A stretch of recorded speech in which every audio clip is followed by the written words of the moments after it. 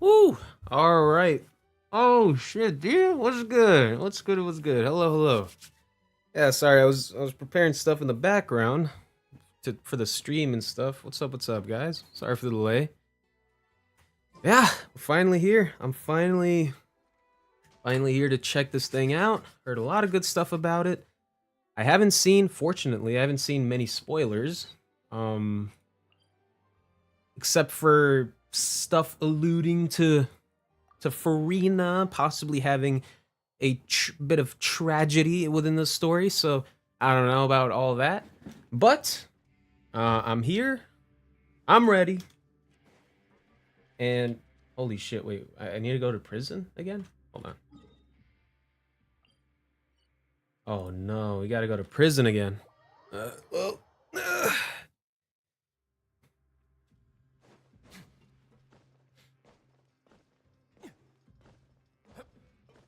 Well, I'm excited to see what this is all about. I've heard nothing but good.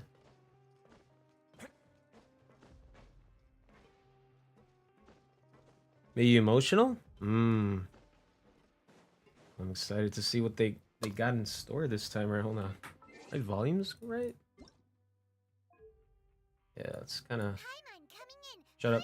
Shut up. Shut up.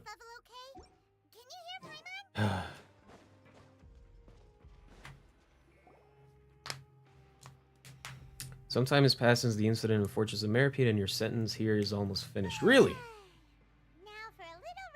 Didn't they say I'd only had to be here for a month? I mean, I guess since all that stuff I did here, they may have extended it or something. You tell me. We're supposed to leave the Fortress of Meripede. Come on, we've got to go complete the release procedures now. Hell yeah, brother. Ooh, I like that. I like how it panned to the tunnel there. Ooh, yo, out here getting the big bucks for the title screens now. That's cool. Okay, okay.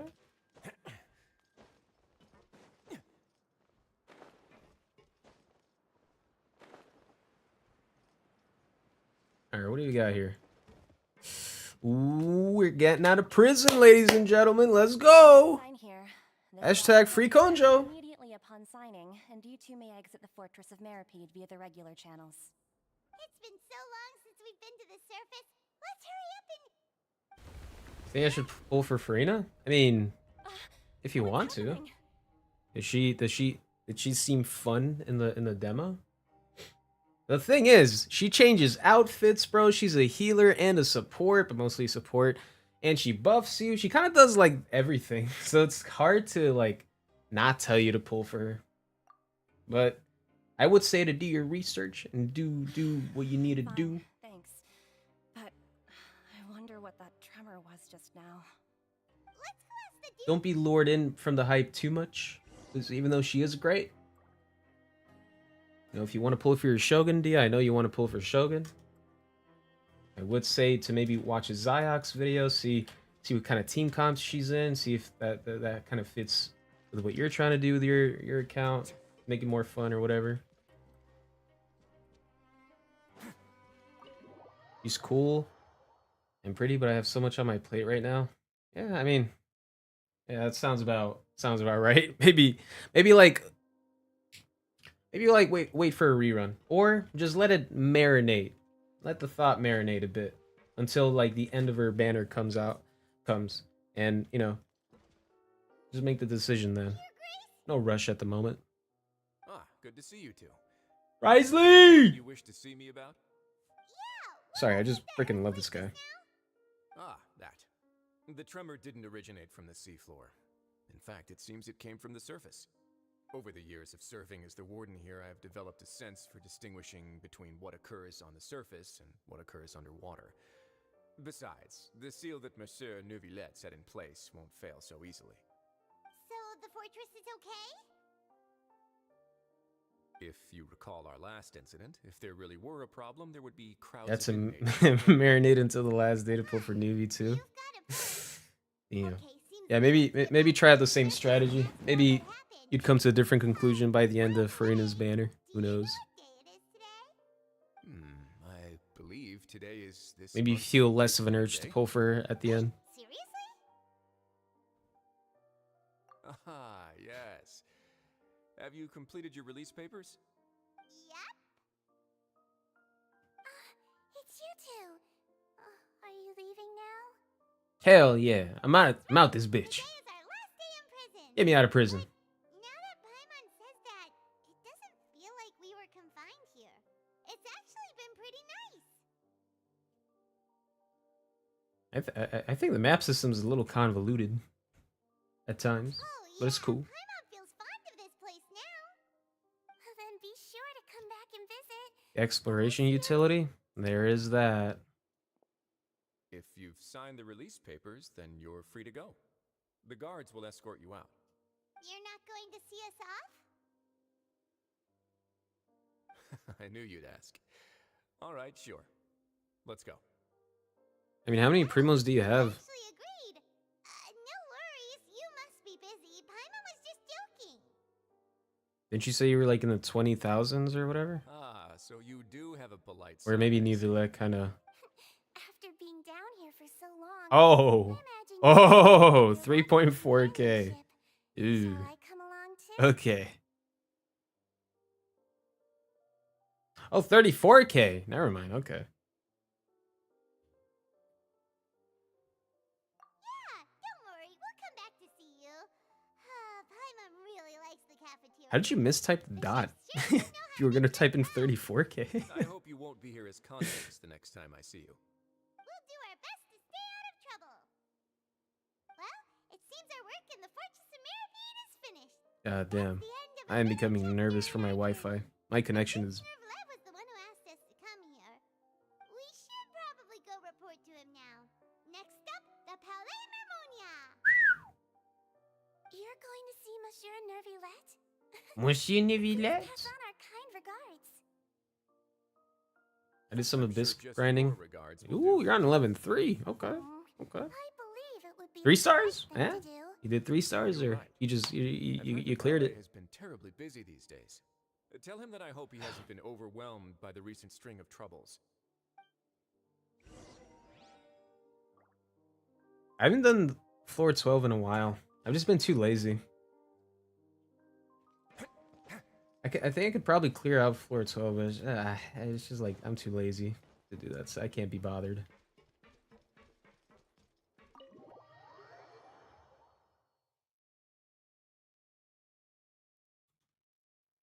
Oh, not what I wanted to do.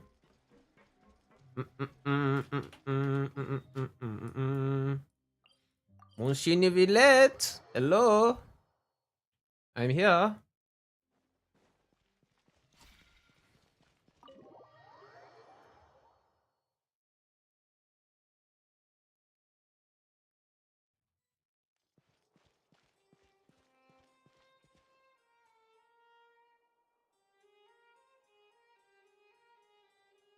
(11.3) part 2 over 15 times.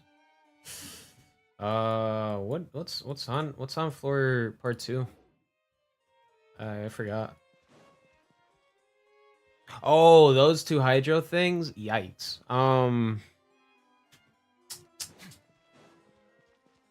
I just say either have a pyro melt comp or vaporize, or have a really pretty solid dendro hyper bloom slash bloom comp. I mean, those are usually the best options for you. Halt! Huh? Oh, it's you two. Apologies. Monsieur Nervillette did say you'd be welcome at any time. Excuse me, would you mind helping me take a look at this report? No. Be right there. Oh, it's her? Okay, cool. Sorry, I've got my hands full here. But you can see yourselves in. Everyone's so busy. Seems a lot has been happening.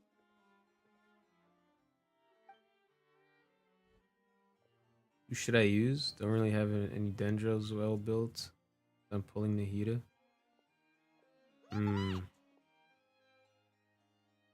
Hello. You've come at the right time, but you'll have to wait for just a moment, as there are some urgent matters I must tend to first. In the meantime, please, have a seat. If you'd like to have something to drink, let the Melusine outside know. That's all right. We just ate. You have Bennett and Shangling belt? Let's take Pretty a good. break over there while we wait for him to finish his work. Because those are already two main people they could use for your run there. All right. That should wrap things up for now. Are you done with your work? Dendro Traveler is pretty Yes, squishy. so It's not that wait. it's not that well. In case of generalizing, yeah, I think Glooming can be squishy, but dude, those two hydro things are just freaking one-shot material. They beat the living shit out of you in that thing. So what you want to do is just generally just quick swap out of Lumine once you like do her Dendro application. Which That takes a few tries. But if you don't have any good Dendro DPS, it's like I don't know, because I use uh oh man, my veteran's gonna show, but like I use Hatham, right? So that's my main unit for dealing damage, Dendro damage. So I usually base my team around him. So not having him, I don't really know what other Dendros could be really good, and so I've never tried them. Shangling is only level 16. I don't have the mats to build it right now since I'm focusing resin on Oceanid for Newbie. Hmm.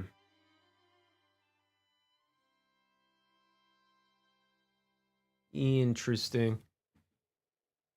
I don't know, dude, because Benin and Shangling can pretty much do a lot of good damage when it comes to those two water droplet things. I mean, I guess for now you could just kind of let let 11-3 kind of be the record for now. And once you're done with Nuvi, maybe go to Shangling, build her up, build up Benny a bit more. What do you have on Benny? Do you have Noblesse? I'd recommend like foddering some of your like bad 5-star artifacts into Noblesse Strongbox. Get some good Noblesse pieces, give it to Benny, and kind of go on from there. Wanderer would be good. It's just that idea, like Wanderer is like the king of squishing. Is a king of squish. Like he just dies way too quickly. So you need to have a pretty good shielder on him. If you have Toma, maybe build Toma. But if you don't have Toma built, then kind of yikes. You kind of have to like do a really good job dodging. But those Hydra Eidolons are gonna be pretty much AOE based, and yeah, you kind of have to really know the ins and outs of their mechanics. Kind of, kind of like how it's kind of like Dark Souls advice. Like, oh yeah, you get pattern recognition of the boss fights. You gotta know everything. Yeah, if you want to play Wanderer, it's a very risky maneuver, especially if you don't have like a shielder. Because not Benny can't heal that fast, especially for the amount of damage that those Eidolons put out. Benny can't heal as fast, so Wanderer's gonna die pretty quickly. Unless you're just coincidentally the master of dodging. Today should be the day you were released from the fortress of Meripede, and it appears that you've managed to complete all the release paperwork. That's right, and we came here to see you right away.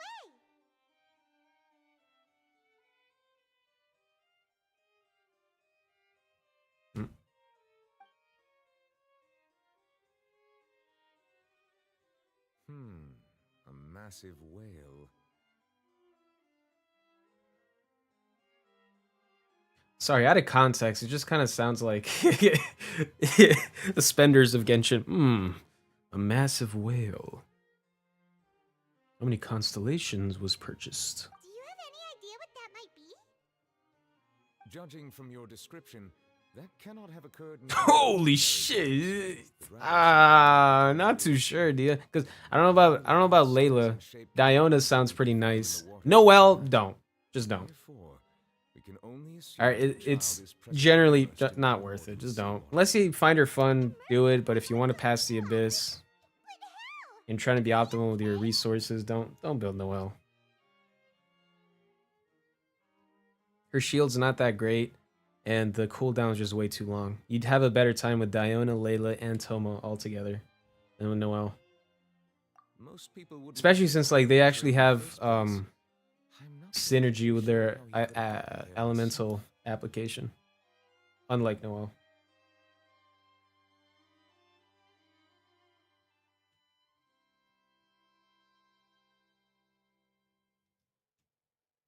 Oh, it does that? I mean, shit. I don't know. Maybe do that. You're telling me stuff that I didn't know Noelle could do. Right! Paimon felt it too!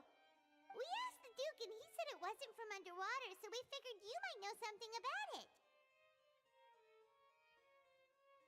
It turns out that I have just received a report about this particular matter. In fact, that's exactly what I was busy with a moment ago. Hmm? The source of the tremor was here on the surface near Poisson. After the Poisson. shaking stopped, the water levels in the Poisson area rose Poisson. at an alarming rate. The water levels rose? Wanderer team? No. Sure. Try it out. See how it goes. Fortunately, You have a good the shielder. water levels only rose for a short Wanderer period could of do pretty time good. and have already returned to normal now. Is your Wanderer I strong? still have a bad feeling Like, is about the he whole like phenomenon. pretty up there? If the change in Good water damage? levels is connected Talents, with the leaking artifacts, primordial weapon seawater, levels. then the situation in Poisson may be much worse than it appears. Navia should be in Poisson, right? Poisson. I need to go check on her. I would also like to go there as soon as possible, but I'm afraid I can't leave just yet. We must immediately formulate disaster prevention plans for the surrounding coastal areas to avoid potential. Most he's done is catastrophes. 20k. I'll have to ask You could probably, you could, yeah, no, you could probably do, to check on yeah, the situation once I finish things here. I mean, with Benny, he could probably do pretty good.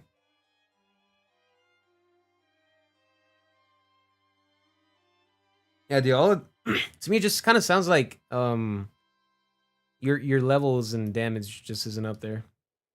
It's not that you're bad, you just probably don't have, like, the necessary levels for that. Because the Abyss is essentially, like, more than a skill check, it's like a DPS check. You could have all the skills in the world, but you can have masterful dodging and all that stuff, but really all it is just damage check. It sounds like you're just not leveled up enough. To lose. Let's get going. Please Especially for be those careful. Hydra Eidolons, those guys are SpongeBob SquarePants himself. They are the most spongy enemies I've ever had the displeasure of encountering in the Abyss.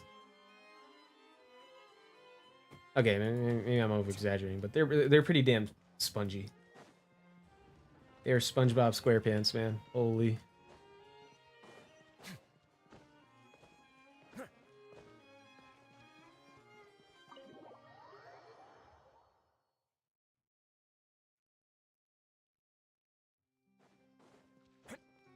Yeah, the L. I think you're just gonna have to like take the L for now with the Abyss, with like 11-3. Take time to level up your characters slowly. Don't rush it because you're not gonna enjoy it then. Like, yeah, maybe you should just take the L for now.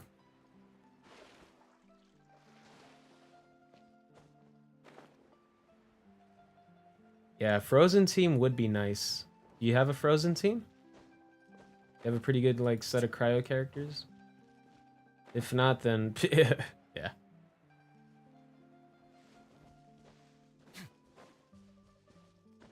Hey, as far as Frozen goes, let me advertise my boy Ryosley, right? My boy is like a freezing god, right? He's right up there with Ayaka. Hell, I'd even say I like him more than Ayaka as far as freezing goes. Overall, I think he's the most fun character ever, but he can have some pretty good cryo application to freeze people up. Yeah. But then that will depend if you like how he plays.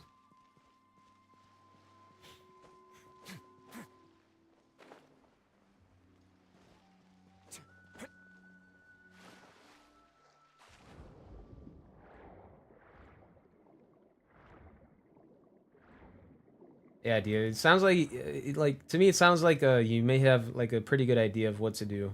So, and all it is just probably you just have don't you don't have your characters leveled up. Like maybe take some time, level up the ones that you want to, level up the ones that you kind of. I mean, I would recommend getting Benny and Shangling up as soon as you can, because those are just like long-term gods. Right there, right then and there. Like I wouldn't be surprised if the high Pyro Archon was like a plot twist and it was like it was me, Benny, all along, kind of like a JoJo's reference. Like it was you thought it was someone else, but it was actually me, Benny. I'm the Pyro Archon or whatever. Like I wouldn't be surprised because Benny's just that good, right?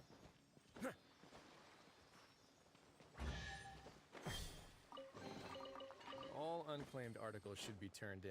So, neither of us saw anything here, right?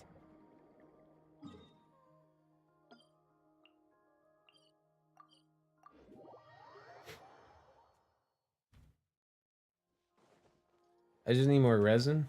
Yeah, you kind of need just more of everything. I'm right there with you, bro. I'm AR-60 and I still feel kind of broke when it comes to resin, bro. Like it never feels good. That part right there just never changes.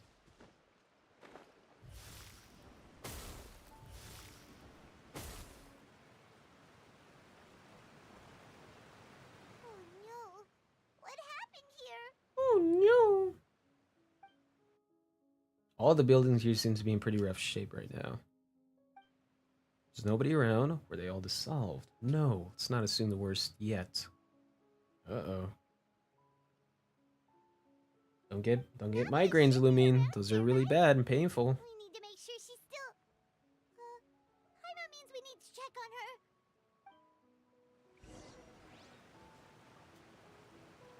on her. Avi, have you guys turned into science experiment yet and dissolved or nah? Hello?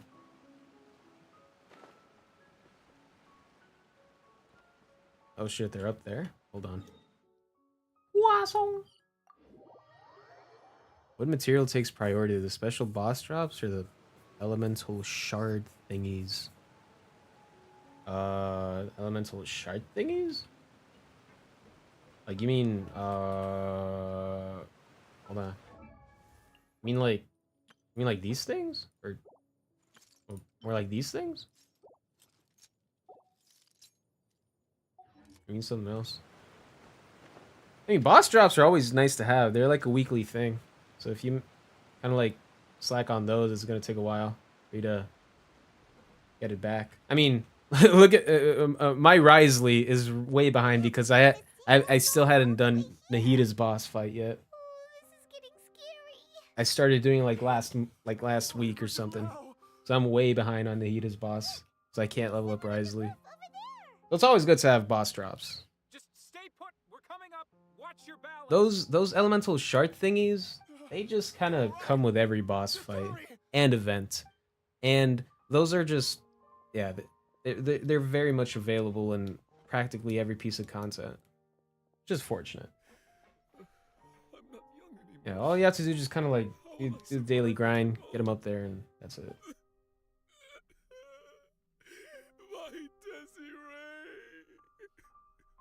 Ooh, this kid died. He looks pretty sad. My leg. My leg. How could this have happened? It hurts.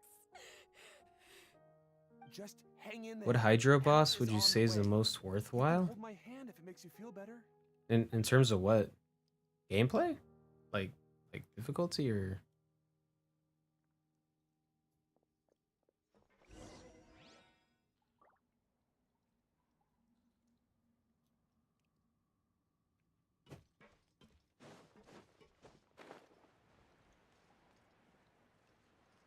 Oh, collecting the shards? I mean, shit, I never even thought about that. I don't know. You have 0 hydro shards? Use the... Yeah, she's over there. If you have like an excess amount of like other elemental shards, just use the dust. Go to the shop, Paimon's shop or whatever. And you're gonna see like DOS of Azoth or whatever, and just claim a lot of those and just kind of switch over different elemental shards to Hydra. That can be good. You're here. We heard there was a situation in Poisson, so we came as quickly as we could. Yes. As you can see, the water level suddenly rose. It caused quite the disturbance, in fact.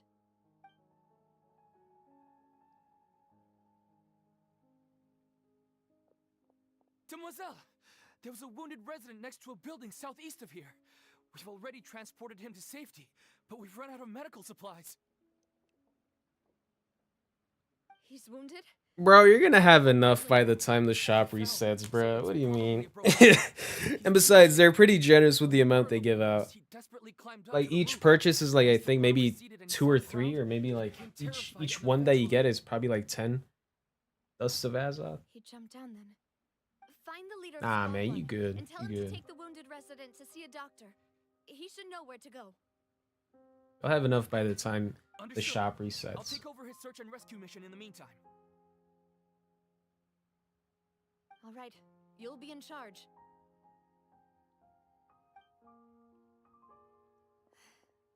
I'm sorry. Where were we? The situation in Poisson? Ah, right. Allow me to explain. A little earlier, we suddenly heard a loud noise. Yeah? At first, everyone thought that something. Why is your had voice a exploded lot in the lower now? waterways. But before we knew it, water started pouring out from everywhere. The rushing water seemed a little odd, almost like the unique color of primordial seawater. Some people didn't realize the danger and thought it Yo, was Furina, just what's up? ordinary water leaking from somewhere. Everyone on the I level my street Nuvi who happened Bennett to or be close to the water didn't have a chance to escape. As the water mean- levels rose, they suddenly disappeared. I mean, if you have already They enough, were all dissolved. Those I don't who know, realized 'cause, what was happening started to flee in a how much panic, of each material do you desperately have trying to for get to each higher character? ground. Like boss mats. Many Like, were do you have injured in enough the to level up stampede, Benny and today? some people fell from If not, then significant focus on heights. Nuvi for now, because like that's the closest character you have to finishing up. So finishing that up first, and then prioritize. It's like an order of more work, divided in like the order of the amount of work that you have to do to get there. So like if Nuvi's like the closest one you could get to leveling up, do that first. And if Benny's the second, then do him after, then Shangling third, kind of like that. The Spina di Rosula initiated rescue operations Just as quickly as prioritize possible, on but on there the had amount of been based off the amount of work you a have to do lot for him, of casualties. based off the amount of grinding. Fortunately, the water began to recede after some time, and the chaos came to an end. The water that flooded the area contained primordial seawater, so the lower levels of Poisson are still Hell yeah, hazardous. dude. To ensure everyone's safety, I've asked You the do people your there to thing. leave You as soon finish as up possible. floor. I mean, I think floor 11's Who knows gonna when this could happen again. end in a like in a week All anyway. So we you can have do so now ample time. is try our best to do your help thing. evacuate the residents. We still haven't completed the head count, but we'll have some numbers soon. Doing good, Furina. How about you? And all of this just came out of nowhere.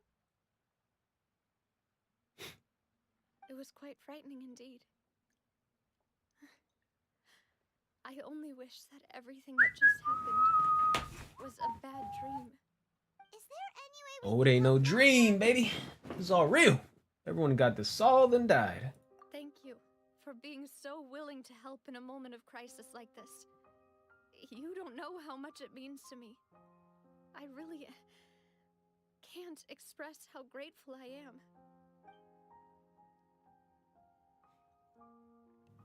No, don't. Say that, Navia? That's what friends are for. No, don't rub salt on the wound. Are they dead? Demoiselle! Oh, what's the thank. situation here? No, they're dead. Sorry. I need to go for now. What the fuck? Nah, And she they're goes. probably not dead. Seems it might be a while Shit, they before probably she can are. take a break.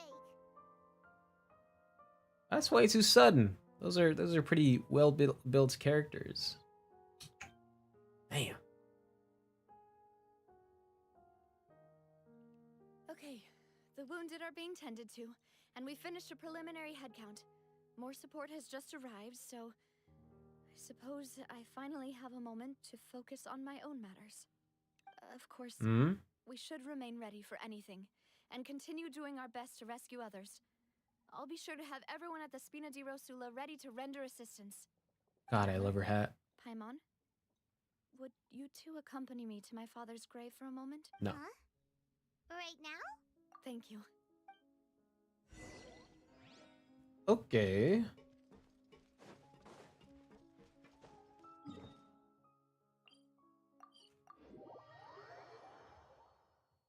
All right, what do we got here?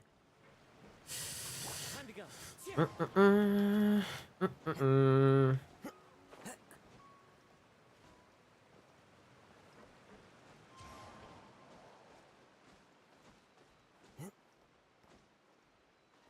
Yo, it was good.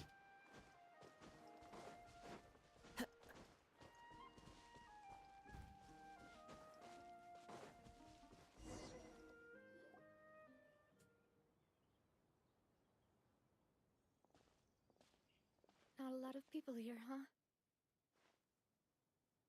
Well, given the time of day and the whole situation in Poisson, Paimon doesn't think there'd be a visiting graves. Right. That's how things are now. The living are so exhausted that they've no strength to spare any words for the dead. Navia? Oh, it's okay, Navia. Want me to get you a Snickers?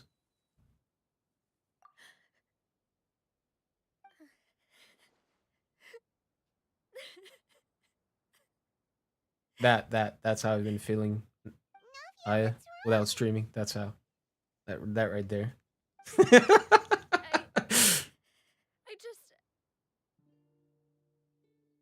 Malus and Silver... They won't ever come back here again. What should I do, Papa? Huh? What happened to them? Nah, I'm playing.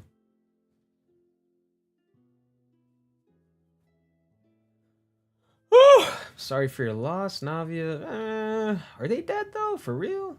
Damn. Everyone agreed on the rescue plan, but still... I was the one who initiated it. They were helping evacuate the residents, but they couldn't leave in time. And they were caught in the seawater. No! They got turned into a science fair project! What should we do? I've known them for so long. And I know they weren't afraid. But I could at least hold a funeral for my father. And I know where he rests. But as for Malus and Silver, they're just gone. Aw, those are actually two of the NPCs that I actually kind of liked. They're pretty good. I like these two. Everything looks so clean after it rains. Even the gravestones. I didn't expect that you'd enjoy a glass of Dare I wine. say, I even like these two better than I liked Tepe I can back in understand. Inazuma. Besides, the scenery here isn't half bad. See, it's not just me. I always want to bring something when I visit Papa. Perhaps we might even have a picnic. He wouldn't be angry, would he? How could Master ever be upset with you, Demoiselle? Yet the cemetery is the home of those who have passed, is it not? Everyone ends up here sooner or later, no matter who you are. Buying yourself a plot in advance, are you? No need yet. But when I do, I hope you'll let me be buried beside Master Callus, Demoiselle.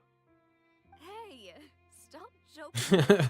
All my homies hate Tepe. I'm quite serious. That way, it'll save us both the trip to see each other whenever you visit your father's grave. That makes sense. In that case, could I be buried on his other side? After all, besides you, Demoiselle, the two of us could certainly be considered Master's closest companions, no? Personally, I believe we fill those shoes just fine.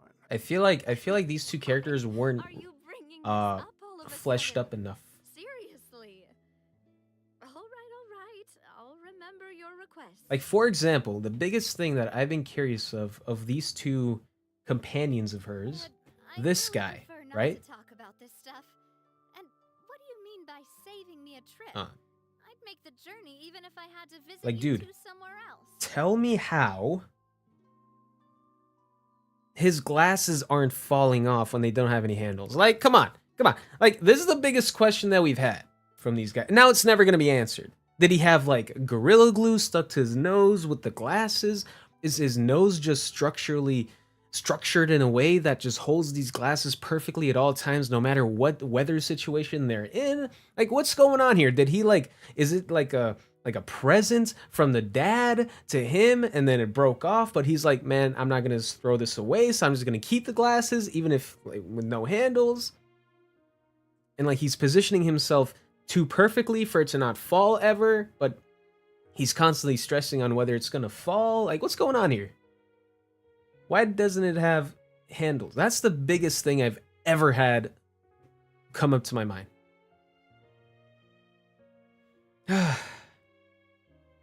Yeah, but that's, or maybe he has like invisible like rubber bands or something just around his face stuck to the glasses. That's how it keeps it intact.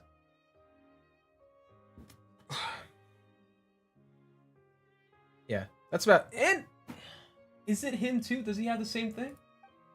They do. Promise to let them rest in peace here. Both those glasses. But here I am. But the other one kind of makes sense. This one I think is kind of structured in a way that could keep it on your face. But the other guy, bro, I've had those kinds of sunglasses before, and without, and I've, it sounds weird, but I have actually broken off the handles, not on purpose, but you know, over time they kind of broke off, and I kind of experimented by putting it on my face, and it just fell off immediately. It was miserable. It was a miserable time, so I had to get new ones.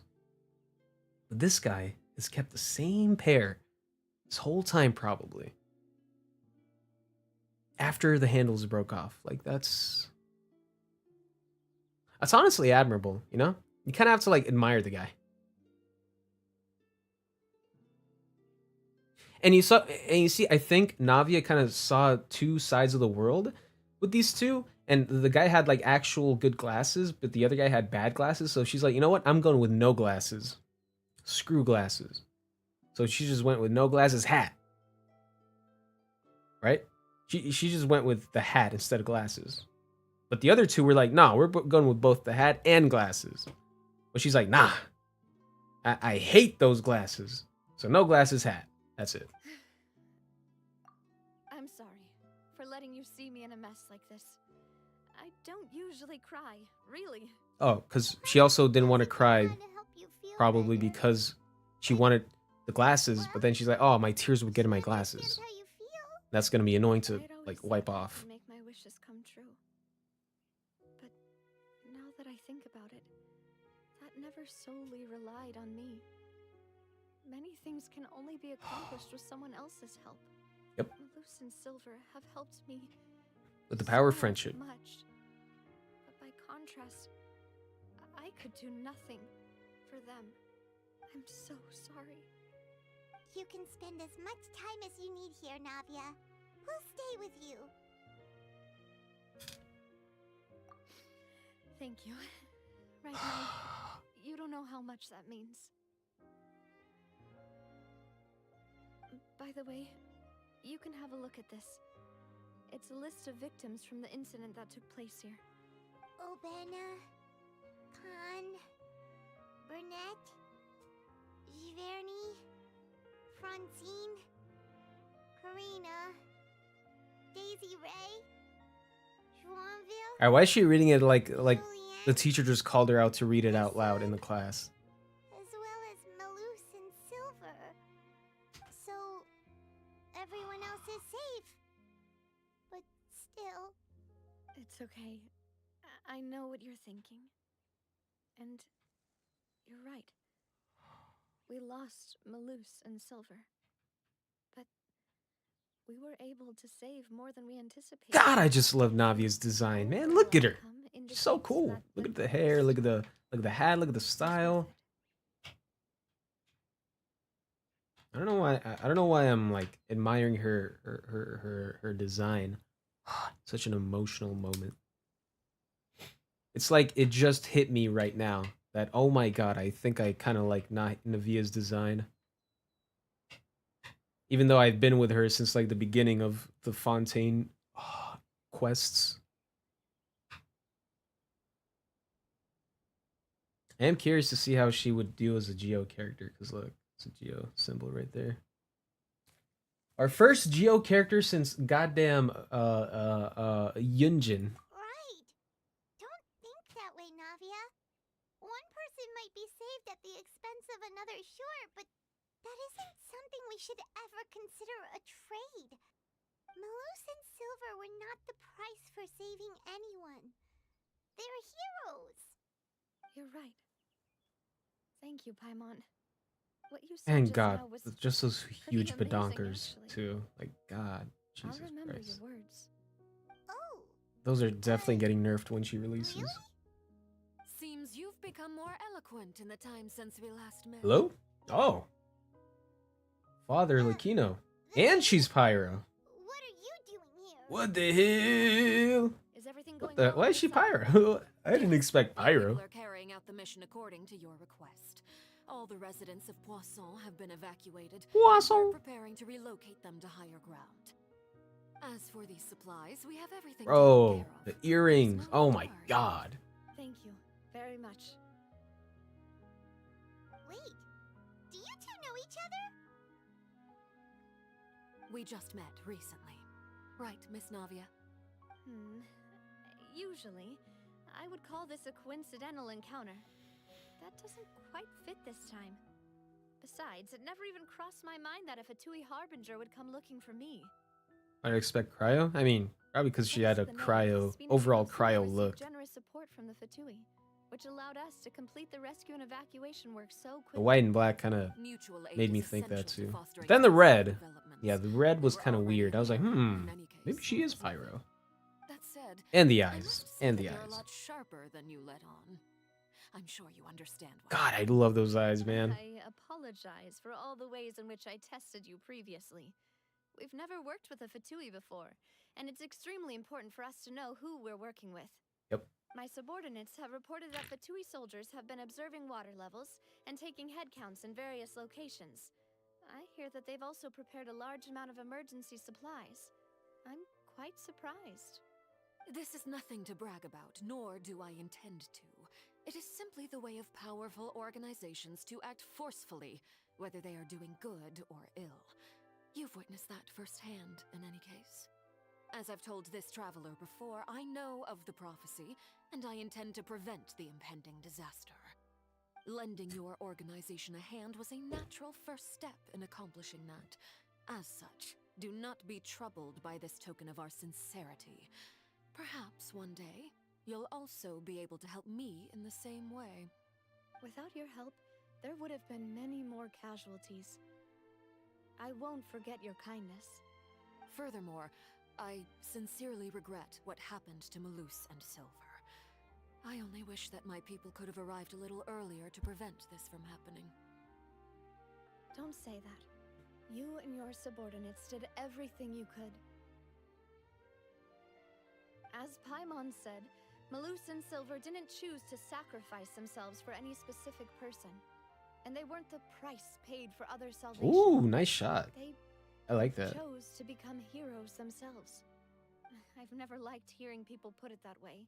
It's like trying to relieve pain by saying some noble-sounding words. But right now, there's nothing more suitable. They really did become heroes. You're right. I'm sorry for your loss, Miss Navia.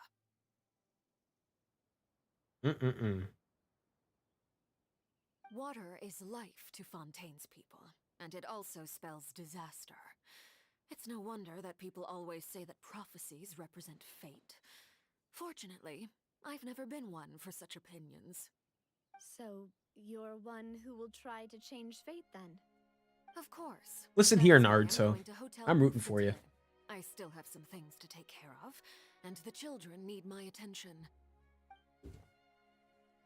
By the way, traveler, Paimon, one more thing. What does this mean? I don't know, cat in a box? Alright, then we'll just... huh?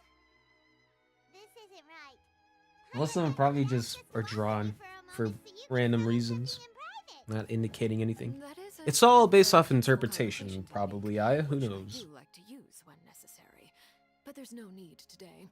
It would It not all hurt depends to have on what Miss Navia you listen think of it. in. Probably. I don't know. I'm sure you Maybe it does have a remember that meaning. said I we just could don't know. work together when we had the chance. You and I both know that there may be issues with the primordial sea. Previously, it was the fortress of Maripede's sluice gate, and this time it was the water levels in Poisson. Poisson! These are both signals. Indeed. Allow me to share the latest intel I've received from the House of the Hearth's intelligence network with you. Hell yeah. During some recent investigations, a child claimed to have discovered some ruins near Poisson. Poisson. The ruins date back to ancient times and seem to be worth investigating in many ways. Okay. Judging by the dating of the ruins, they may be related to the prophecy and the coming crisis. The situation is becoming more urgent, so any pertinent information will prove extremely precious. Nice. My people initially came to prepare for ruin exploration. Unexpectedly, this disaster struck. And at present, we're all busy prioritizing the rescue effort. Mm-hmm. So that's why the Fatui were already in Poisson. I wanted to take the children along, but unfortunately, Linny, Lynette, and Fremine have all been dispatched to higher ground to assist affected residents. Linny told me that outside of the house, the person they trust most is you. Which Hell is why yeah, I want brother. to give you this task. Are you sure this will be okay? Can you trust an outsider like me? The House of the Hearth's members see each other as family, but Linny, Lynette, and Fremine said that they also see you as such, even though you are not from the house. I'm sure you already understand how earnest they consider their friendship with you to be. Oh, that somehow makes Paimon feel kinda happy. The intel I just shared about the ruins could fetch a high price. But since the children consider you family, it's only natural that I freely share it with you. Got it! So all we gotta do is go to some ruins, right? We can handle that. Excuse me, but may I tag along? You wish to join, Miss Navia? But are you sure you're up to exploring some ruins? You need to rest. Oh, she literally has the elements of ruins, Well, which is rocks, which I'm is sad, geo. Yes, but I can't just go back and plop myself into a chair by the roadside and do nothing. There's no point in being depressed while Am I we the only still one have that is bored? disaster on I our mean, it is a hands. quest. As my father's successor, I must So- live up to the hopes he had in me. Besides, I'm also doing this for myself. I need something, a distraction, to keep my mind off Malus and Silver. Company right now, we can be that company. Expose ruins with Since us. you put it Nice. that way, I have no objections. What do you say, traveler? We'll go to the ruins together. All right. Let's go to The Poisson. ruins are to the south of Poisson. Poisson. Here's the map. Okay, the three of us will handle it. Come on, let's pack up and get going. Oh yeah. Oh no, let me just kind of. Hold on, let me just kind of. Shit.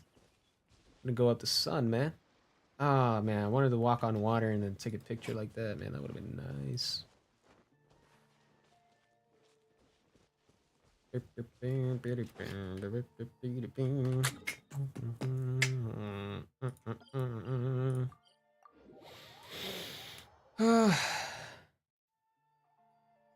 What is my favorite emoji? Alright, time out for now.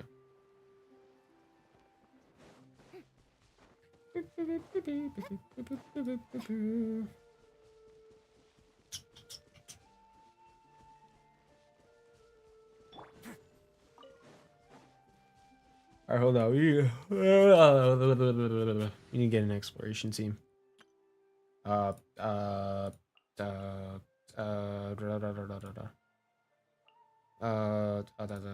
Wait. Saw you. There you go. Wait, what? Hold on. Yeah. Perfect.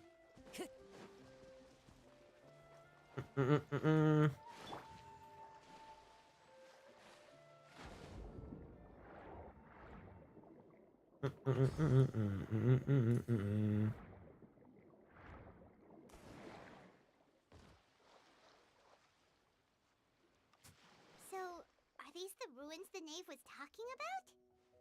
Whoa, talk about old. They seem to be pretty ancient, all right.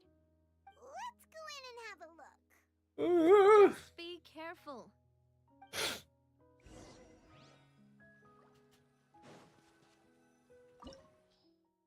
Ooh. I need to be strong. Hold on. What are the enemy placements? Hmm.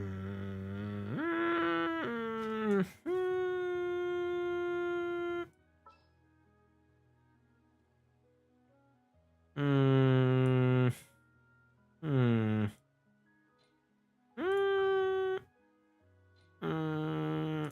Yeah, whatever.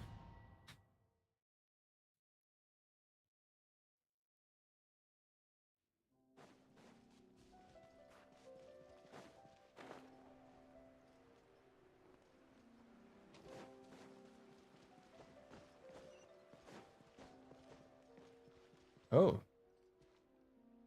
Hello.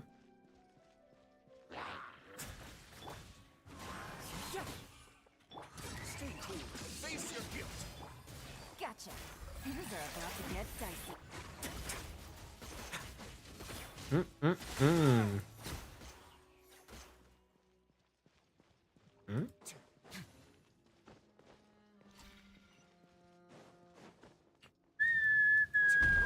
Oh. Hey, they just pulled a Dark Souls. Let's go. They just pulled a Dark Souls trap ground. That's what's up. Let's go.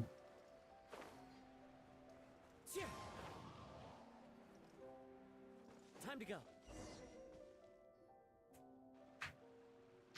This place has also been contaminated by primordial seawater. Let's jump in it. And a lot of it, too. Fontanian would most likely dissolve the moment they fell in.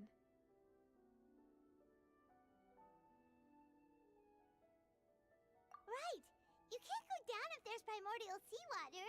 It's too dangerous, and it won't be any help for you to just stay here. Don't get by my wrong. We're not saying you're useless. It's just that... No, you're right. I can't do anything in this situation. I'll leave this to you.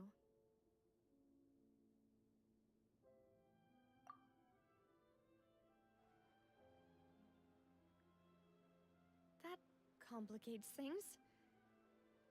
Maybe the only way left is for... In that case, do you want to wait for us here? The water levels here are unstable, and there's a chance the water will rise. So staying here wouldn't be safe either.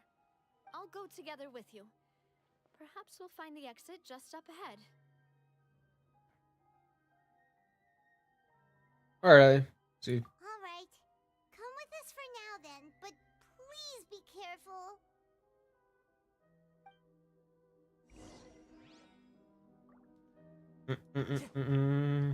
Wait, can I? No, it's a dead end. Fuck.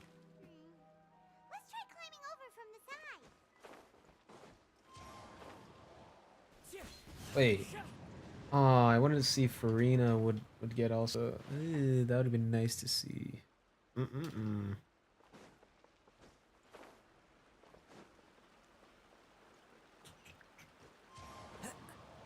you climb up here? Oh, what?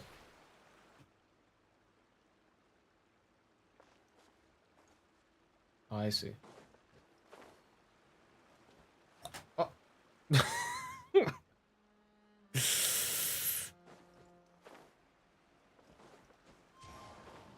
Hey, yo. Let's just... There you go. There you go.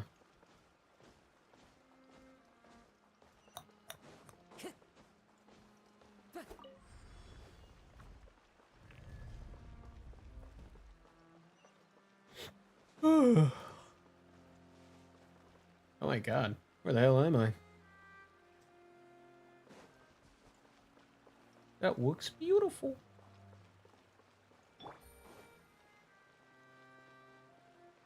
Alright. One straight dash, baby. Let's go. Oh shit.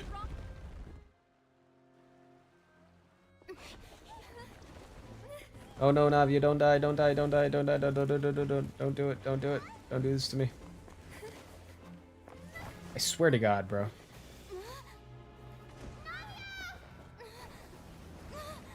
Come on. Xiao! I don't know why he would come here, but Xiao! Fuck.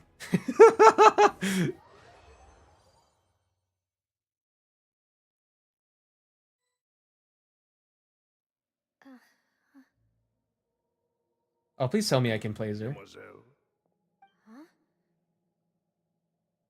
Demoiselle, what are you doing here by yourself? Would you be standing here till dark if I hadn't come to get you?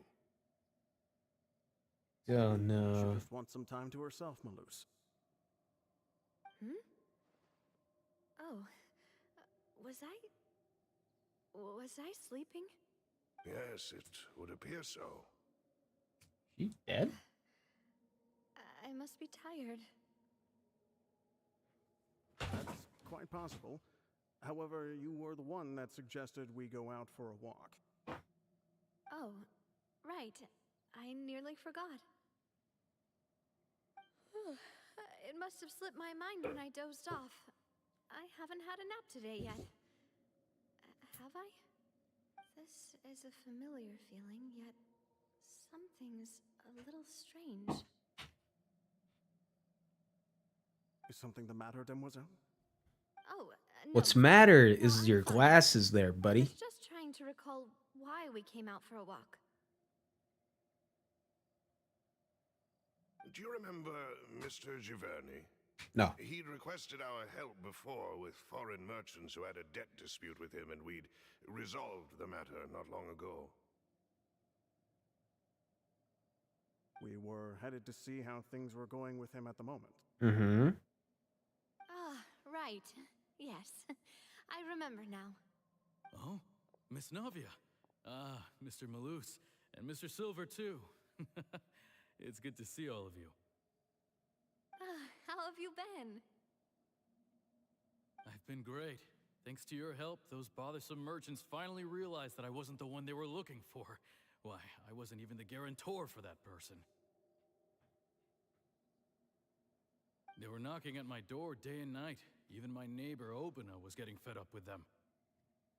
Sometimes force is required to calm someone down and get them to listen to what you have to say. That's right. Oh, by the way, Burnett, what was it that you wanted to give to Miss Navia again? Oh, yes. One moment, I have it right here. Miss Navia, these are some flower seeds that I prepared.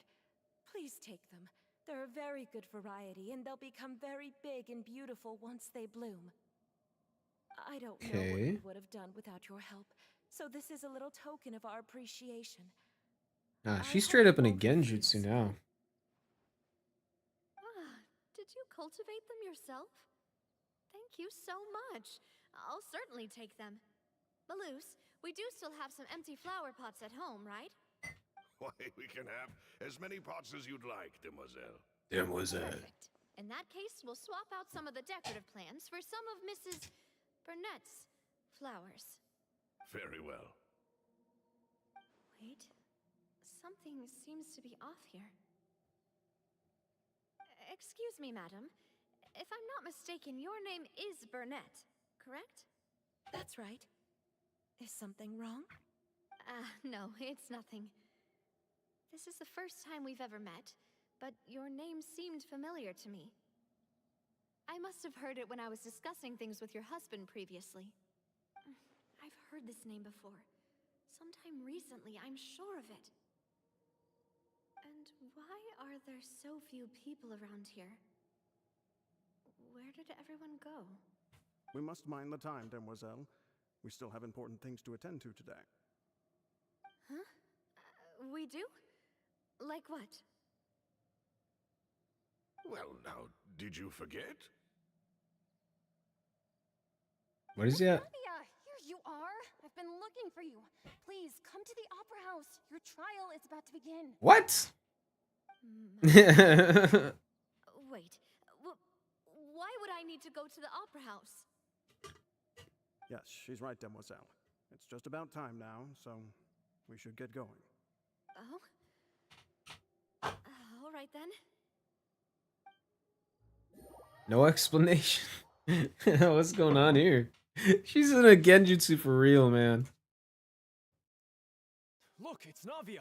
She's here. And her two attendants are with her. Goodness, everyone's finally here. Oh, the movie's about to begin, guys. Someone's about to go to jail. Sure are a lot of people here to see the trial. And they all seem to be oddly excited about something. I even know some of these people. Karina, Desiree, Joyville, Jolien. It's the name of the dead people. Why are so many people here? And why do I have no recollection of this case? And as for the judge... huh? Where's Monsieur Neuvillette? Please sit in the defendant's seat. Don't worry, Silver and I shall accompany you. All right. But are you sure you can stand behind me?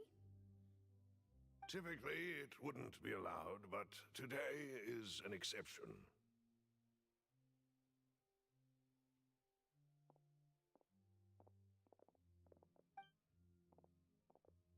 Hey, what kind of place do they think this is? Come on. Do they have any idea what they're doing? Seriously. Enough with the whispering!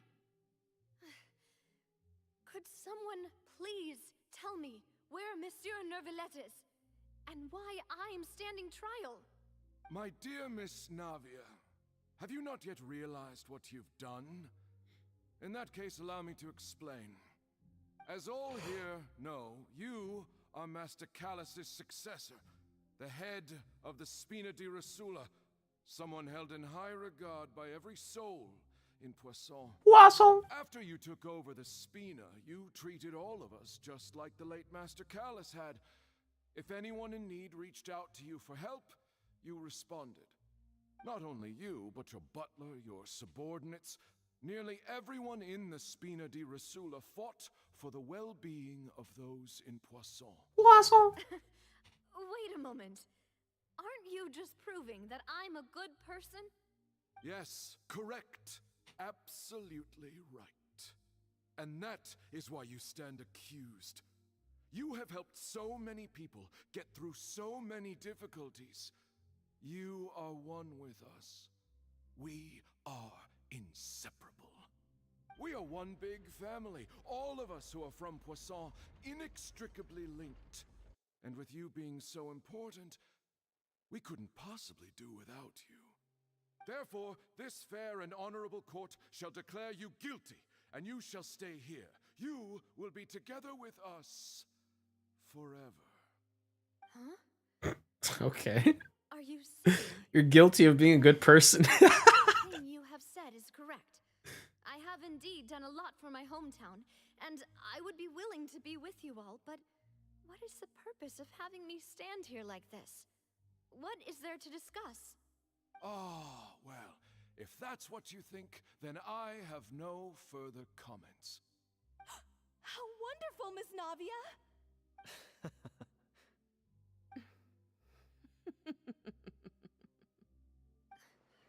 I know all these people. Why are they laughing? I seem to remember now. Yes, I get it. This trial is... What? This trial is fake. This isn't right! It's fake. Fake news. Moose? What was that, Mr. Malus? Our conclusion is very clear and unanimous. Let the court judge her now. She's guilty. Stay here, Navia! You're one of us! Demoiselle, don't admit guilt. This trial means to keep you here forever. I wish to exercise my right to defend Our Lady. Mr. Joinville, you only know of Navia's goodness, but nothing of her utterly independent mind. She was born a free and independent spirit. She has never been tied down by anything. Indeed, even the death of Master Callus couldn't stop her. Her actions cannot serve as proof that she identifies herself as part of any group. She merely acted as an individual, extending her hand to help others. Please do not mistake her actions as being otherwise. Really? As an individual, you say? Don't forget, we are all Fontanians here. This is the nation of justice, the nation of Hydro. Even if Miss Navia only voluntarily rendered her assistance, that doesn't change the fact that her beautiful soul must return to everyone. Water accepts all, blends with all. It will surely accept her kindness. Everything is measured here in the nation of Hydro, and in the end, everyone shall meld together. Thus, when a unanimous opinion emerges, that opinion represents justice. Ah, it sounds like a Now, I goddamn speak for nightmare. everyone. Our opinion is consistent. Navia should stay. We and Navia are one. And you would call this justice? Preposterous. Preposterous. You are merely jealous that Demoiselle still has a chance to exist as an individual. Have you forgotten how much you all once longed to become individuals, to become independent? Do you mean to defy our justice? Shoo. Your justice is flawed. Got me Why should we goosebumps. acknowledge it. As you said, we can also have our own justice. Silver and I shall defend Demoiselle. And that is how we will enforce justice. Ugh, my head. It hurts. Demoiselle, Silver, it hurts. My head is spinning. All I can see is stars swirling in front of me. I remember now. Everything that seemed odd from the very beginning.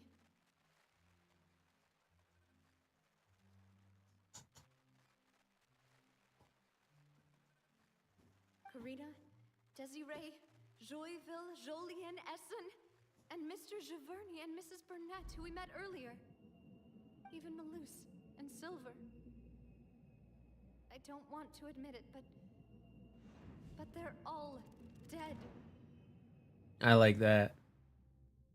don't be afraid, and don't admit guilt. We will protect you to the very end. Absurd! Who are you to say that she cannot be judged? We are the majority, and in the nation of trials, the majority is absolute justice. We are the will of all. Don't let them escape! We shall keep Navia here with us! Mr. Malus Ayo? and Mr. Silver, must you be so stubborn? How could the two of you possibly hope to stand against the collective? Do not resist. This judgment is fair and just. Navia belongs Oh, is that an ocean? to us. Ooh. After all that happened, she should not be left Ooh. alone in Poisson. What are you saying? No more excuses! She says we're jealous. Jealous? How could she possibly be an independent individual? What's with these people? Who's jealous of her? She belongs to us. Miss Navia, she... Silence. Damn. That's...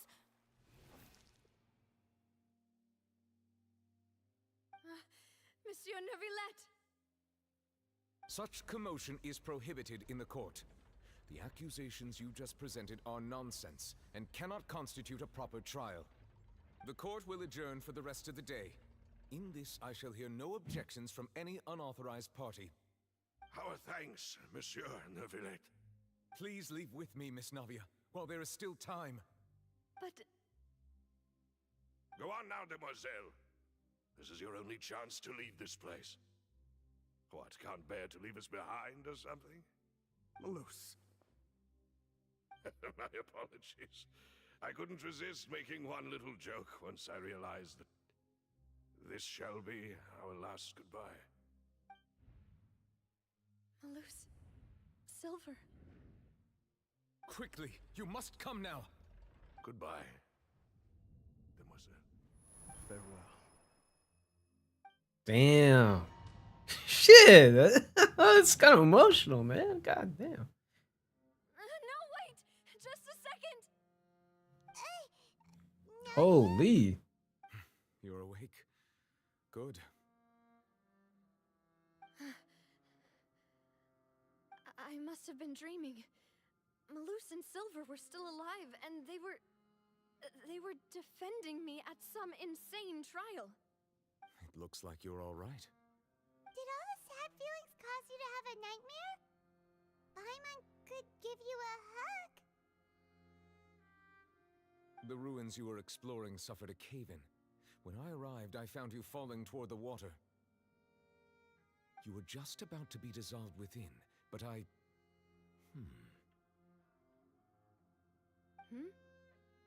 What is it? I think I saw 2 Oceanids protecting you. It was only for a moment, perhaps even a fraction of a second, but they gave me the chance to retrieve you. Were it not for their intervention, I would not have been able to rescue you before your consciousness dissipated.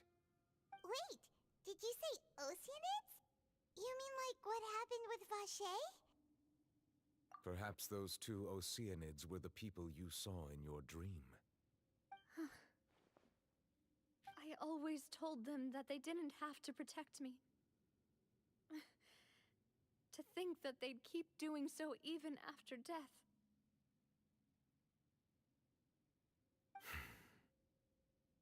Please come with me.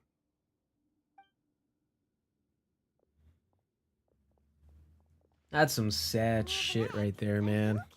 God damn. Oh, I am quite all right. Perhaps there's something we could chat about? Why do you look so stiff all of a sudden? Oh, is he sad? Oh, Paimon knows. You're the type who feels awkward when there's nothing to talk about, right? I merely thought that we should give Navia some time to herself. Huh? Why didn't you just say so then? Don't you think it's even more awkward to call us over like this and then have nothing to talk about? I suppose so. Okay. Ah, Sigewin. I hope all is well with her these days. Her work in the Fortress of Meropide has not been too much for her, has it? No way, don't worry. She's doing fine down there. She's an amazing head nurse. I see. Well, that is good. I have always worried that Sigewin would need a lot of time to understand the world of humanity, just as I have. Oh, and the Duke also says hi. Even though Sigewin made him do that. He hopes that you haven't been overwhelmed by all that's happened lately. Thank you. I have indeed been busy lately, and I also hope that everything is going well in the Fortress of Meropide. He still doesn't know what to talk about. Let's chat about something else then. Yeah, Paimon, you like take up all my dialogue, so you're the master. Oh, Neverlet. You're probably quite the swimmer, huh? I mean... Yes, of course. Oh shit, he is? You gonna get beat? Bro, we need to get a beach episode in Fontaine. Try something else. How did you find these ruins? Did the knave tell you? Yes, in fact. I had arranged to meet you in Poisson, but Poisson. when I arrived, I discovered that the Fatui were helping the residents evacuate. They had even transported a large quantity of supplies to the area. Amid my astonishment, I ran into the knave, and we had a chat. She informed me that she had asked you to investigate the ancient ruins here. Yeah, we originally planned to meet up with you, but we thought you might still be busy with all those official documents. We didn't think exploring the ruins would take very long, and who would have thought you'd wrap things up so quickly?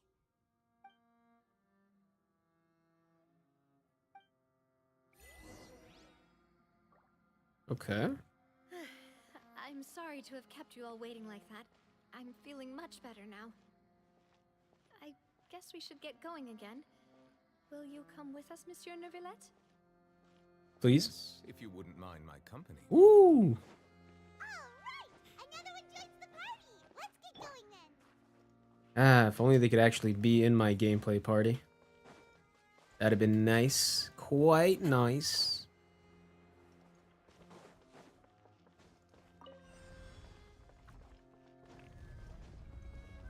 Wind strike. Quiet now.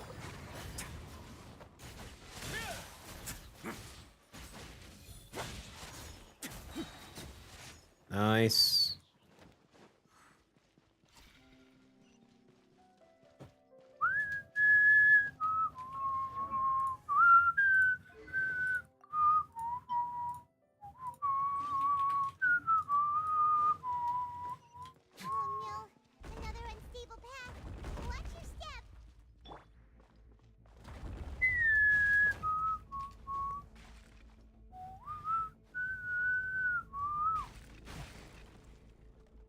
Come on, let's go. Kazuha buff.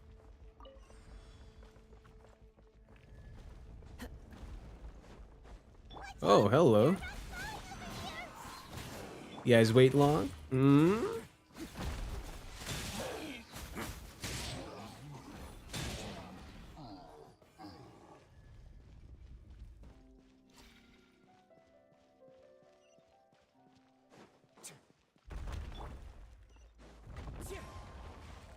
Seems we're almost at the top. Keep it up!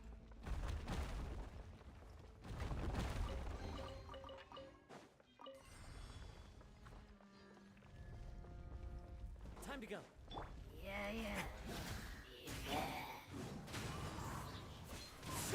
Here comes the catch. Busted.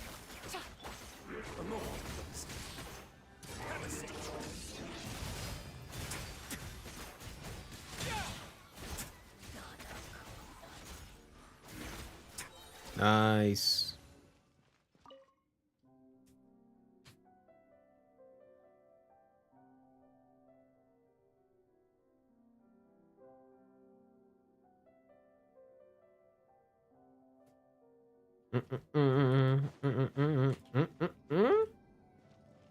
Okay.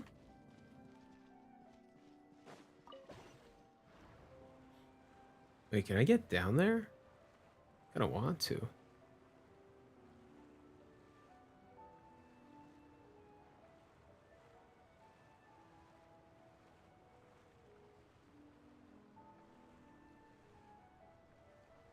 I wish I kind of could opine on what's going on at the moment, but I don't really know what we're doing here. Kind of forgot. I may have forgotten what we're doing here. So at the moment, I'm just kind of following the tide. See Looks where like we've reached this the end. quest takes me. This is the place. There should not be any other hidden spaces in the vicinity. The path sure had some twists and turns, but it turns out that this place isn't actually that big.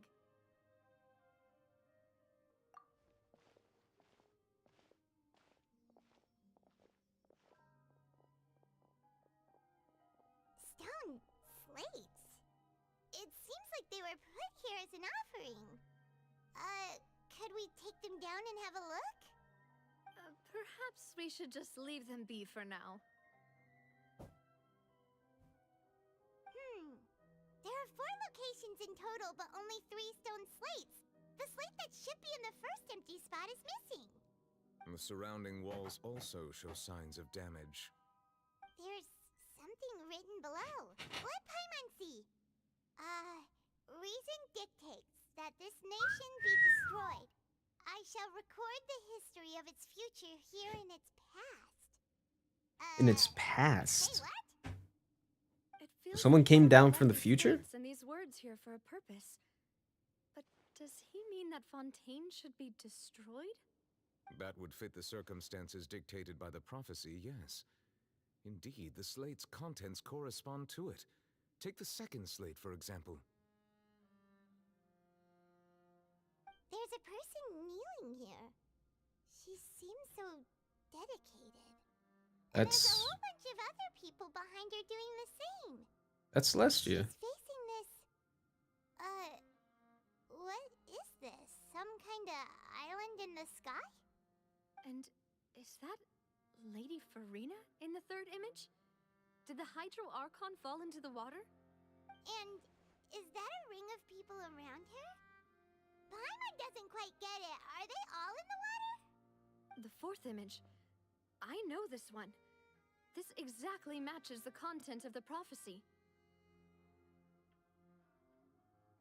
The people will all be dissolved into the waters, and only the Hydro Archon will remain, weeping on her throne.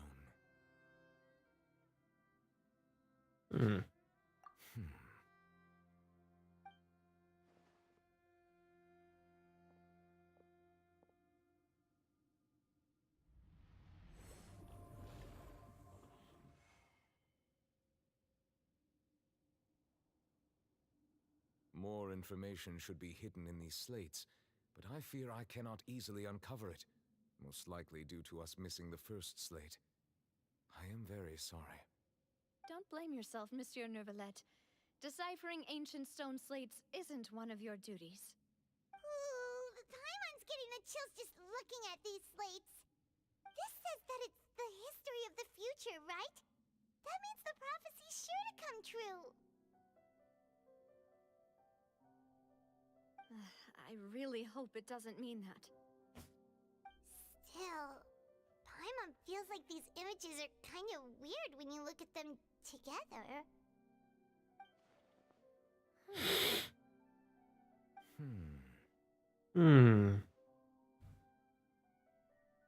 That's right!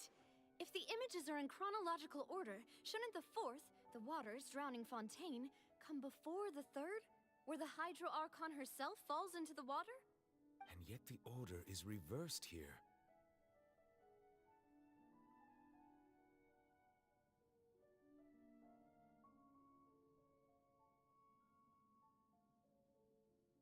If we go by timing, Lady Furina only emerges in the third image.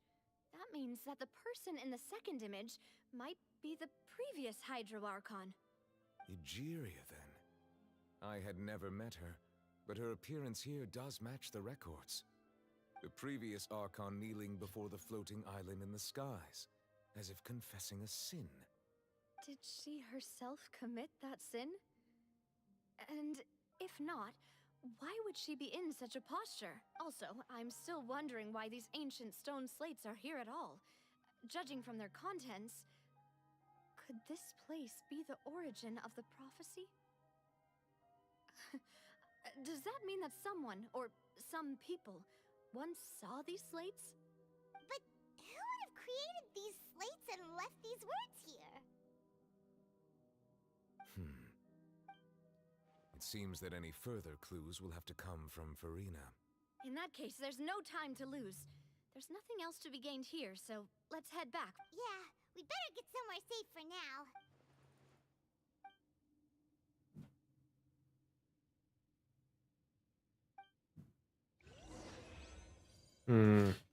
Interesting indeed. Now we're getting somewhere.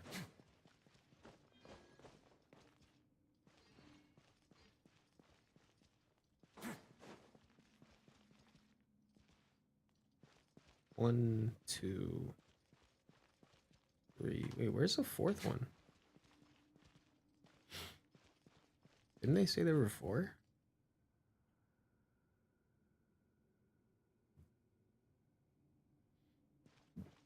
Interesting, interesting.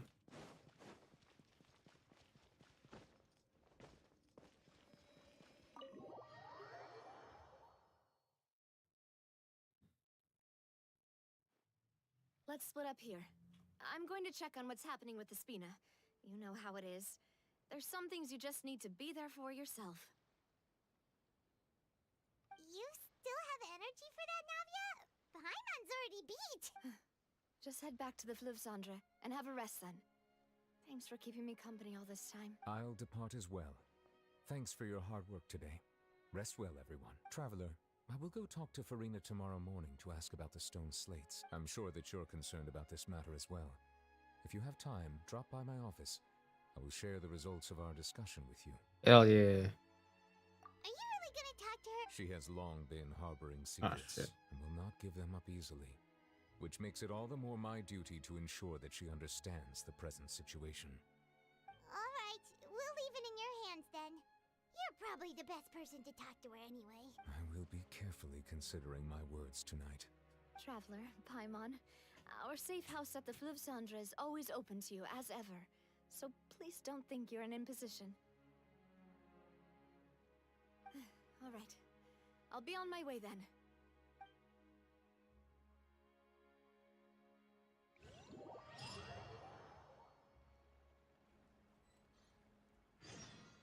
Oh, we head to Navia's base anyway? Okay. We're finally back! Welcome back. We've got a special menu prepared for you two tonight. Yay! And there's good food too! Navia, no, the boss is the best. Ooh, desserts! Paimon's already starting to... Oh, that voice.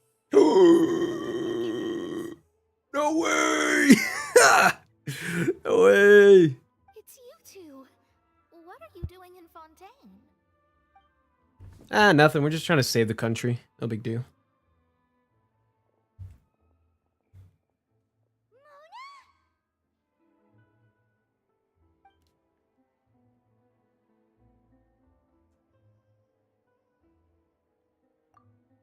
Seriously, nobody just uses a scry glass whenever they've got time to just see who they'll meet on the road.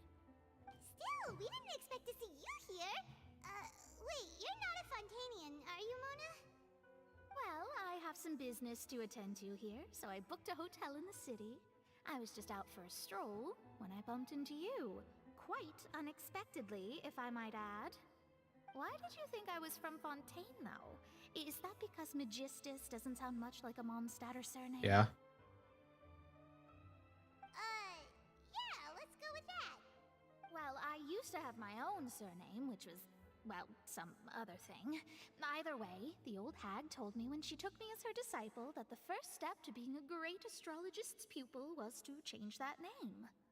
There was nothing for it, really. She really is amazing at astrology, so I changed my name to what it is now according to her wishes. To my surprise, however, Magistus is not the name of some ancient house or clan. It isn't? Nope. Although it is used by us in place of surnames, it generally just means great. Magistus. Wow! Imagine including a boast in your name. Wait, are you gonna have to put that into your genealogy as well? I reckon so. In any case, I'd give my disciple a name like this as well, if I were to take one. Astromancer Barbeloth Trismegistus. Trismegistus. So like triple the great. Does it also mean great or something? Triple great, I would assume. Mona, the great astrologist. As for the old hag, hers is, in plain speech, the thrice as great scholar of the stars. Just take it as a title specific to astrologists. Thrice as great? That's so petty. I know, right? That's just how she is. She used to call herself Magistus, actually, but when she took me in, she changed her name to Trismegistus. Talk about excessive. Magistus is thus the calling card of our school, so to speak, which makes it about the same as a surname. It's all right if you don't get it. You can look into it further should you need to study astrology more deeply. That sounds terrible! But anyway, you're not Fontanian, are you, Mona? You're from Mondstadt, right? Well, I was born in Mondstadt, yes.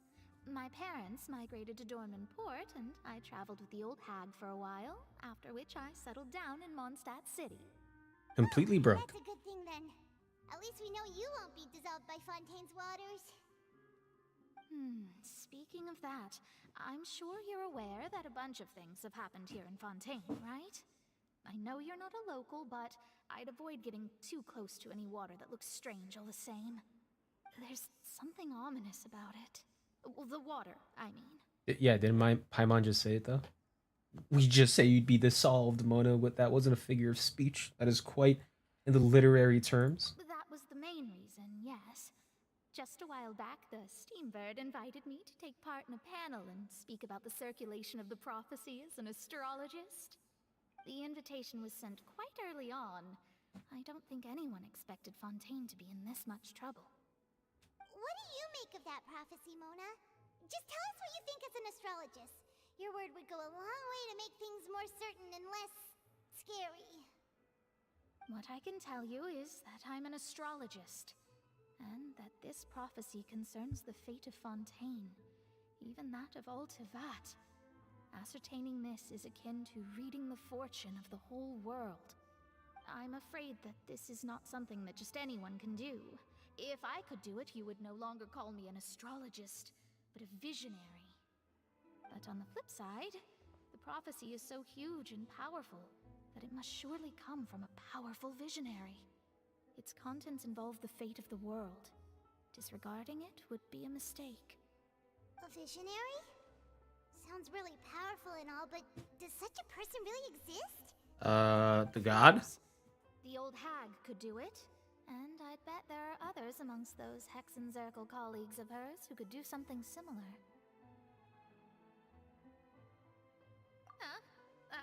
Are you sure? All right, I'll help you. It isn't often that I see you with such a serious look on your face. I'll tell you once I hear back from her.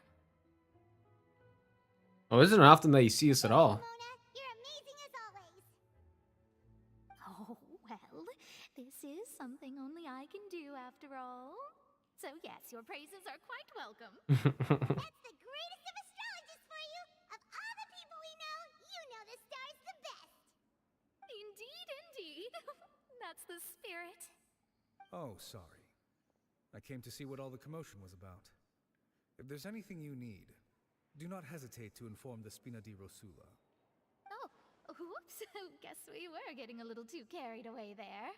Well, I'll go tend to my own business now. If I receive any news, I'll be sure to come find you two again. And there she goes, quick as rushing water. And here we are with the Spina guy giving us suspicious looks. If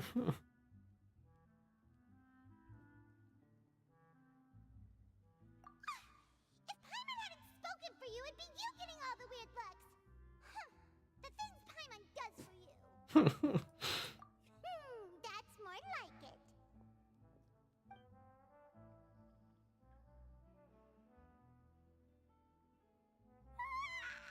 Good morning. To be honest, Paimon's still feeling kind of sleepy. But it's time to get up, traveler. We agreed to go see Neuvillette, so let's pack it up and get going. Let's go.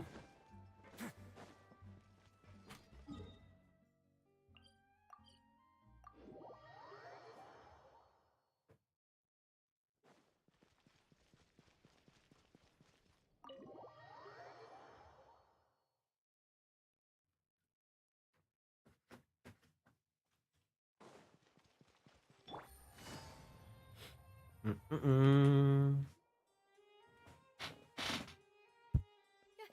here, finally. What? Is something wrong? Monsieur Neuvillette and Lady Furina, they seem to have gotten into a dispute. Please go see for yourself. Please be a cutscene. Please. It would be so badass. Oh yeah. Oh man. Like I said, I've already explained everything. And yet the problem has not been properly solved. There is little space for excuses between us. It is not my intention to offend you, but please, tell me where you stand. You are the Hydro Archon Focalor, are you not? Look at this. This is a list of the victims from the recent Poisson incident.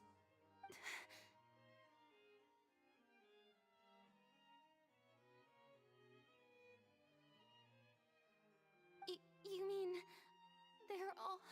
We did not arrive in time to avert this disaster, and I will not have it happen again. I will say this once more. You must tell me everything you know. Yesterday, I found 3 stone slates in some ancient ruins near Poisson. Do you know anything about those? Seriously? You're questioning me like this is a court case now. I don't know anything about that. But you found them in some ancient ruins, you say? That's correct, which is why I came to ask you some questions. There should have been 4 slates, but one of them was missing. The other 3 featured different images that seemed to correlate to the prophecy. The prophecy? The second of these slates depicts the previous Hydro Archon Egeria kneeling before a floating island in the sky, as if confessing something. Do you know nothing of this either? I don't. I've never seen such slates. I'll ask you again. Do you really have no information regarding the previous Archon? My deciphering of the slates indicates that the Hydro Archon Egeria once had to confess to, or apologize for, a certain sin. If anyone would know about it, it should be you. Oh, look at that. Look at that dead eye, man. No, so strange that I know nothing? I understand your concerns, but I'm sorry. I just don't have anything to tell you. Forgive me for saying this now, Lady Furina, but I have long known of your various secret investigations into certain matters. Okay. There are several indications that you have been investigating the prophecy on the sly. This is not strange in itself, considering that you are the Hydro Archon. But it is strange that you should also claim to not know any of Egeria's secrets, as well as do nothing following your inquiries. You have never been as superficial as you have presented yourself to be, nor are you a fool. And yet, your behavior is very inconsistent.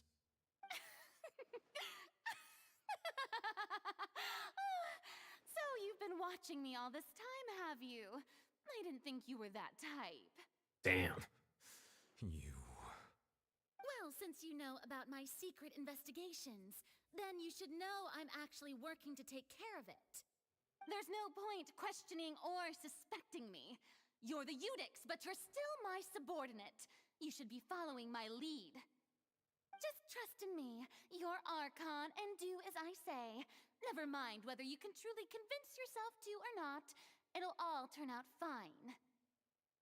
Yeah, that face doesn't promise confidence. We do not discuss this matter again.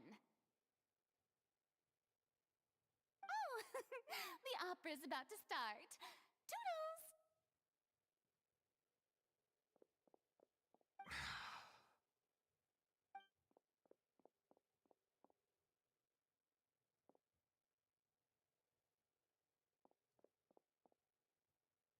Did Furina not notice us standing by the door? Wonder what's up with her. She was smiling. Huh. She didn't seem in the mood to care if we were listening in or not. I assume you've been outside for a while now? Mm-hmm. You noticed. Seems Furina didn't even realize we were here. She was in a great panic, though I cannot discern the reason. Our discussion reached impasses time and again, a state of affairs that we cannot allow to continue. Still, I do not understand. Dialogue is the basis for understanding, so why did she keep refusing to engage? Everyone in her inner circle has noticed that she is hiding some secret. The issue is her attitude.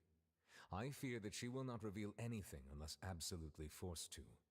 We may have to create a situation in which she will have no choice but to speak. Oh? Like what? Normally, people will only reveal the truth when standing trial. Perhaps we must have the Hydro Archon experience just such a scenario. Is that what the death sentence was for? And she's really good at dodging questions. How do we make sure that she won't just slip away at the first chance she gets? We will need to consider this thoroughly, join forces with various parties, and then do what we can. Dude. If at all possible, I would prefer to recuse myself from this affair, but we must prevent the prophecy from coming to pass. This may be cruel to her, but all Fontaine is in crisis. The information a god possesses is too precious, and so we must take a chance on this. But who will lend us their aid to do such a thing? Anna? Harley? I'd say... Well, that's everyone, huh? Speaking of which, it was pretty smart of you to think of hiding here. Poisson was just involved in a disaster, so it's presently devoid of people. That naturally makes it the best choice. And here you are drinking tea like it's the most natural thing in the world, huh? That's what families should do. Sit and enjoy a leisurely time together. It's nice to enjoy tea here, you know? Care for a cup? Lend me your ears, everyone. Or perhaps one of you might like to start us off. How about you, friend? Me? No, I don't think I can. how about you, good sir? I fear that I will cause the mood on this boat to become as somber as it is in court. Well then, I guess we're lucky we've got a local like me to organize things. Wonderful, the spotlight at last. I guess I'll be facilitating things from here. That was a little long-winded, don't you think? Oh, you might be right. Anyway, to cut to the chase, our friend here, the Traveler, has brought us together to discuss something. As for what that is, well, let's start by saying that we'll be pooling our efforts together to create a series of traps. For the Hydro Archon. Intriguing. Well, it's just an expression, really. One that I just learned from Chlorand, and used on the spot. So, let's invite her to explain in detail. A round of applause, please.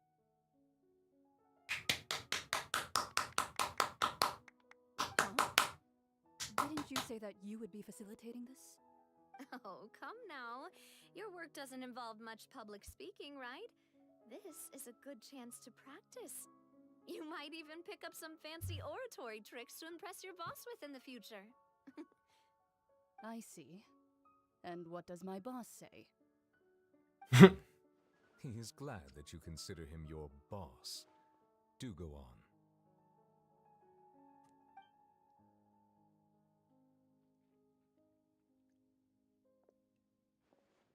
In that case, do any of you have experience hunting?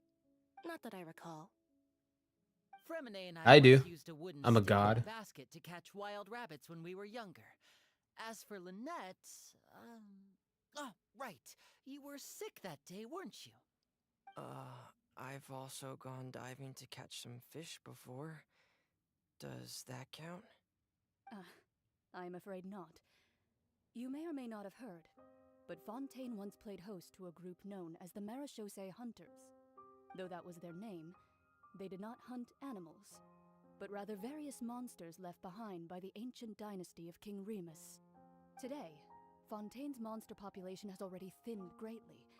So Hey, that's the name of the artifact set, by the way. Marechaussee. Taking up arms in other lines of work.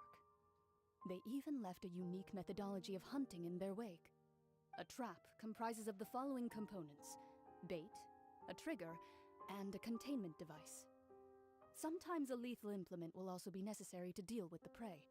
So, if we were to build a trap together, right now, what would you choose to build it with? For me, I would prefer something basket-shaped. Pigeons and rabbits will see the bait and naturally enter the snare. Our line of work requires a deft hand, and we're some of the best in the industry, so you can count on our techniques. You used some of those techniques while moving the people of Poisson, didn't you? My subordinates mentioned that you even performed some magic for the bawling children. Yes, and I even managed to gather some intelligence in the meantime. I'm quite the multitasker if I do say so myself. I'm afraid I can't claim that as my strong suit. I prefer more stable methods, like placing bait in the water and waiting for the fish to come within reach. That's the kind of method I would count on. Calm and steady. Exactly the kind of person who would catch loads of fish. And I can be their assistant. With discretion, I'm sure. I'd probably use some sort of mechanical animal. Papa once bought me some small clockwork squirrels, mice, and such. When placed in the forest, they can attract others of their kind. I remember that you liked those too, didn't you? I did. And that would be a good way to go about it. If they're realistic enough, animals of the same kind will follow them all the way to the trap. What about you, Monsieur Neuvillette? I fear I do not have any related experience. That makes sense. You usually solve problems directly, without the use of any such tricks. Yeah, he's just But I too do have one OP. question for you, monsieur. If we were to create a trap now, how would you design it? I would like for it to be effective, but bring no harm to the prey. A more gentle trap would be ideal. Kind as always. However, Our intention doesn't necessarily change the containment device and the type of implement we need. If we wanted to kill the prey in one strike, we would need a powerful implement. However, that also goes for prey that must be captured and safely contained. Wait, why's that? Only a hunter who's a true expert at subduing their prey can snare it without harming it. The line that divides life and death is often exceedingly thin. So, are we going hunting together? Huh. We hadn't thought of seeing ourselves as hunters. It kinda works, but maybe it's still not the best metaphor. If our means of capturing and dealing with our prey is to put them on trial, then the hunting metaphor is actually quite accurate. But we shall require much more courage than any hunter to judge a god, a being whose seat is an exalted throne. Oh, so that's what's going on. Sounds very interesting.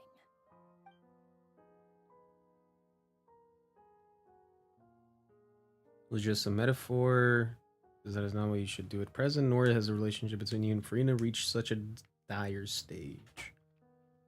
Yeah, I'd say so. I didn't think we'd be talking about freaking killing prey, even as a metaphor, but must be done to prevent Fontaine from... Yeah, true. There's neither hunter nor prey, but there must be a trap. That is what you will need. Okay.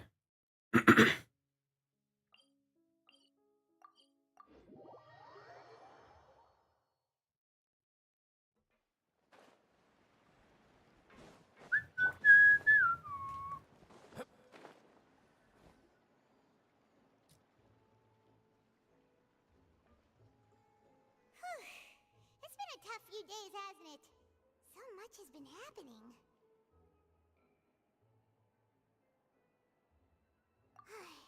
Paimon didn't think the meetings would go on for so long, but everyone seemed pretty fired up, huh?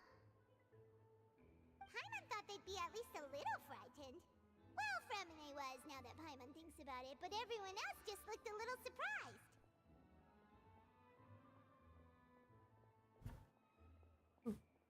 Oh, welcome back, Aya. Well, it's hard. Paimon doesn't have any experience with this sort of thing. But with you around, Paimon sure will do great. After all, you're the most reliable person in the world, aren't you? Huh? Well, that is true. Without me, there would be no world to save. Did you just pour some tea? Paimon didn't notice you doing that at all. Then what's that? Paimon's never seen that cup before. Don't be frightened. I'm just joining you two for tea. I merely refrained from saying anything till now. Is that Mona's master? But there's no one here.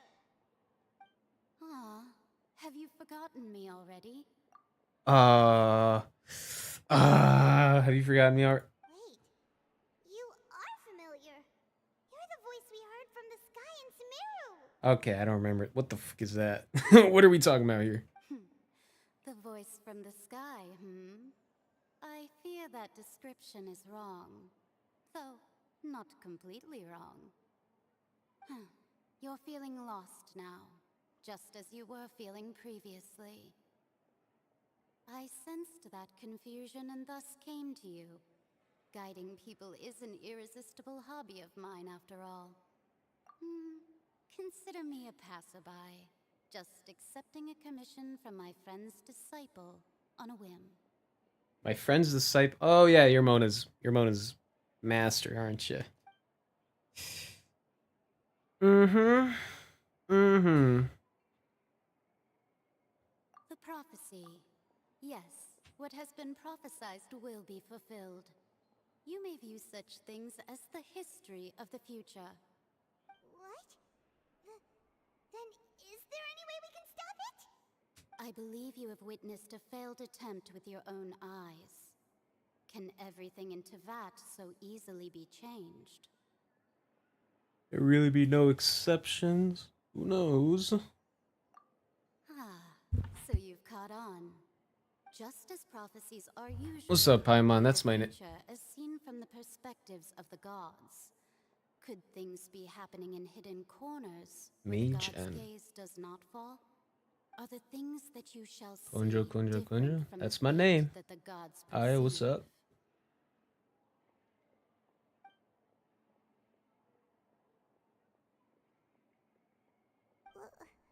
What is she talking about? It all sounds really impressive and important and stuff, but it also sounds kind of scary.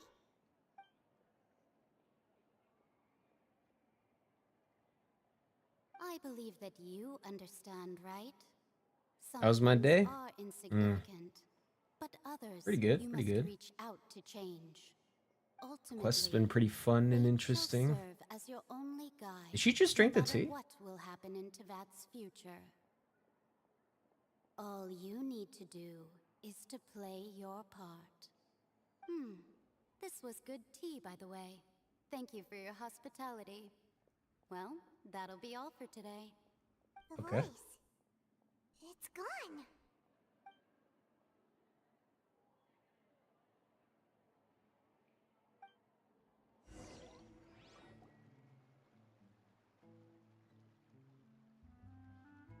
Someone seems to be outside.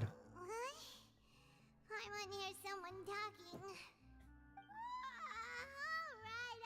coming. Hey, it's you who's getting lazy, okay? Well, I see I've walked in on some lively banter. Funa! Fine, just fine. I went to take part in that Steambird panel. It turned out to be more interesting than I expected. Not all Fontanians are pessimistic about this. One journalist mentioned that sitting around and waiting for the end to come would be wrong, and that they should make their own rescue preparations. I agreed, so we had a brief chat with her. Did she have pink hair by any chance? Charlotte. Why, yes! Charlotte. Let's go. Remember her, right? Wee wee. Daredevil journalist. I'm in full support of her view. Prophecies are very important, but how can people allow their lives to be commandeered by just a few words? That's right! Paimon's glad to hear something sensible for once. Ah, yes. About what we had discussed before. I did try, but I'm afraid I couldn't reach the old hag. I'll try again tonight, but I wouldn't get your hopes up. Huh? It's the old hag's friend. Goodness gracious. Are you serious? She said that even the god's gaze has blind spots. Yeah? Pretty bold if you ask Paimon. Most people would believe the gods to be all-knowing, right? The Hexen Circle members are certainly anything but ordinary. As for the mage named N, the old hag has mentioned her a few times. She said that N's sense of direction is incredible, and that she loves guiding those who are lost. But I've never met her, and if she were still alive, she'd be... well, suffice it to say that the hag's at least a few hundred now, and N's been around for longer than that. Oh, the Hexen Circle sounds like a scary group. But they must really stay in shape to live so long. Their abilities alone are pretty terrifying. If she came to see you personally, then the thing you're facing must certainly be of great importance. Well, it's not like Paimon could understand anything she said. Yes, she was quite cryptic, but I suspect she means that there is still a way to turn things around. She didn't say when or what that would be, though, so... perhaps it is something that you cannot know right now. Her words are meant as a helpful hint, but we will... Was that the best answer that my question could have gotten? Traveler, Paimon, are you two alright? Oh, we're fine. We're just a little down. How long were you alone? It kind of feels like you know? I see. I feel Like that on same stream? sense of desperation too. I guess you could consider me someone who has often witnessed fate. So far as I have seen, it cannot be swayed. But even so, I still hope for and believe in miracles. Astrology is eternal and rational, but fate may not be. It is cruel. Yeah. It can I also mean, I be guess you'd beautiful. say Perhaps since that's what En was trying to tell you. you left, probably. Not to lose heart, and to believe that what you are seeing playing out before you is not yet set in stone. I did originally think of steering clear of all this, but I couldn't. Technically speaking, no. Even if this is all futile, I wasn't still wish alone to help because If we people don't did struggle to the like the last, numbers how kept can we fix going the up and end when down. it comes? So technically, I was never alone. I don't think I'm ever alone. But yeah. It doesn't matter, bro. Getting a cramp. Hold on. Oh no, my lats. Got a cramp. Huh.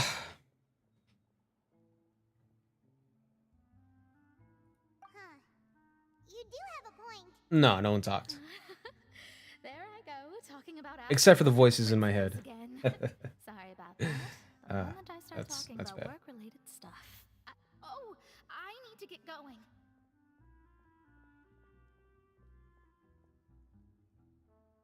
And technically, if you wanted to get real sad, the characters in the game were talking to me, Aya.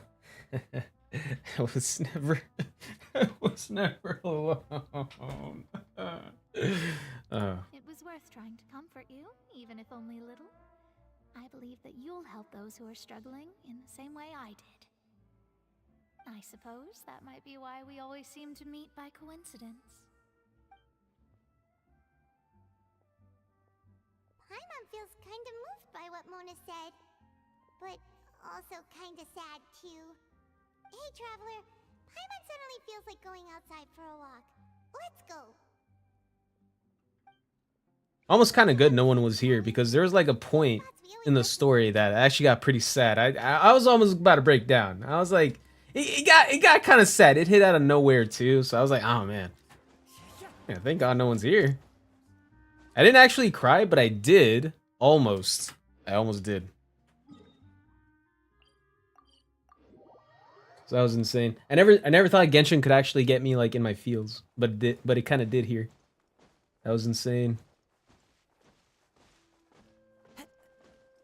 Usually these stories are like so drawn out that I can't see myself getting more invested in it to a point where I'd actually want to feel emotions like anger towards a character or sadness or happiness. I mean, happiness, sure, but like sadness and anger, like the more extreme feelings that you'd probably get if you're really invested in a story, but somehow it did it.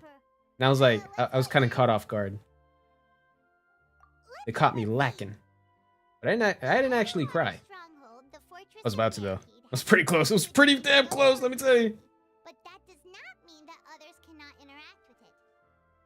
My recent attempts to enter the fortress bore little fruit. Huh. Guess Charlotte still hasn't given up on that. Thus, did an Outlander friend become the focus of this report? A blind adventurer with their white fairy legends trailing in their wake.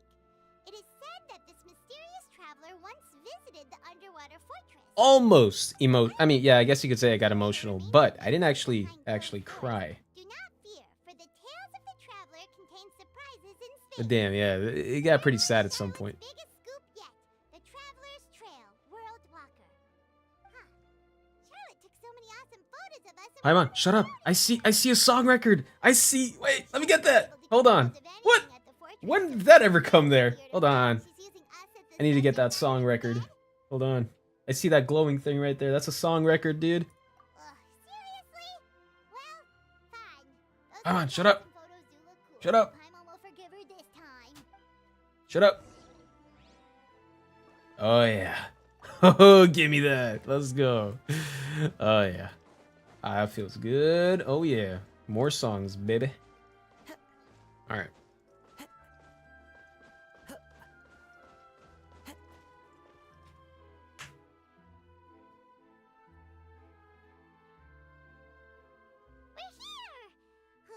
Paimon's hungry. Wish I was there. Good thing you weren't. Yeah.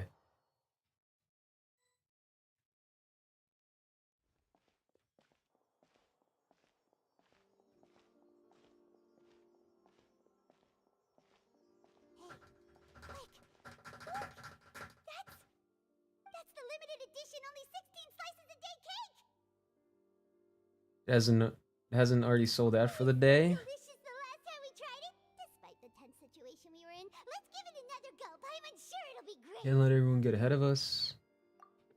One slice of cake, please. Ah, Someone me. showed up after all. Oh, wait, you're the one from the Palais Mermonia. Oh, are you here to buy cake too? It seems Monsieur Nervalette was right. You really can eat. Wait, What's that supposed to mean? Man, we haven't eaten jack. That's right. Even he has his own preferences when it comes to food. As for me, Dude, I love those gestures, man. Just like so expressionate. usually every day. Every day? It's part of my daily schedule, apart from work. I shall have my cake and coffee. Spoken like a true officer. Then what if someone told you one day that this place would be closing soon, and you wouldn't get to eat cake here anymore? What would you think? But why would it close? Well, Paimon doesn't know either, but maybe the waters will rise tomorrow. You know, like in the prophecy. Oh, the prophecy. To be honest, I haven't paid much attention to that. No, still, even if there'd be no more cake tomorrow, that wouldn't keep me from having some today. No, it's the same for eating in general. You might not be able to eat tomorrow, but if you can do so today, then you should carry on. That's what people call living, you know. Huh. That's a good mindset. Sad. Excuse me, could I have 2 more slices of cake to go? These 2 slices are for you. Sijuin said that this kind of expression you're making is what humans call being sad. Oh, you know Sijuin? Of course she does. I sure do. She was born before me, and she sometimes comes to the surface to teach us things about humans. She said that humans are creatures that are Pom sad, Pom's copycat? Nah, this is the original Pom Pom. This is the OG. Even though she came way later. Please try the cakes here. I've got something else to do, so I'll be going now. You two try to stay in a good mood after eating, all right? Bye. Bro, that's so adorable. Oh, look at the wings in the back. Alright, let's dig in. I'm sure this cake will be delicious.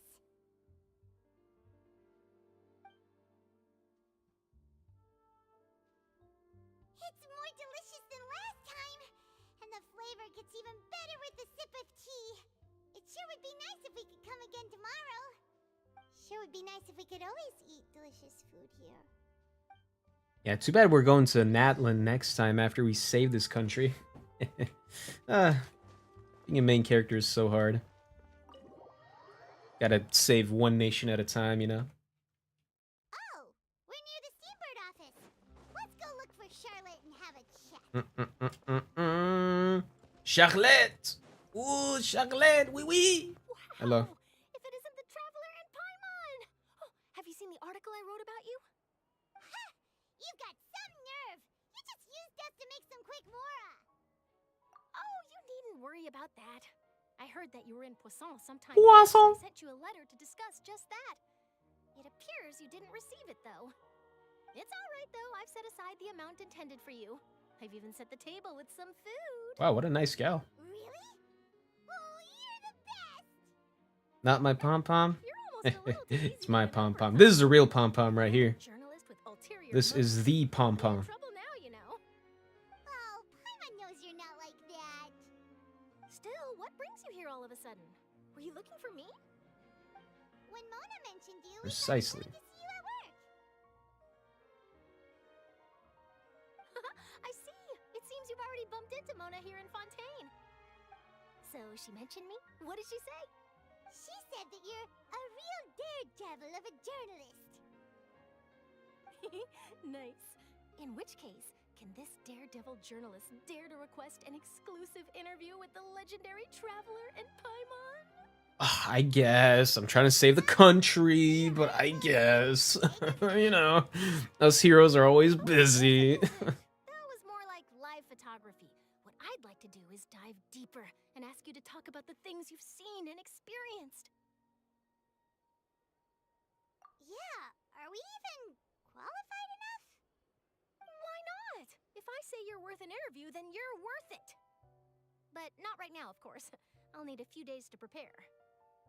Oh, there won't be a few days. You all gonna die. Oh, so that's a yes? Ooh, splendid! I'll tell the editor-in-chief immediately. I'll have to apply for lighting, a venue, some props, and... Whew, so much to get done now. Talk to you later. Wait, Charlotte, Paimon's still got a question for you. Hmm? And what's that? If, just for example, Fontaine were to be flooded tomorrow, what would you do today? Huh. That's the prophecy you're talking about, isn't it? I mean, I do hear about it often, but I've never once thought that the day could be tomorrow. If you're seriously asking, then I might try and think of a way to leave Fontaine. Oh, but I'm still a journalist first and foremost. That means I have a duty to be reporting from the scene. And secondly, I wouldn't forsake my homeland that easily. From what I've seen, most people don't know what they'd do should the worst come to pass. In truth, it might be better just to behave like normal rather than worry over such an end. So in all likelihood, I'd probably still be prepping at the office for that interview of ours. I know what you're thinking. That sounds a bit sad, but I've always believed that it's best to do what you enjoy. Just think about it. If this nation really were to be suddenly destroyed tomorrow, but I still successfully finish an exclusive interview with a truly unique person, then the story I would wind up writing would truly be timeless.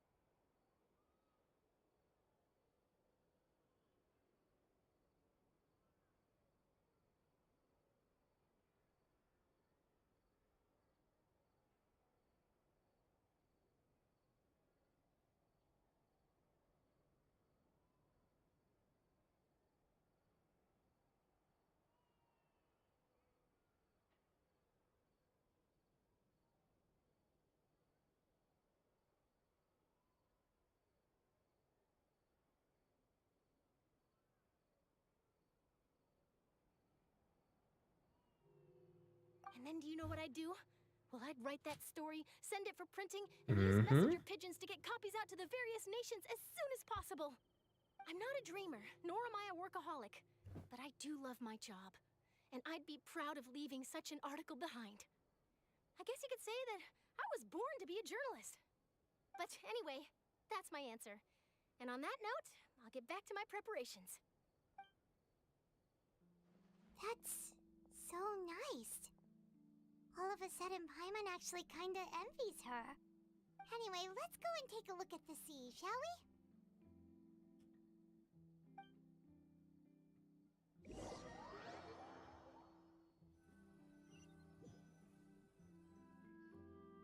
The sea breeze and scenery can be a pretty soothing combo, huh?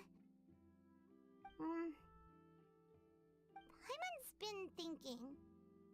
Yes. If it wasn't Fontaine, but all of Tevat that would be destroyed tomorrow, where would we go and what would we do? Die? No, I mean, Paimon should ask, if you could choose, what would you like to do? hey man, I'm with Charlotte. I kind of agree with her. I just gotta do me until the very end. We've always been moving to the next destination, so we haven't spent much time thinking about these kinds of things. We didn't have to either, with us always being on the road and whatnot. You mean, still traveling? Huh. Wait, isn't that what we've always been doing? Yeah.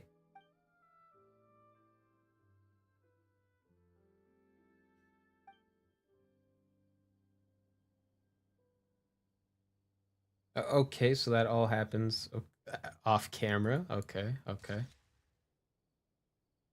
Awesome. Even drops to take a photo with the two of you. All goes well, and we're dead. Right? Huh?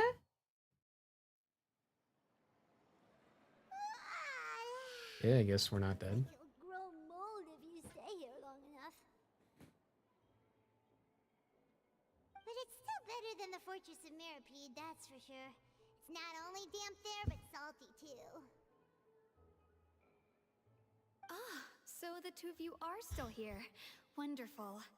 Oh, you're from the Palais Mermonia, aren't you? Yes, I'm Isadora. Monsieur Nervilette sent me to look for you two before. I heard that afterward you went to the fortress of Meropide. Okay. Not at all. I'm well aware that you're friends of his. Actually, I'm here to pass along a message from him. Yes, inside the Opera House.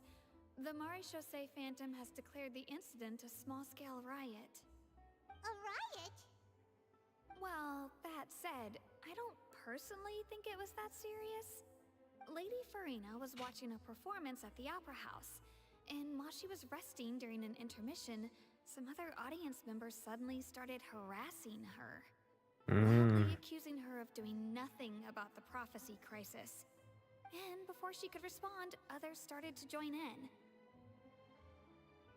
The crowd continued to grow, and protests against the Hydro Archon started to break out.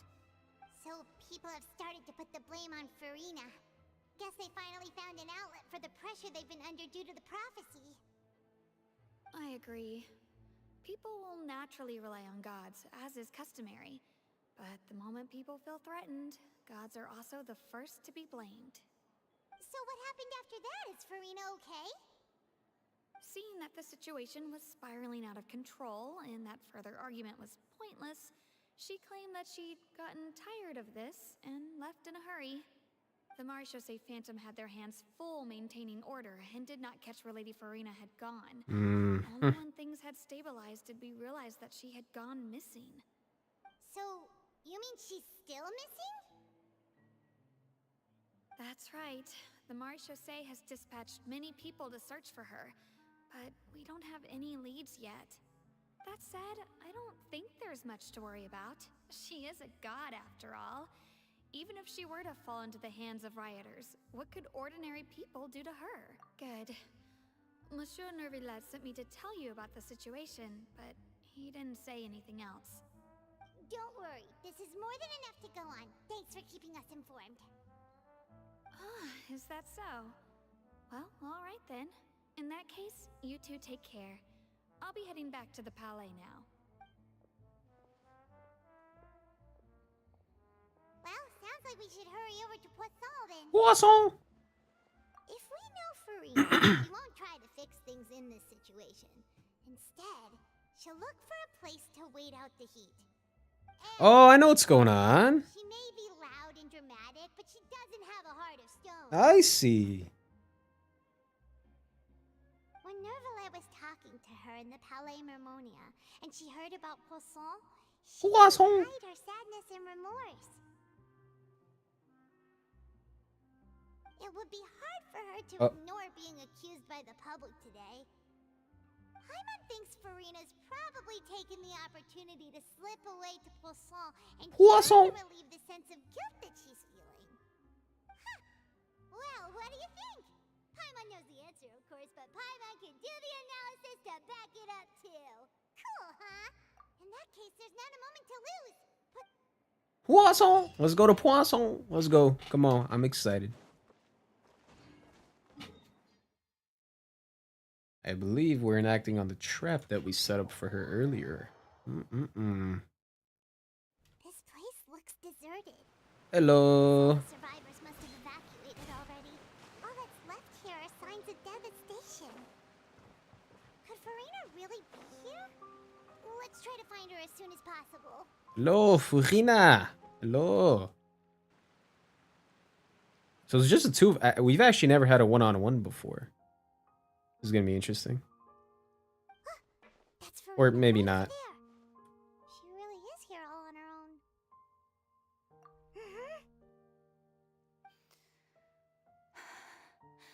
Should I just give up? This is all meaningless.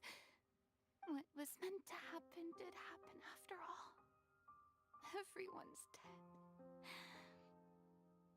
I'm sorry. I'm so sorry. Give up, Furina. There's no point in holding out. I'm sorry. But I even do? Other than to repeat meaningless apologies over and over. Man, this feels like such an Attack on Titan moment, man. I don't know why, but it's giving me major Attack on Titan vibes with what's going on. Who's that? Don't worry, Furina, it's just us. But she doesn't know us that well. So it is you, blonde traveler from another land. Why, I almost thought you were someone from that mob of my ignorant subjects, come to kneel and beg for my forgiveness. Furina, you were crying just now, weren't you? The tear stains on your face are obvious. What do you mean, tear stains? I remember. The show at the Opera House earlier this morning was so moving.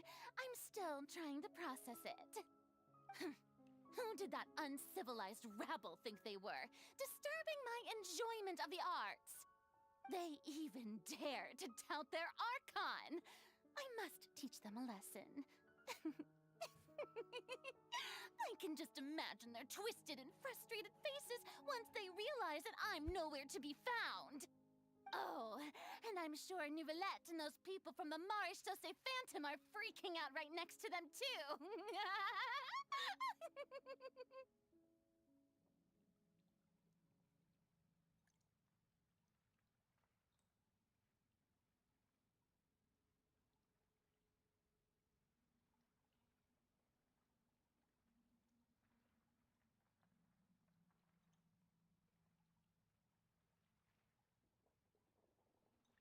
All right, guys, a little bit of a pause, sister. I'll be right. I have to go for a few minutes, and I'll be right back.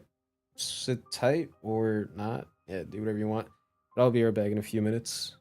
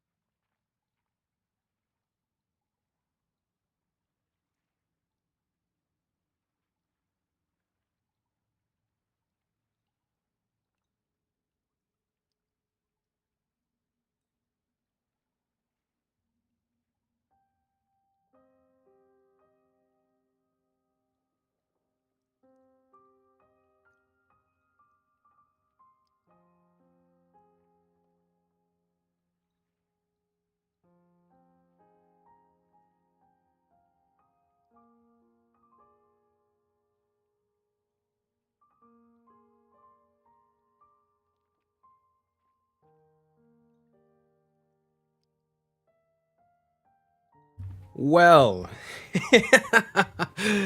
Oh man, that took a lot longer than I thought it. I should have just turned off stream. Jeez. Well, yeah, sorry guys. I thought the little errands I had to run would be a lot shorter than that. But it took forever. So apologies for that. Let me get this BRB thing out the way. Perfect. All right, we're back to it. I'm completely out of the loop now. Oh man. All right, so I'm sure you've letting those from the fans are freaking out. Wait, is my headphones on? Oh yeah, they are. All right, let's get back to it. Damn, I kept you guys waiting. My bad. My bad. Of course not. Hey, there she is! The Hydro Archon's over there! Quick, after her! What? Furina, those people seem to be after you. Yeah, it seems to be. Looks like it. They're just some rabid fans who want to cut the line because they haven't been able to meet me in person, aren't they? That's against the rules. I can't let them get their way. Time to escape. Furina just ran off. Of course you would, bruh. All right. Now we're getting to the good parts. Let's go.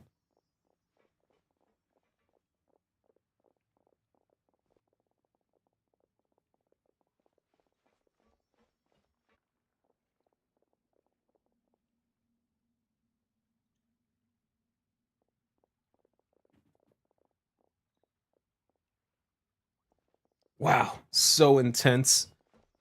Such an intense sequence of things happening. Hey, Furina! There's a good hiding spot over here. Quick, come to Paimon before the rest of them catch up to you. What is this place? It's a place to kidnap you. I mean, it's a place to hide. Fine, I suppose haste is warranted. Lead the way.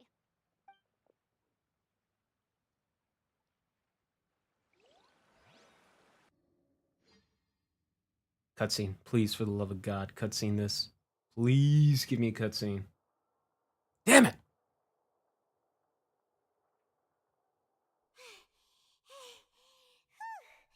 Paimon's exhausted.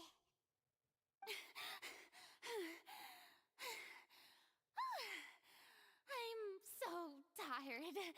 I totally thought they had caught me. No, I mean, I merely gave in to the sheer enthusiasm they displayed.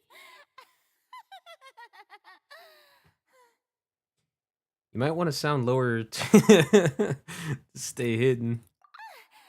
You're right. Yep, that's a good girl. Paimon's out here calling the god. Yeah, good girl, good girl. The ground's shaking. Is it an earthquake? Yeah, a quake of this kind preceded the flooding in Poisson, did it? Poisson! It can't be. It's happening again. Well, there's no need to worry too much about that. Novelette's made some emergency plans, so the evacuation should go a lot smoother this time. Yeah, I hope you're right. Yeah, we are right. We're outsiders, but we know a lot more than we used to.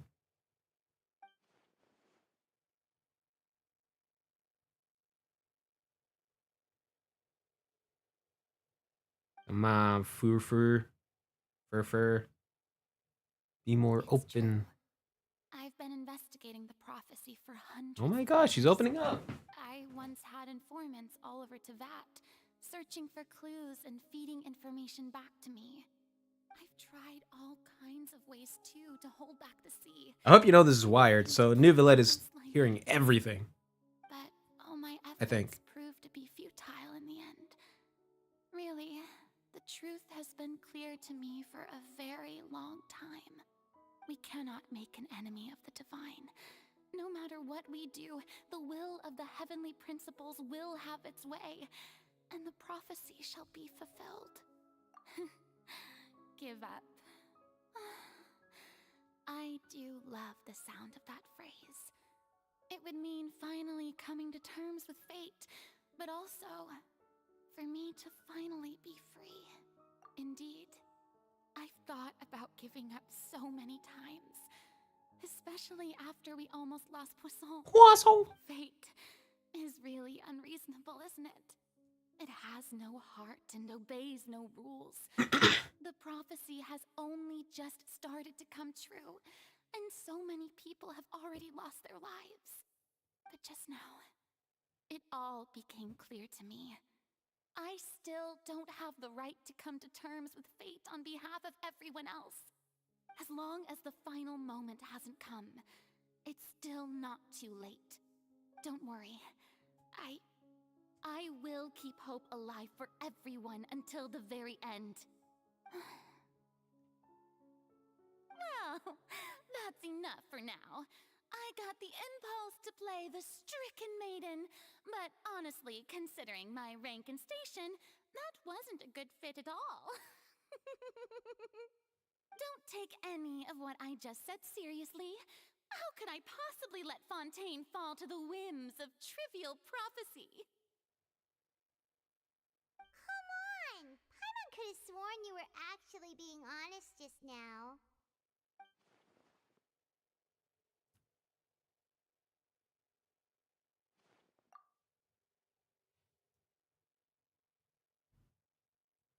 Share my burden. That's impossible. It was fated right from the start that this would be my duty alone. All right, listen here, Neji. Let me be the Naruto of the situation real quick. Okay? Listen here, Neji. A witness. Yes, I've heard that you came to Tevat from beyond the stars, yes. In other words, you never belonged here. Yeah, and boy. if Tevat is, in its entirety, a show on a stage, then you're just a spectator. Wouldn't that be more grounds to suspect me as a possible perpetrator? If that's the case. You're under arrest. Is she gonna arrest me? Is this...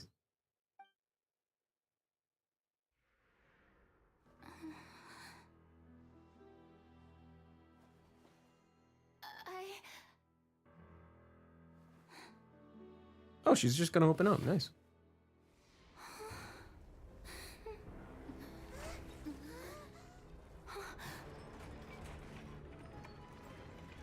Oh shit!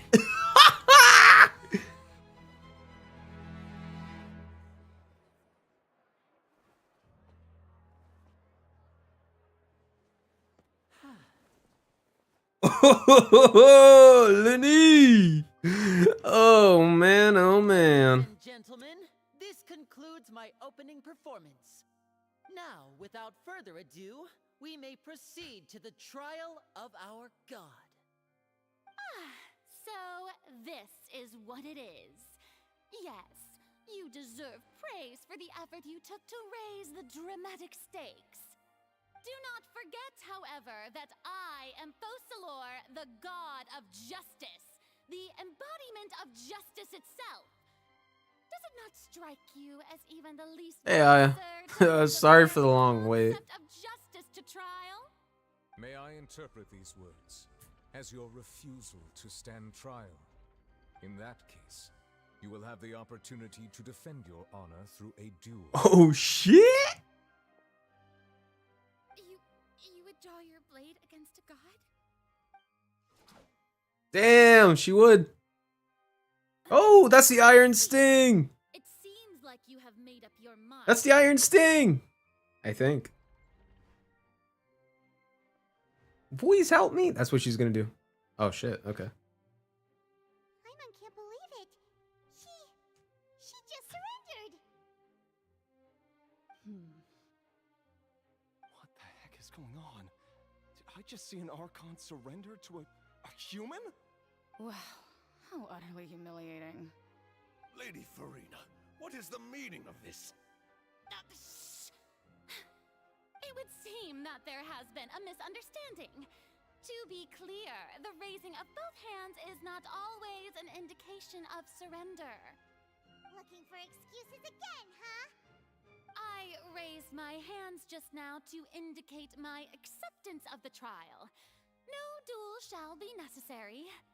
I will admit that I've been running away for a long time.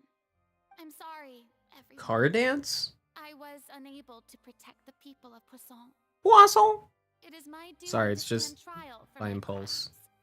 You are not the only ones who are disappointed in me. I too am exceedingly disappointed in myself. Ah, the cat dance. But now, it is time for the Hydro Archon to show you her courage and resolve. Resolve? I, Furina, will use this trial to show the world the true meaning of justice. Oh, that was unexpected. This time, I will protect you. Applaud and rejoice. One of the most outrageous and fantastical arcs known to the opera epiclese is now unfolding before your eyes. What? Mark my words. This shall be one of the most exhilarating and brilliant shows ever to grace the stage of Fontaine. The trial of the Hydro Archon, Focalor, will now begin! Cutscene. Cutscene. Please. Cutscene. Now we're making Cutscene. Why does it feel like Furina just took over the whole thing? Like, come on! Didn't she just get forced to stand trial for her crimes? Also, even though she's still acting super dramatic, she is taking this. Furina literally just went, hold up. But first, let me take a selfie. my opponent in this trial. She legit just became that The meme. prosecutor to please take the stand. Prosecutor, eh? Whoa! I mean, I knew that, but like for her, she didn't know. She thought she could trust me. Ah, loser. Very well. Then please speak, witness of Tivat, my accuser and fated opponent. Second duel, baby. Rematch.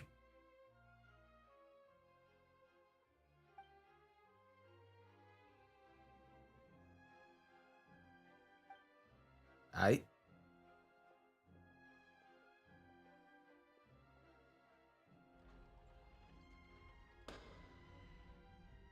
Also, please allow me to ask, as a final question before the trial begins. Just how much work did you do to force me onto this stage? Well, we did do a lot of prep after the meeting that day.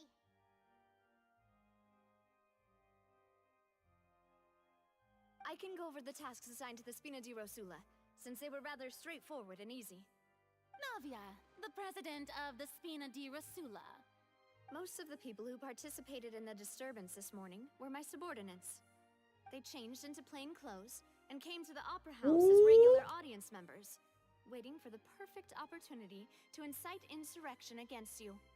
The people's resentment against their Archon has been building as more and more of the prophecy is fulfilled. A spark was all we needed to turn smoldering anger into a flame. Moreover, according to our understanding and analysis of you, when something like that occurred, you would likely flee the scene and head to Poisson. Poisson? So, we arranged for a second group to lie in wait there. So, you mean, the ones who scoured the settlement for me were also from the Spina? And their goal was to force you to step into the giant magic box so you may personally participate in the greatest magic performance in all of Fontanian history. That's right. That house was a magic box rather than someone's residence. we may or may not have been involved. First performed at the Opera Epiclese. The volume of the box was increased by a whole order of magnitude, and the distance it traversed was the entire gap between Poisson and Arenias. Poisson? Its cargo, of course, was an Archon instead of a human. My thanks, Furina. Without your help, we could never have pulled off such an extraordinary performance. You're welcome? Of course, That's such an this Aya performance moment. was only made possible with Father's support. The House of the Hearth spent a massive amount of labor in Mora to pull this off. We had to select a location, construct the giant magic box, dig a tunnel, and open up a path through the water. It was a lot of work for all of us. So, in other words, the earthquake that we felt within the giant magic box was just a normal tremor from the transportation of the whole house?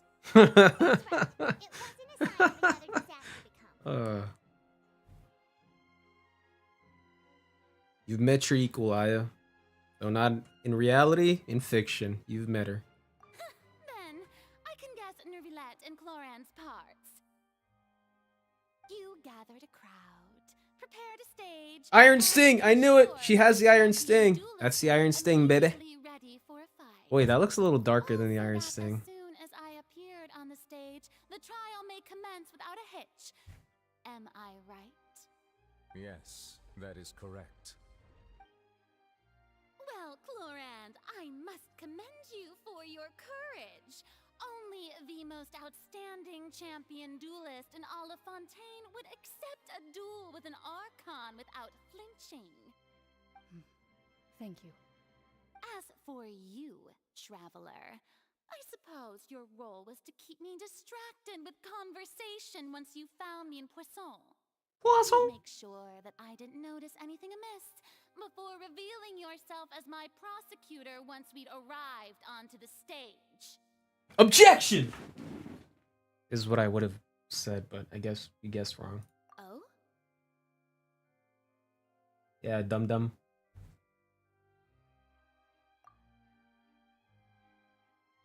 I thought rather it would be the fake pom-pom, not Furina.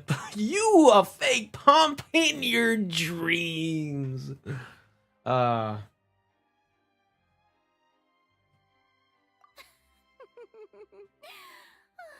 that so? Then I suppose I must have missed my final chance. It's fine. It matters not. What's done is done. The stage is already set, so there's no reason to disappoint the audience. Let's see this trial through to the very end. And the only thing we can do now is judge the Hydro Archon. Okay, so I can't help but feel a little bothered by that conversation. Say to me right before we arrived. Prosecutor, please allow me to pass this. Madam Prosecutor? This is a document that Miss Charlotte applied for and received permission. Madam? I'm a madam, okay. According to her, it should speed up the proceedings. Charlotte wanted to give us something? Oh, so she's here too! Hey, Charlotte! Hello. Oh, let Paimon see. Isn't this the exclusive interview that she did with us before? So she's already finished it, huh? Wait, then that means this document is a perfect timeline of everything that's happened ever since we stepped foot in Fontaine! So in other words, we can refer to this anthology of evidence every time we want to use something from our journey as evidence for an argument. I never would have thought of using it this way. Confirm the information in it. Just think of it as a refresher, alright? You defeated the Hydro Archon in the BRB, madam.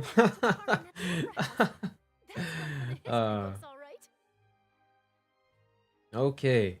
Became Linny's attorney. A murder case unfolded in the midst of Linny and Lynette's first performance at the Grand Opera House. Though they were cleared of the accusations leveled against them, their identities as agents of the House of the Hearth were revealed. I didn't think that you'd wind up getting to the bottom of the case I'd been following all this time. I guess you could also see this as a happy coincidence. Turns out that the Fontainians can be dissolved by water from the primordial sea. Over the years, Vacher kidnapped and assaulted many young girls for his experiments to try and find a way to bring back his wife, who had been dissolved. This is the first time Monsieur Nervilette had a difference of opinion with the Oratrice. The Hydro Archon can't figure it out. Though Neuvillette believed the child to be innocent, the Oratrice judged him as guilty in the end, and even Furina didn't know why. A Fatui Harbinger. She's an I'm reading this from my own remembrance too. So this is kind of important. During the diplomatic meeting with the knave, she revealed that she had already probed Furina on her own and believes it is possible that not only is Furina not the Archon, but that she is actually afflicted with some sort of curse. The fortress of Maripede was almost destroyed in a single day. That I didn't witness that scene personally will always be a source of professional regret, I think. The entrance to the primordial sea is sealed beneath the Forbidden Zone in the fortress of Maripede. And recently, the primordial sea has nearly broken out. It was only temporarily pushed back by Neuvillette's powers. Guess that happened. Both Child and that whale should have been in the primordial sea at that time. You saw a child floating in the sea in a dream, as well as indescribably massive whale. Yep. I nearly lost my awesome friend Navia. To be honest, that still gives me shivers. While exploring the ruin near Poisson, it began to collapse and Navia fell into water containing primordial seawater. Okay, that sounds weird. Only the protection of the dead members of the Spina di Rizzula prevented her from dissolving. Okay. The words of someone as extraordinary as a witch can probably only be truly understood when something surreal happens to you. N communicated with you by connecting your consciousness. She believes the prophecy will certainly happen, but that you needn't give up all hope. Nice. Yep, that's all the evidence we got. Exactly, baby. The prosecution and the defense are both in position. The trial shall now begin. Oh, come on, Nervylette. There's no need to repeat all the unimportant legalese. Just fast forward to the part where the prosecution lays out my offenses. As the defendant and the lead actress of this performance, I still haven't even been informed of my supposed guilt in all of this. Of course, it is only natural for humans to struggle to understand the actions of a god. However, you will need more than that to convict me of a crime. Well, True, but my charge here is unrelated to your conduct as an Archon. Instead, I would like to charge you as a fraud who's never been the Archon in the first place. Wait, what was that? Lady Furina's a fraud? Hey, I came here thinking that we were going to try the Hydro Archon for forsaking her duty, but did I hear that right? She's not our Archon at all? hey, yo, what's wrong with his face? Okay. Lady Furina, do you plead guilty to the charge? What? Bro, what? Come on, man. I knew it. Neuvillette was the new... Plead not guilty. How can I be guilty? There is no way that I, Focalor, otherwise known as Furina de Fontaine, a member of the Seven and the Regina of all waters, kindreds, peoples, and laws of Fontaine, could be anything other than your true Archon. She really has a way with the words, I'll give her that. Lady Furina can be rather eccentric. Isn't it going too far to doubt her very identity? Yeah, I've never questioned her identity either. Sure, Lady Furina can be super irresponsible, but what grounds does that prosecutor have to make such a huge claim? I have cause to believe that common sense will prevail in this case. Many of the members of the audience have known me as the Hydro Archon ever since they were born. There would be no fooling their memory. See? Even the Oratrice has decided to show me its favor. Are you sure you want to commit to a charge that will never be upheld? Yes. If you wish to drop the case, I can promise you as the god of justice that you will not have to face trial for making a false accusation. We will treat everything that's happened as a dramatic spectacle and move on with our lives. What do you say to that? Fuck you. I mean, no. An argument with near impossible odds, huh?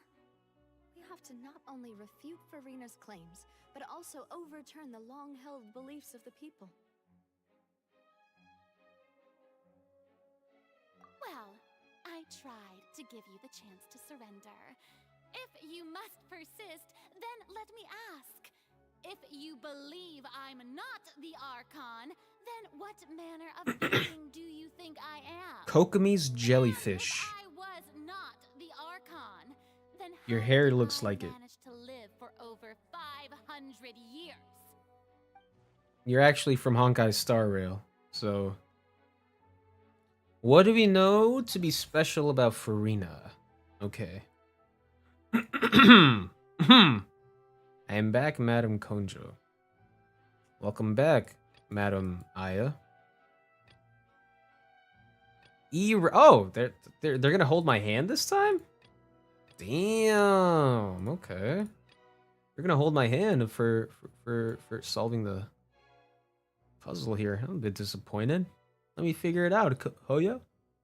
Anna communicated with you by connecting your consciousness. She believes in the prophecy will happen certainly, but that you needn't give up all hope. Aight. During the diplomatic meeting with the knave, she revealed that she had already probed Furina on her own and believes it is possible that not only is Furina not really the Archon, but that she actually afflicted with some sort of curse. Oh, Furina.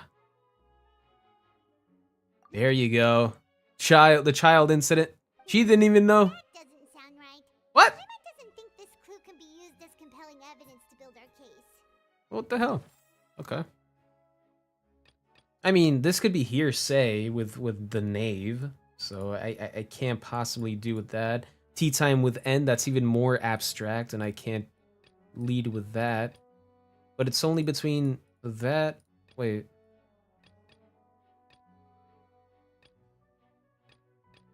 So it's only with N or the knave, which the child conviction seemed more compelling. This would be...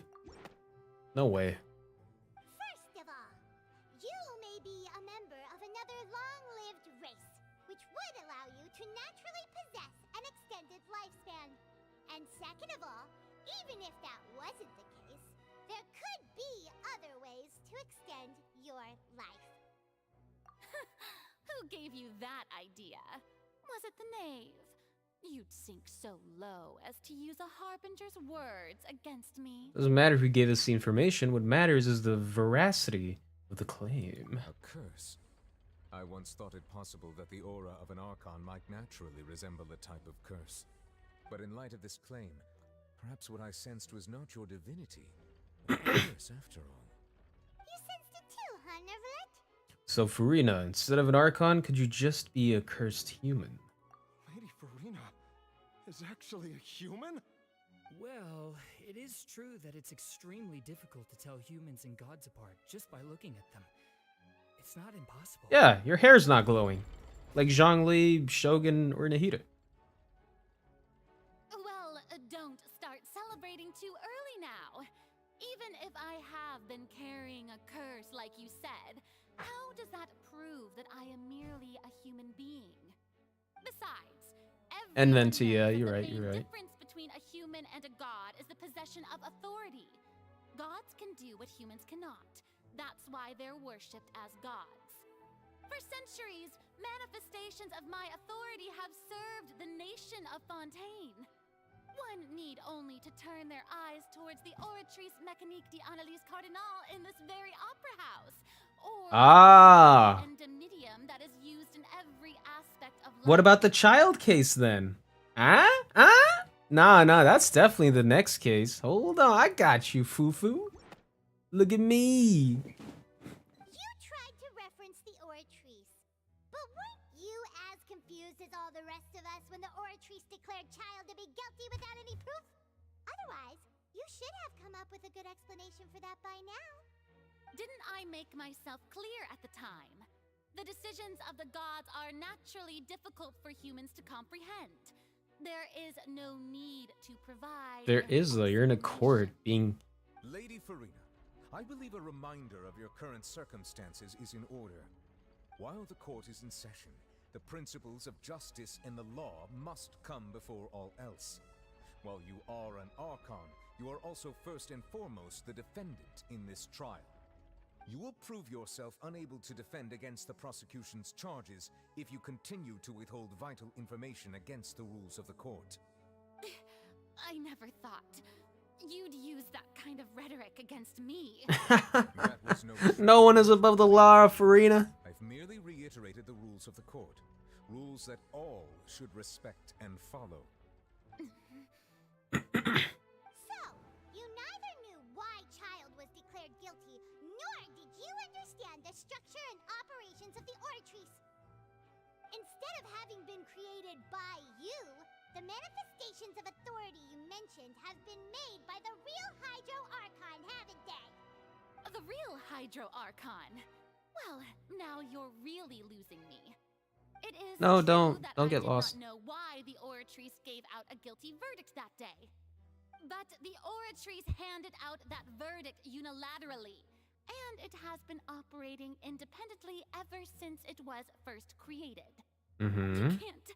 You can't argue that just because a divine creation is flawed, that the god behind it must also be no god at all. I mean, gods are always known to be omnipotent. Like she's confident that we won't be able to produce proof that she has no power over the Oratrice. So the fact that something that huge, such as like Child's conviction that day, was so falsely done. I mean, usually you'd expect a mistake of like a smaller scale to happen, but that kind of caused someone's like life, you know? I mean, if it wasn't for Child and it was someone else, they could have been locked up for a very long time due to something that they didn't even do. In Child's case, he didn't do whatever the hell the Oratrice was charging him for. Sure, he's been a bad guy for other things. Those crimes shouldn't have been applied here. So the logic of the Oratrice makes no sense as to why they accused him that way. So for a flaw of that scale to happen, and that would kind of bring the believability and credibility of a god to question in this case, I would say. My power as an Archon. There are many ordinary citizens in the audience. How can I just carelessly demonstrate the formidable power of an Archon? If that poses a concern, I'm prepared to extend my protection to the audience. You don't need to go that far. A brief demonstration of your power over Hydro should be quite harmless. Surely an Archon can at least match the capacities of a human with a vision. Aren't you the Hydro Archon? Or is it that you can't even wield the power of Hydro, much less the authority of a god? Indemnitium! Yes! It's all because of Indemnitium! All Archons derive their power from the faith of the people, and I've converted the people's faith in justice into Indemnitium! Thus did I give up all of my divine power to provide everyone with energy for their daily lives. Have you ever seen a more magnanimous god? Isn't that a huge stretch? Yeah, no matter how generous an Archon can be, how could they give up all their power? Can a god with no power even still be called a god? Can they even be alive? Uh-oh. Not looking good, Furina. Foo-foo. Come on, boo-boo. You gotta work harder. Hey, come now, everyone. Please don't stare at me as if I was a liar. I'm still the same Furina you knew, right? The one that you loved. Shouldn't you want to believe in me? Uh-oh. You've got to believe me. If what the prosecutor said is true, she really has committed a grave offense. Did she deceive all of us? I am lost. Parents and grandparents too? And then all of our ancestors? Ever since they were born? Enough. That's enough. Tell me then, if I'm not the real Hydro Archon, then who is? Me! If you have no Not evidence really. of another Hydro Archon's existence, nor can you find anyone who can back up their claim to be such, then what grounds have you to say that I'm not actually the real deal? I'm more compelled to believe that even New Violette could take the place of a god. How can we refute her now? Seems like she really doesn't want to give up.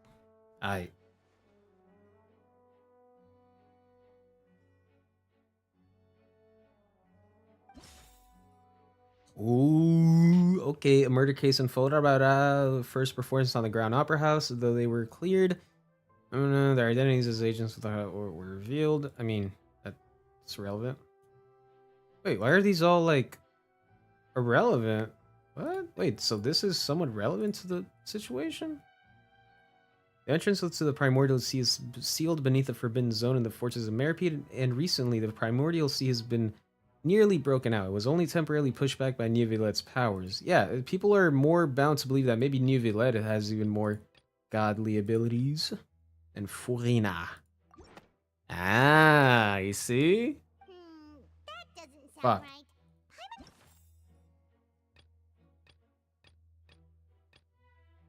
Can be dissolved by water from the Primordial Sea. Over the years, Vache kidnapped and dissolved many young girls for his experience of trying to find a way to bring back his wife, who had been dissolved.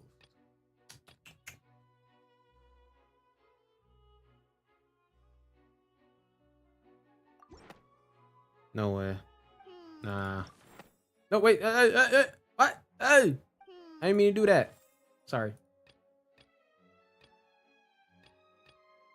Wait, so everything else is... So it's only this guy? What does this have to do? It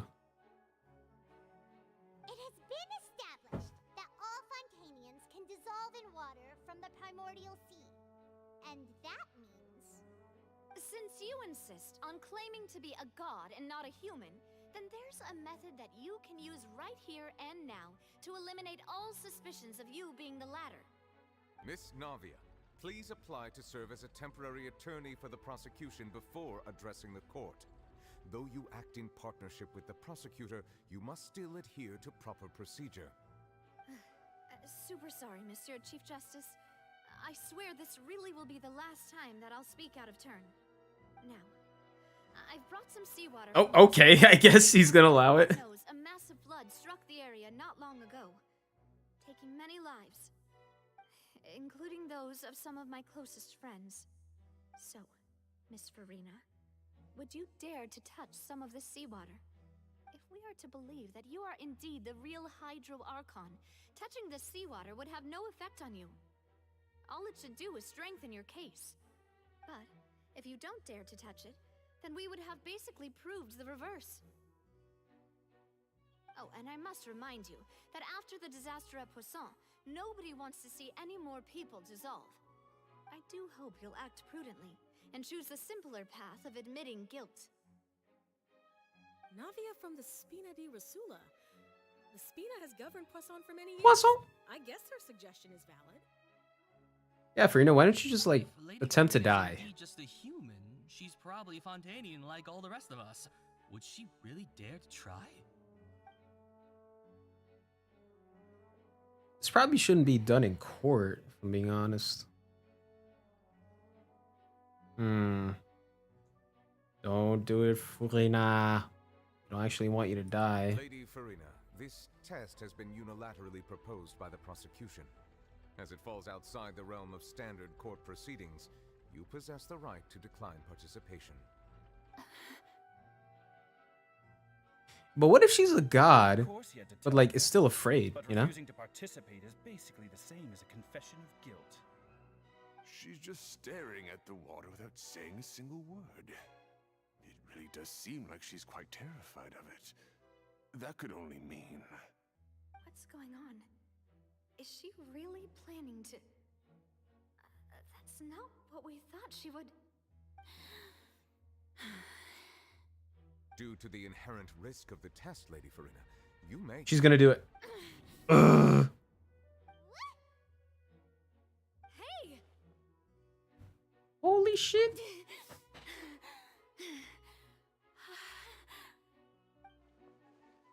Ain't no way. I'm fine! Look at me, everyone! My hand is still here! I haven't been dissolved! Believe me now, I really am your Archon! I'm nothing like Splash her with the whole thing. who would fall apart as soon as they touch this water! Really? Was this not the most obvious thing in the world? Miss Siegewing? If you're present, Miss Siegewing, please come forward and attend to the defendant. Siegewin? Ayo? Don't be nervous. It'll It'll just take a few seconds. Let me see. That should be enough. Please announce the results of your evaluation to the court, Miss Siegeween. As everyone doubtlessly saw, Miss Furina was displaying symptoms of hyperventilation and flushed skin. These indicate that she was experiencing the adverse effects of exposure to primordial seawater. The extent to which she was affected is the same as other humans when exposed to primordial seawater of a similar concentration. No way! Siegeween.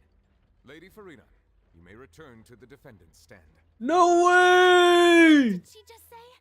I didn't get dissolved. Shouldn't that be enough to prove my innocence? Well, considering your tendency to run from your problems, we did originally prepare a direct sample of the seawater around Poisson. Poisson? However, after extensive discussion, She's adorable, we she exchanged it is. for a sample that is not Siegeween. concentrated enough to dissolve an actual human. After all, on the off chance that something entirely unexpected might occur, we don't want anyone else to lose their life to the sea. Yeah, so out of regard for Furina's life, you secured a low-concentration sample and asked the head nurse to serve as an expert witness. It's a great thing that the direct sample wasn't actually used. Furina could have... Die. I can't believe you... Yo, she's human, bruh.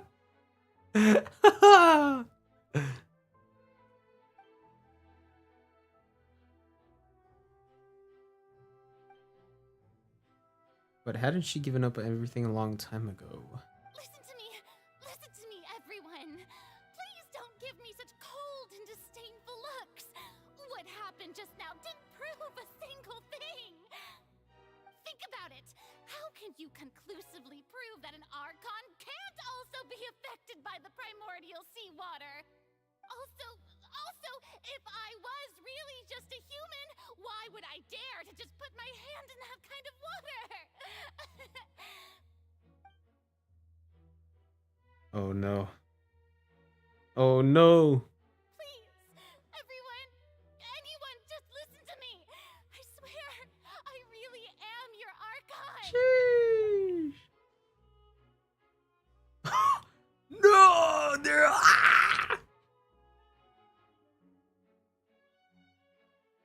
Oh, this is gonna drive her to actually tell the truth of what's gonna happen. I don't think anything she says at this point will sway anyone. The odds are just too stacked against her now. With all the things that have been said, Paimon doesn't think there's any way left for Furina to win. I believe the time for arguments and presentation Oh of shit. evidence has come to an end. Oh shit. If there are no objections, we will move on to Oh my god. Yo, it's about to happen. He's gonna announce it. Oh no. How's this gonna happen, man? Come on. Oh, fuck. I don't think anything she says at this point will sway anyone. She's too stacked against her now. Oh, nah. Have a taste of your own medicine, lady. Eesh. Her hair does look like Hokumi's jellyfish, though.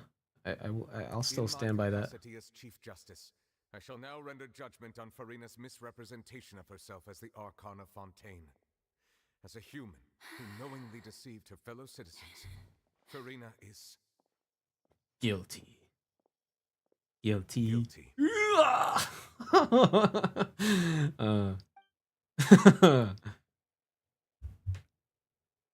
She's in disbelief.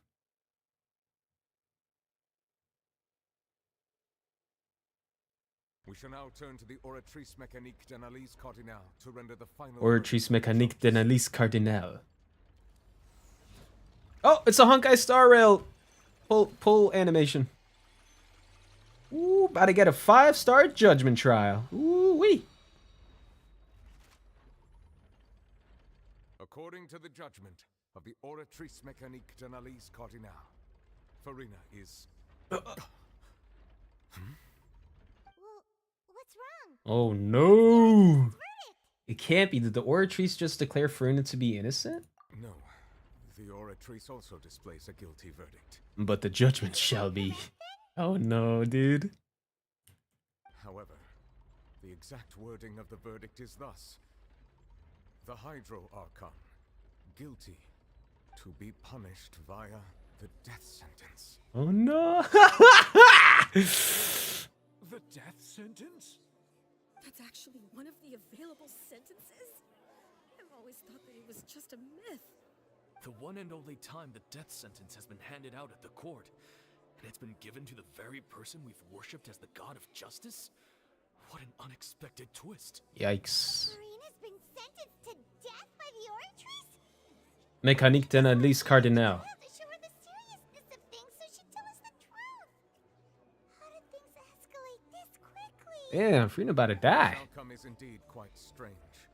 According to Fontaine's current definitions of justice, as well as its recommendations for criminal sentences, is this sentence really appropriate for the crimes that have been committed? I mean, yeah, she hasn't really. Sentenced to death by the Oratrice. You know, the real evil mastermind behind the serial disappearances case. What's more strange is instead of Furina, the Oratrice rendered judgment on the Hydro Archon. What? Yeah, that's true. It's even the Oratrice called her the Archon. Ah, interesting. Indeed. Not only is Furina's sentence overly excessive, the very point of our trial today was also to prove that Furina has never been the Hydro Archon in the first place. Oh, nah. Now, the Oratrice seems to have deliberately invoked the title of the Hydro Archon. What does this mean?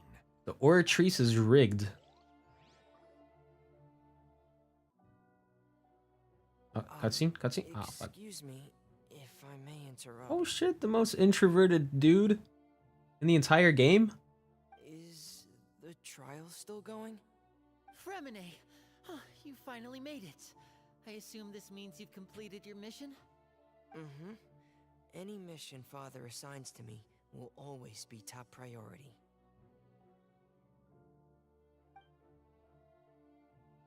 Fremine brings a stone slate on. Oh, it's the fourth. It's the fourth tablet we were missing. Who the hell is that? So the knave privately arranged for Fremine to try and find the missing slate. I looked everywhere and finally found it at the bottom of the sea. It took me a long time to get around some dangerous stretches of water. But has the trial already concluded? Then, doesn't that mean I've come too late? Oh no. Father will be disappointed in me. Still not too late for you to shine. Don't worry, the mystery hasn't been resolved yet. Thank you for your hard work, Mr. Fremine. Hey, how the fuck did he carry that? Record left on the slate. Traveler, I believe that you have already seen the other existing slates. I would like you to come here and confirm their contents. Finally, I hated her? Hmm. So what do you see? What is it? This looks like the real deal. Oh, yeah. Turning the oceans into human beings. Previous Hydro Archon releasing her divine power. Was that the first? Is that the sin that she committed? I believe I've now made sense of the Hydro Archon's crime. It has to do with Fontaine's lost history. Huh? Isn't the Hydro Archon just guilty of deceiving her people? Oh, wait, no, that's Furina, and we've already proven that she's not the Hydro Archon. But the Orchis called her the Archon, though. Hi, Mom. So when you say Hydro Archon, do you mean the real Hydro Archon we've been kind of talking about? In truth, everything that you've encountered in Fontaine up until this point can be traced back to the contents of these stone slates. However, I'm uncertain as to how much sense they currently make to you. An association between the contents of the slates and the events in real life. Okay, let's try to recall the contents of the other 3 stone slates. Paimon will do her best to help you remember. No need, just go back into the stream, few hours. Select to check the description on the stone slates to extract key information from them. Okay. You can find scenarios related to the stone slates contents and the incident recorded in the interview notebook. There you can verify said content. As the verification process continues, the Fontaine water level in the menu interface will rise. When you have finished verifying all the stone slates, the truth behind the prophecy shall be revealed. Aight. Makes sense. The first stone slate describes what you just said. It seems to show the previous Hydra Archon using her divine power, and then the Oceanids turn into humans. Does that mean that Fontanians are transformed Oceanids? Oh, Paimon wasn't expecting that. But if Oceanids can turn into humans, then perhaps this process can be reversed as well. The second stone slate shows Celestia floating in the sky, and the Hydra Archon and her people worshipping it together. But the heavens still brought judgment down upon them. But why? This must be the point when the Hydro Archon and the Fontanians were branded with their original sin. Does this mean that the original sin and the Hydro Archon sin are the same thing? Deception? The third slate shows the Hydro Archon sinking into the sea surrounded by many people. That reminds Paimon, didn't we also watch that happen to someone else? Vache, right? Has to be Vache. Well, the fourth slate is the prophecy the Fontanians have been talking about. People dissolving into the sea, the Hydro Archon crying on her throne, and so on. We didn't believe that such a crazy disaster could happen at first, did we? But after that incident, it was just a question of when and not if.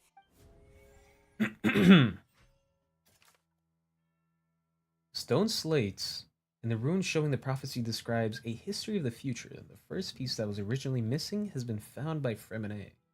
It seems to show that the former Hydra Archon using divine power to turn oceanids into people. Turns out that the fountains can be dissolved by water from the primordial sea. However, over the years, Vache kidnapped and dissolved many young... Okay, yeah, no. Him guilty. The entrance of the primordial sea is sealed beneath the forbidden zone in the fortress of Maripede, and recently the primordial sea has nearly broken out, was only temporarily pushed back. Navia could also be a pretty good case. Alright, let's try Navia. Fuck. There we go. We know from the case of the serial disappearances of young women that Fontanians can be dissolved in primordial seawater. And the first stone slate tells us that long ago, the Hydro Archon used her power to turn Oceanids into humans. This might be the reason that Fontanians can dissolve. And only Fontanians can dissolve. But I don't get it. If you were to, like, just have kids, the kids would just be human? How would that be the case for, like, their biology, you know? If you think about it, they were originally Oceanids. When did they have to be born as Oceanids? Rather than just people with organs and shit? Maybe, like, I have to have some suspension of disbelief here. The stone slates in the ruins showing the prophecy describes a history of the future. This is the second slate. Shows Celestia floating in the sky and the Hydro Archon and her people worshiping it together, but the heavens still brought judgment. By connecting her consciousness, she believes that the prophecy will certainly happen, but that you needn't give up all hope. The Hydro Archon guilty, punished by... Yeah. What is about to take place has all happened before. The true sin of the Hydro Archon that Nervilet mentioned, and the original sin cast down on the people of Fontaine by Celestia, as recorded on the stone slates. Yeah. The stone slates in the ruins showing the prophecy of Hydro Archon. Okay. Sealed beneath. Fuck. Beneath will happen. Judge him guilty. That. Fuck. Huh? Yeah. Not as simple as falling into the sea. When Navia fell into the sea, her consciousness was subjected to judgment. The stone slates show the people gathered around the Hydro Archon in the sea. Could that be alluding to the same thing? Oh, yeah. They could have been wanting to take her in. with them forever. Let's see. The stone station shows us in the identical circulating church. Fontaine, what should be shown to see? Huh? Fuck! I mean, damn. The prophecy from the stone slates found its way into society, but not many people believed it at first. That's why Neuvillette Centipede was is like the really person that flooded gives with hope. primordial seawater, which we know can cause Fontanians to dissolve. No one is answering you? I'm just talking to myself. If we hadn't dealt with it in time, I'm just thinking out things would have loud. gone very badly. They'll dissolve into the primordial sea but won't cease to exist. Their essence will flow in the seawater, converge, and take the form of an oceanid. So in a way, they didn't die. None of them died. The Hydro Archon was sentenced to death in court, shocking everyone present. Perhaps this means that her sin was actually Fontaine's original sin.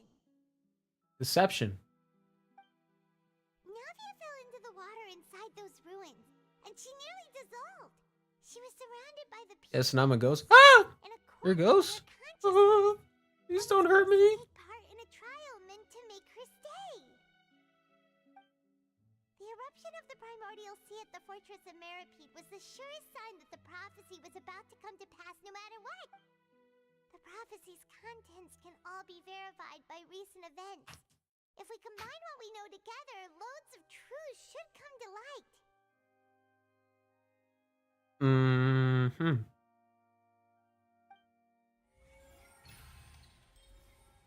Verification complete. Yes, my friend.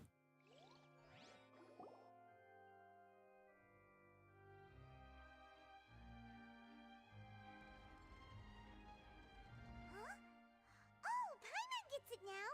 So that's how you can make sense of it.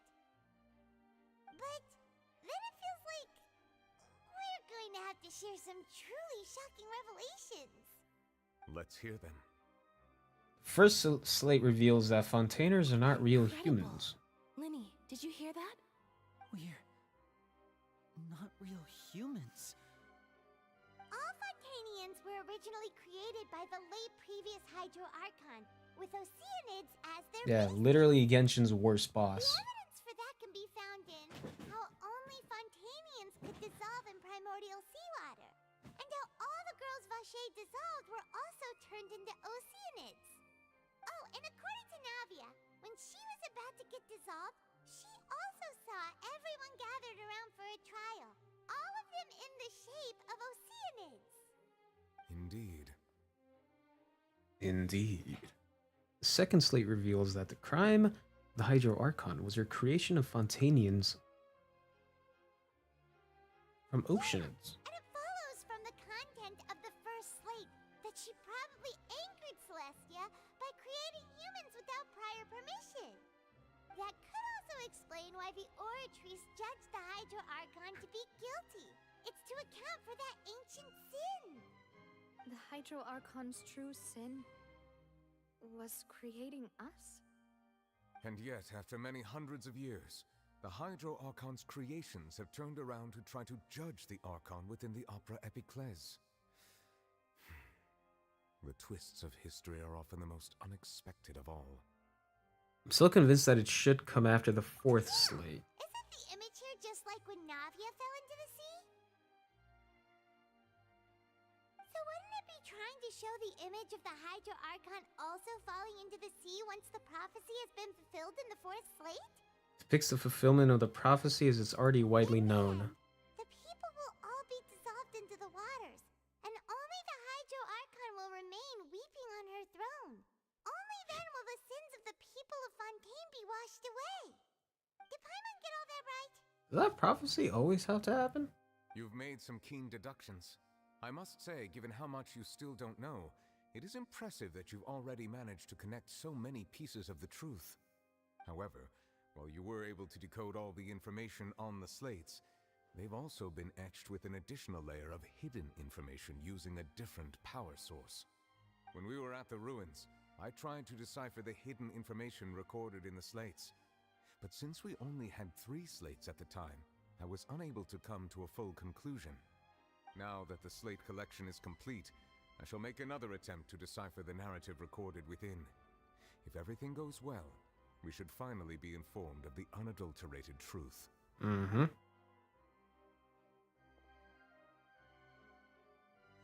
Well?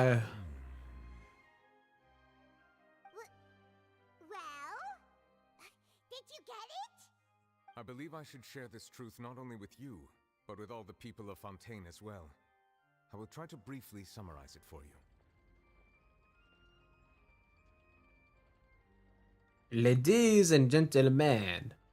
Your hypotheses regarding the origin of Fontainians and the sin of the Hydro Archon were both correct. In the Fontaine of old, the previous Hydro Archon sensed the yearning of her Oceanid familiars for life on land.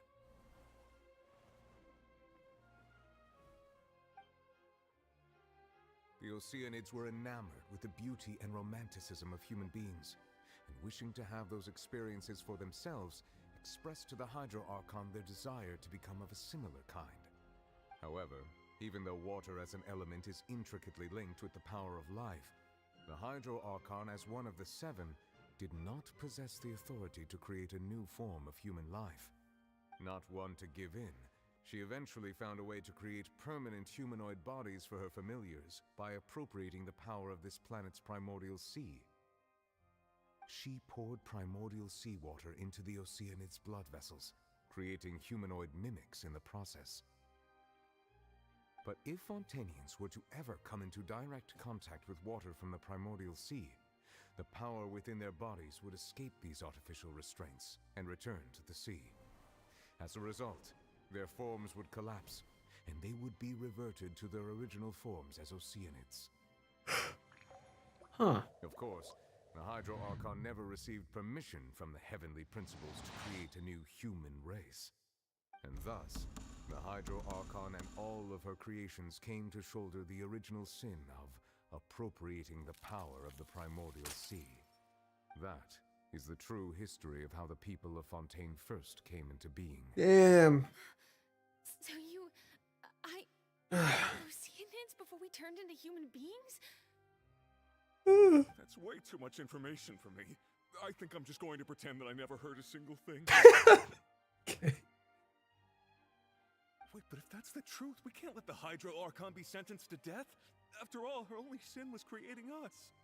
This really might be too much information for your regular Fontainian, but it does answer a lot of our questions. Alas, your hypothesis regarding the 3rd and 4th stone slates was inaccurate. The slates' respective positions are, in fact, correct. A key point of the visual on the 3rd slate is how all the individuals depicted in the water are humans rather than Oceanids. They have not been dissolved, which implies that the water depicted in this slate is not water from the primordial sea. The nation of Fontaine is the nation of Hydro, as well as the nation of trials and justice. Instead of being the literal element, the water in the scene symbolizes judgment and justice. You may also recall Navia's experience. When she fell into the sea, her consciousness was surrounded by that of many others who intended to hold a trial to determine her fate. Therefore, the meaning of They needed to study law more. They sucked at the it. people of Fontaine shall try the Hydro Archon at the court of justice. Yes, it refers to our present situation. I think I'm following now. So, what you're saying is, even though we decided to put on this trial to avoid fulfilling the prophecy, in truth, everything we've done has happened exactly as the prophecy foretold. So now, it seems, we're the ones making sure it comes true. What should we do? Hmm.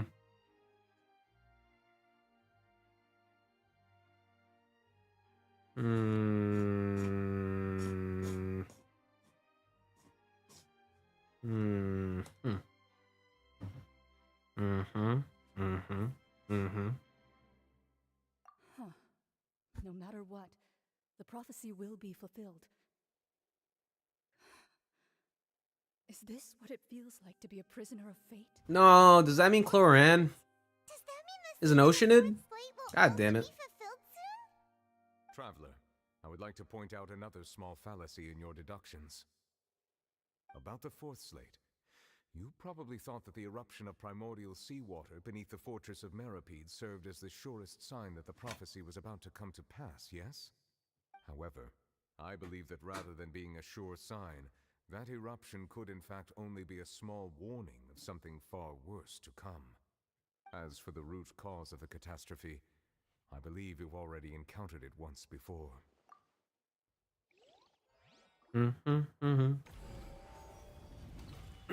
The ultimate proof. Okay. I'm watching a bedtime story. Good night. Warning of the things to come. We must find the root cause of the disaster. Go to sleep. I go to sleep. It's way too damn late for you to be awake.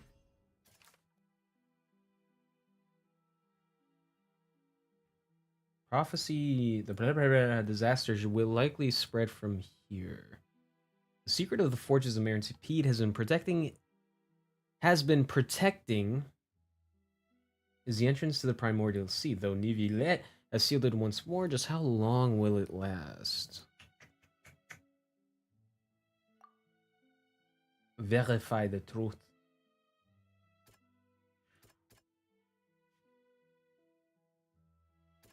You saw a child floating in the sea in a dream, as well as an indescribably massive whale. It was both dream and reality.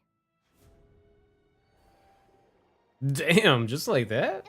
Word? About a true culprit, that could only be that thing inside the primordial sea, right?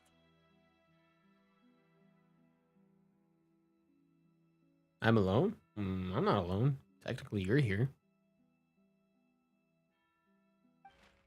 The truth, the original sin, the trial, and the root cause of the disaster.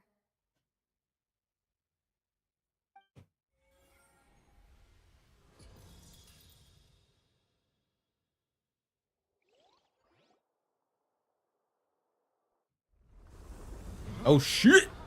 Let me shut up.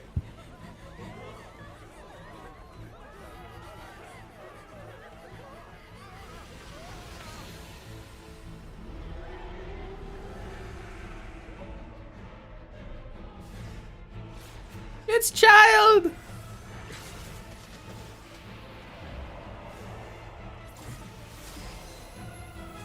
Yo, is this child gonna come here?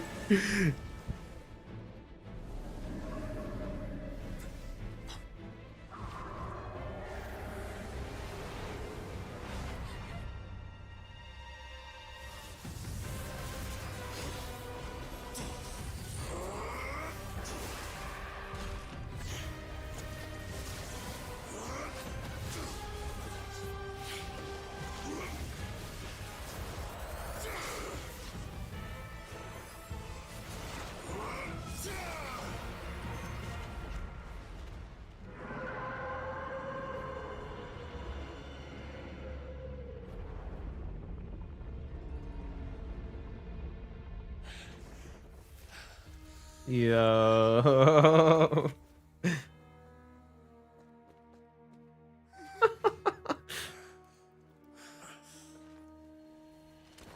Damn, he gave him the thumbs down.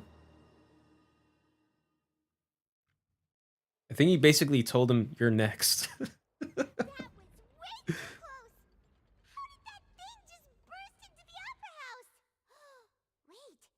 was that the huge whale you saw in your dream?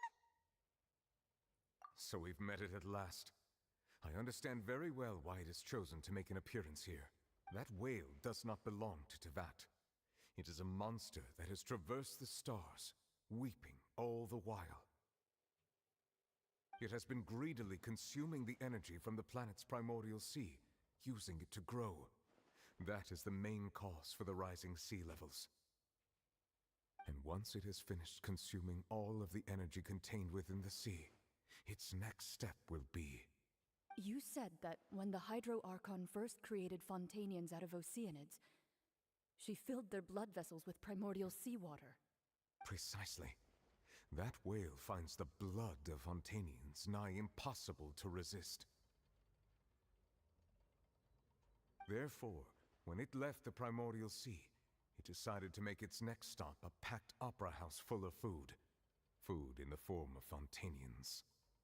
We just barely managed to push it back, right? Delicious In that Fontanians. case, won't it come back to target And the I'd say they're whale pretty then, stacked once with it's the menu. managed to recover its strength? That is correct. Indeed, it is more accurate to say that we should thank that Harbinger for buying us some time. Without him, the whale would have likely come onto land far sooner.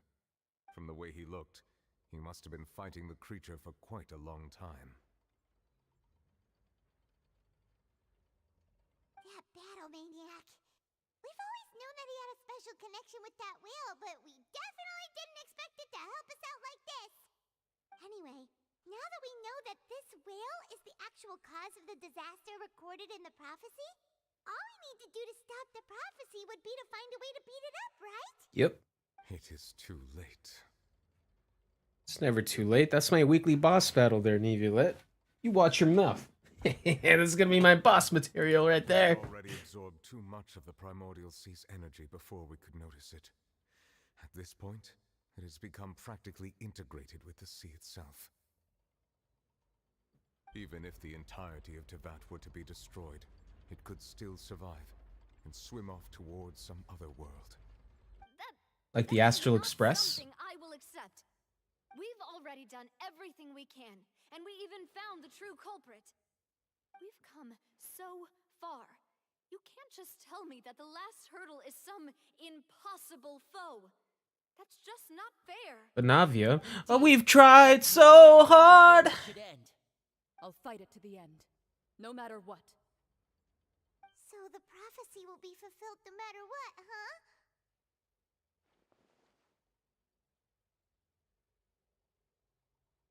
Hmm?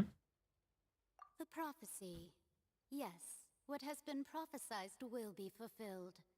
You may view such things as the history of the future. After everything, it still turned out like this. We couldn't fight against fate. But what if this is all about fate? But wait, but if this is all about fate, Just as prophecies are usually only the future as seen from the perspectives of the gods, could things be happening in hidden corners where the gods' gaze does not fall? Ultimately, fate shall serve as your only guide, no matter what will happen in Tevat's future. All you need to do is to play your part.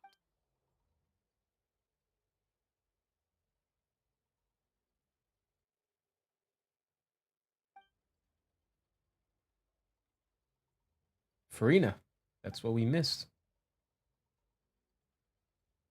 See, she was trying to say something.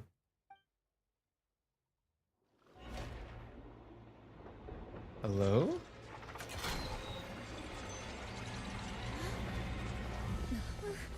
What's happening with the oratories? I believe it is preparing to carry out the death sentence.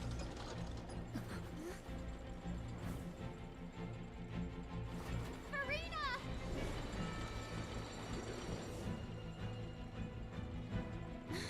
No, I still need answers.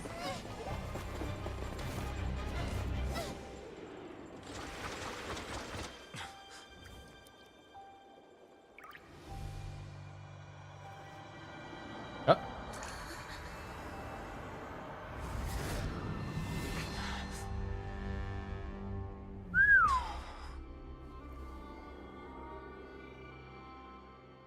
Oh my god. Who is that? Hey there, beautiful. What's going on there? Hello?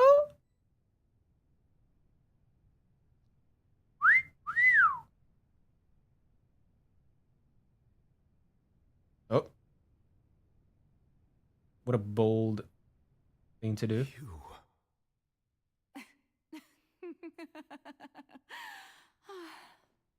Sorry. That shocked expression on your face is just too amusing. I couldn't help myself. Who are you? Ah, the sweet sound of bewilderment. Marvelous. A sure sign that my attempt to deceive everyone was a resounding success. But to answer your question, I am Focalor. You know, the god. Focalor. Why did you deceive us? Oh, that wasn't my goal, of course. Goodness, no. But I had to fool everyone else too, if I was to stand any chance of deceiving the Celestia. Deceiving the heavenly principles. It's all because of that pernicious prophecy. Dreadful, wasn't it? Everyone doomed to dissolve. Fontaine condemned to be flooded. One was not amused. In fact, one was positively bemused when that problem was thrust upon me by my dearest predecessor. One was not. That's the form. What are you, the Adepti? Yeah, for the uninitiated. It hardly gets more disastrous than a preordained national catastrophe, now does it? She knew full well that the prophecy would surely come to pass. And as one of the seven, she also knew full well that one defies the heavenly principles at one's peril. So yes, as you have no doubt surmised, it was a rather impossible situation that I found myself in. I spent a terribly long time mulling it over, alone on the ocean floor. And I was almost growing barnacles by the time I finally realized there was only one possible solution to this confounding conundrum. I had to outwit the heavenly principles, allow the prophecy to be fulfilled, ostensibly at least, while saving everyone at the same time. I'm a genius, I know. I can only assume that's why Egeria chose me as her successor. Although, looking back now, it was hardly the inheritance one dreams of. Between the task of saving the nation, the quotidian duties of the Hydro Archon, and not to mention the original sin of creating a new race of humans, I dare say she left me quite a colossal mess to clean up. But one can only play the hand one is dealt. I did not choose this, any more than I chose to be one of her Oceanid familiars. I didn't choose the Oceanid life. Oceanid life chose me. Transformed into a human by Egeria's hand. Yes, I was. I always dreamed of becoming human. And I still do, even now. In my eyes, to be human is to be part of the greatest opera ever known. After becoming a god, I separated my divinity from my body and spirit, leaving behind only a self that was as naive and bewildered as my past self on her first day as a human being. The me you see before you now is that divinity. And the human counterpart I left behind, I named Furina. She could feel joy, sorrow, and everything in between. She could be as vain and conceited, or as meek and vulnerable as she wished. Her strengths were of a kind only a human could possess, as were her shortcomings. But in my eyes, Furina's humanity was what made her perfect. She was perfectly human in every way. The person I always wanted to be. Anyway, so then I cursed her. Okay. All part of the plan, of course. The plan to deceive the heavenly principles. Do you still remember the final scene of the prophecy? The Hydra Archon alone, weeping on her throne. In order that the prophecy might appear fulfilled, I invited Furina to be an actress, to play the part of the Hydro Archon in the prophecy. Under the curse I placed on her, so long as I, Focalor's divinity, continued to exist, she could not die. But nor was she free to live her life in the pursuit of happiness. Instead, she was forced to take the stage in the opera house, to embrace the role of leading lady, to forever play the part of the god from the prophecy, all to create a deceitful appearance of that prophecy coming to pass. I suppose now you probably understand why your court is called the Opera Epiclese. But Furina is only human, isn't she? Even though she has had a long life, her mind is no stronger than that of any other ordinary human being. I cannot begin to fathom what she has had to endure. It must have been torture for her. It has indeed. And although she is, in a sense, me in human form, I most definitely owe her an apology for it. It's been 500 years, and all along, she's been playing her part in the most unimaginably long, unbearably lonely, and agonizingly painful opera of all time. Sheesh. Get wrecked, Furina. God damn.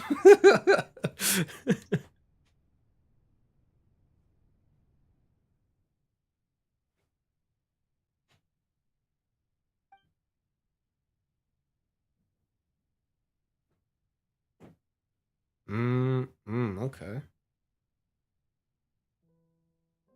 It's Furina's mind place, like in Alan Wake.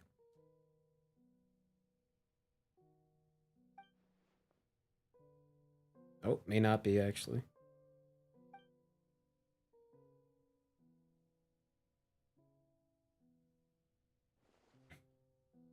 Lady Furina.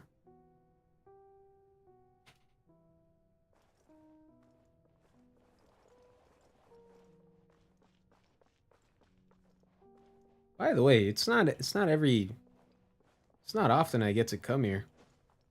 I don't think I've actually come here a lot before, I'll be honest.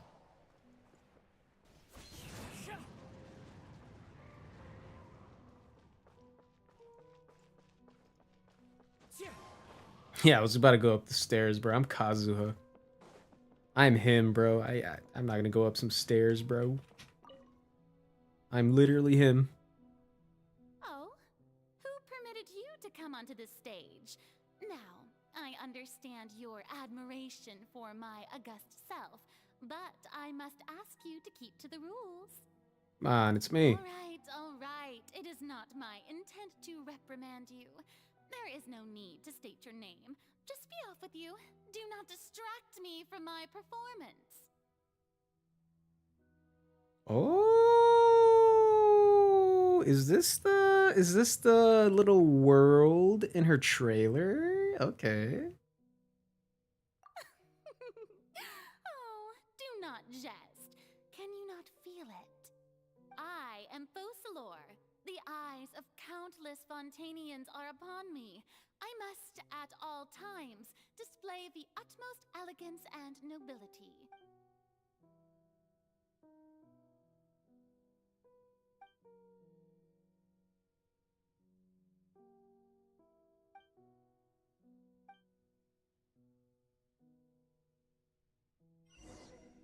That's insane, bro. I gotta turn off. Yeah, I gotta turn off the lights, man. Dear audience, the performance is experiencing a technical difficulty, but worry not.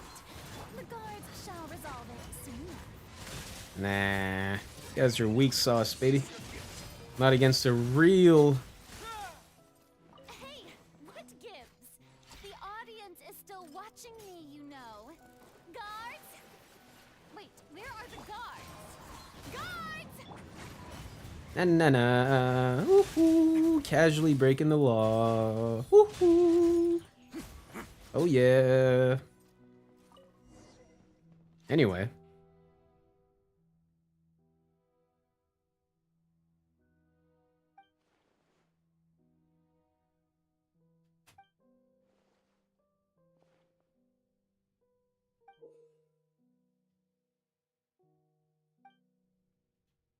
Huh?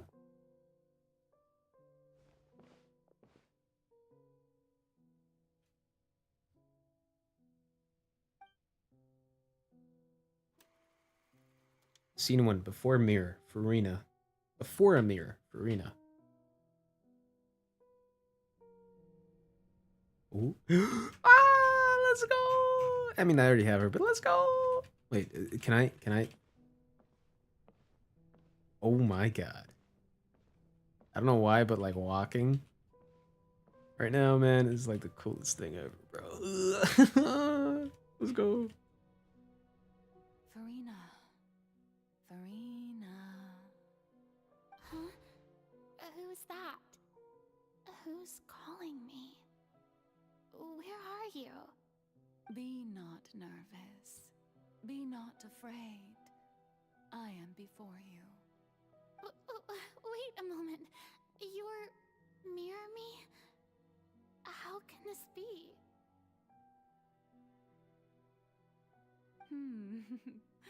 Mirror you, huh?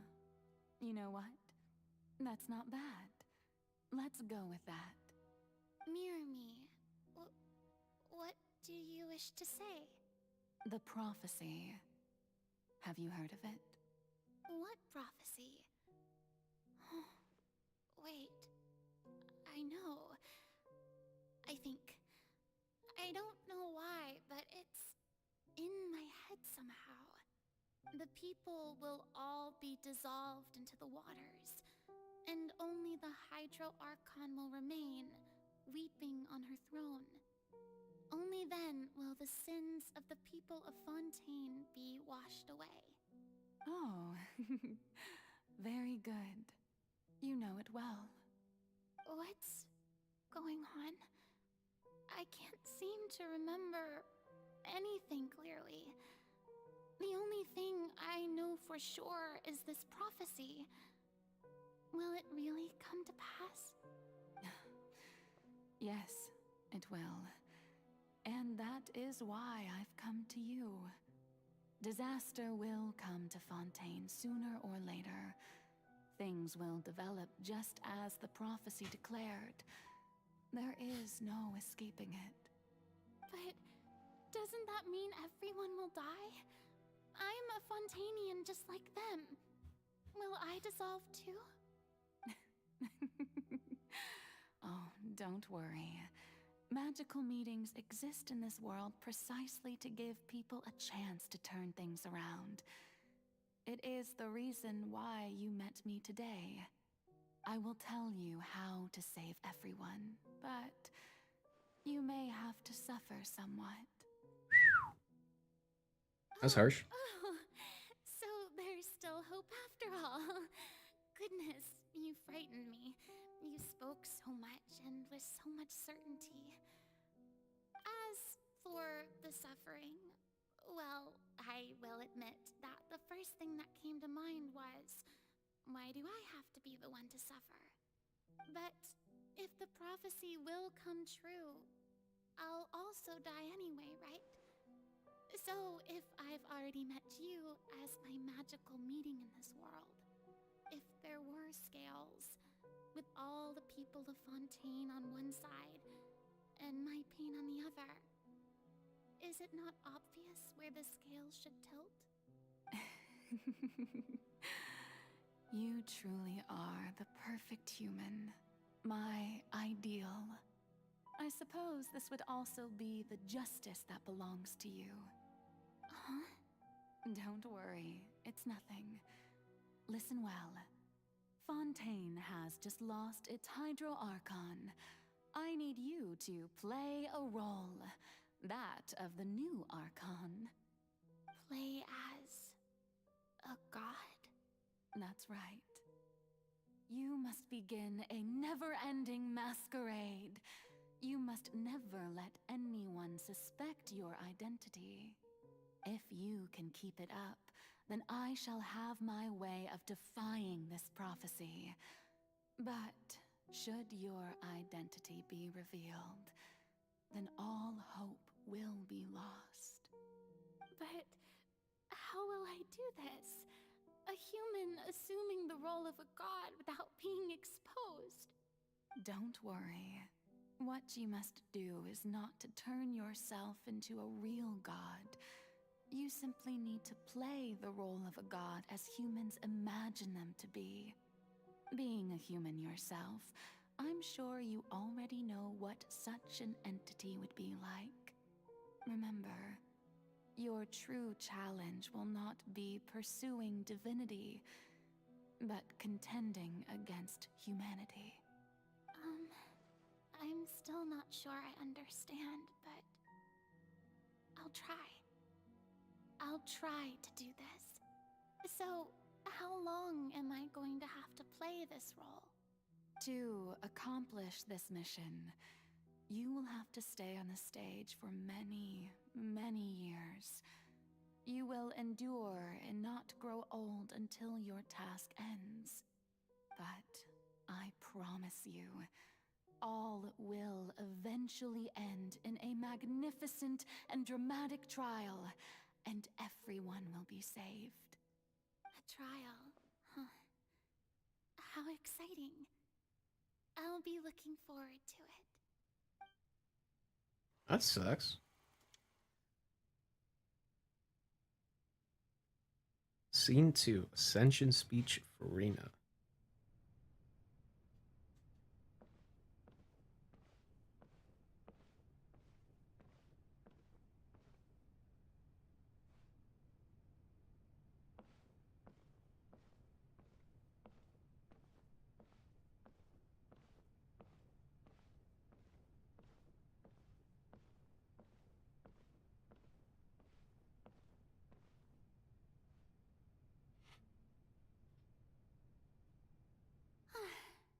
The Maison Cardinalise has announced my accession. Accession? This Oh, is shit. my first time facing the people. What should I say to most appear like a god? To be honest, I still don't know. Perhaps I should first try to act natural.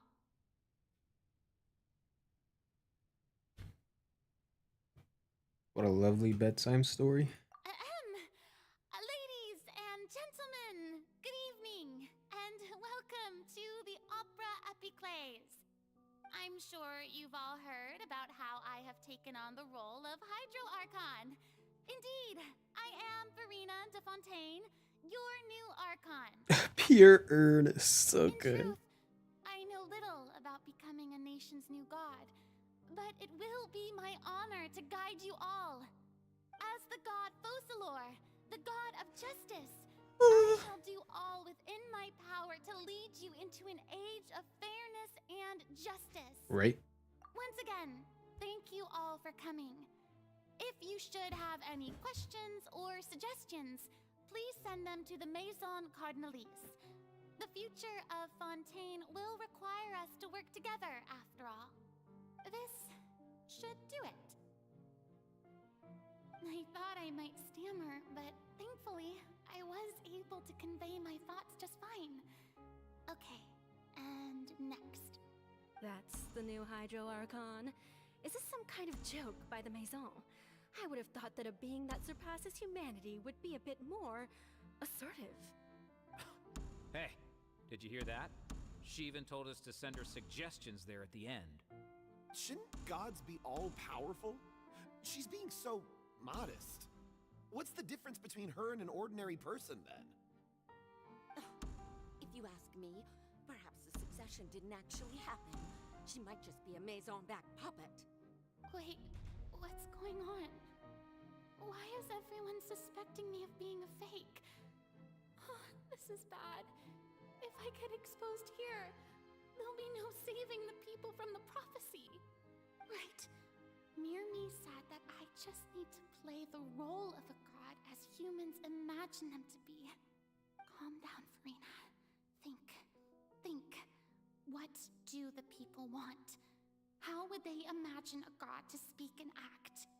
Assertive, with a strong sense of presence.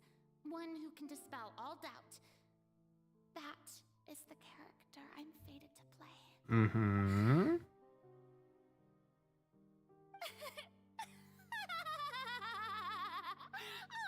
Oh, very good, my people. Only ones such as you are deserving of my rule. Now, I was wondering if some weak puppet were to one day come onto the stage and claim ownership of this opera house, would the children of Fontaine follow them? Well, it seems that you would all see right through them. Having passed my test, you are qualified to witness wondrous trials alongside my august self, here in this opera house. You may consider my previous act a door gift of sorts. I thought it was a debut that suited the atmosphere. Now then, let us be reintroduced. Ah, so that was just a performance. How could I have forgotten that we were inside an opera house? Personality? It's quite shocking, to be honest, but I suppose it's a better look than before. Such a fascinating and bold deity. How wonderful! Our future may yet be bright after all. It seems I've turned them around.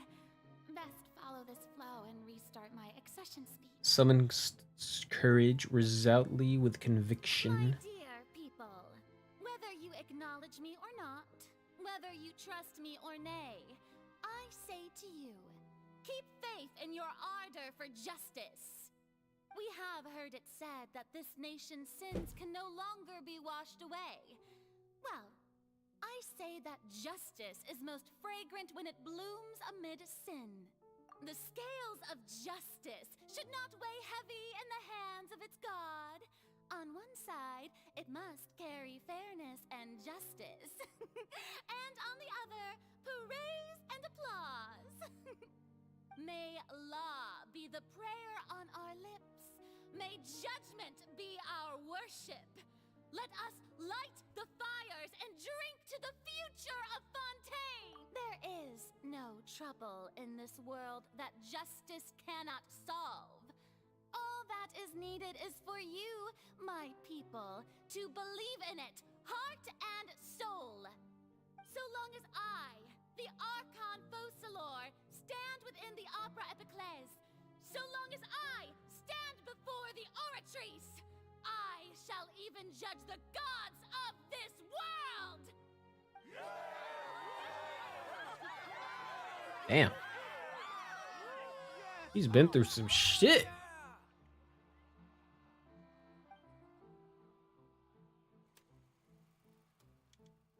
Scene 3, Opera House, Furina.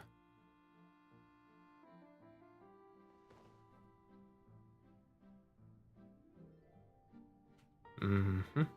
Hmm?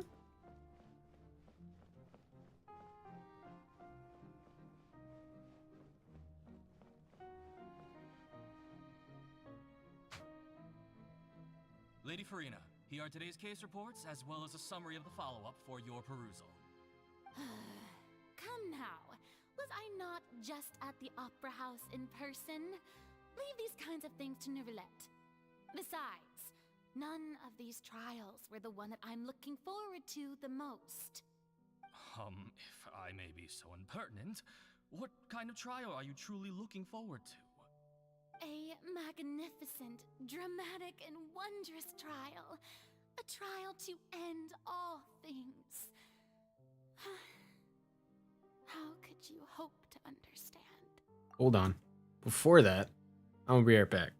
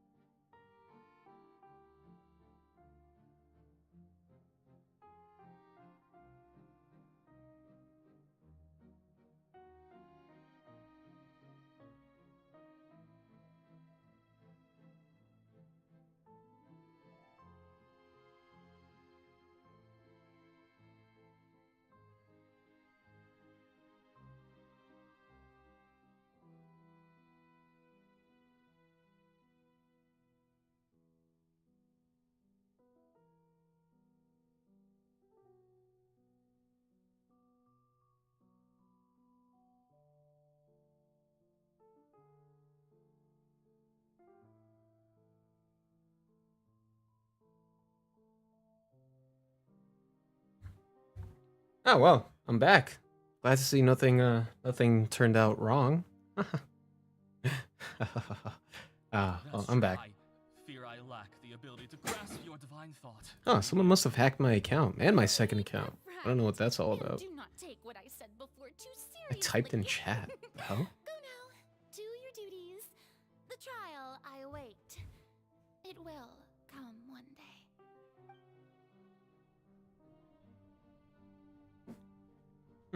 Interesting.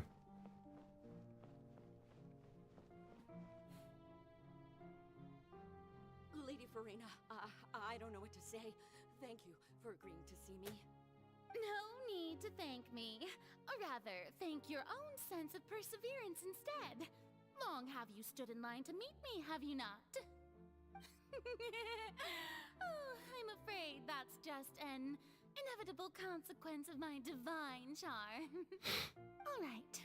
Deuteria, is it? How is your son's illness? You remembered me. I don't know, man. So that's why I haven't been able to get a hold of my account for a while. He was the one who forced me to Damn, man. with you and to bring your words back to him. I don't know. That's crazy how my second account's there, bro. Good. If this should happen again in the future, please do not hesitate to come and tell me. Going down to citizens' homes every so often, while not usual practice, should serve as a fine change of pace. You're such a gentle and wise god. Thank you once again, on behalf of my son. Bro, what?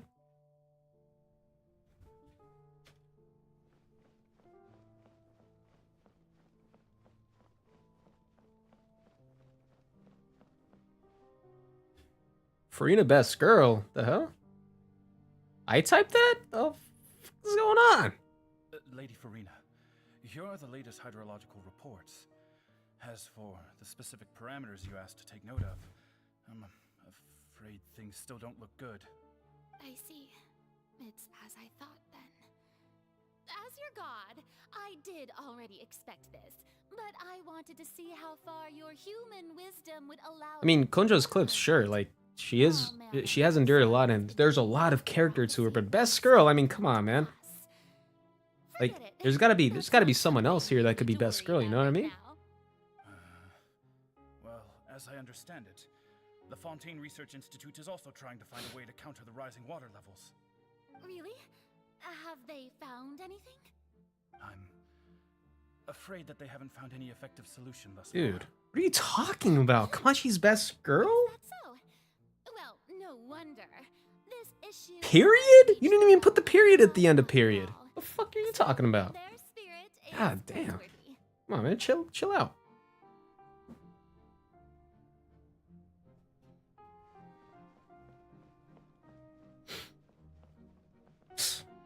Get a load of this guy. Hey, you may be a hacker, man, but you're definitely not upholding my thoughts. Let me tell you that. Oh, man. But I don't know, man. I may be inclined to actually agree with you. She does have a lot of story. I do agree with you, Konjo's clips. Maybe this is fine. Lumina's best girl? Can't argue with that. And everyone will be saved. All right, Furina, don't think too hard about this. You need rest. Not Furina. Ooh, Konjo's clips is arguing with Aya. What the fuck?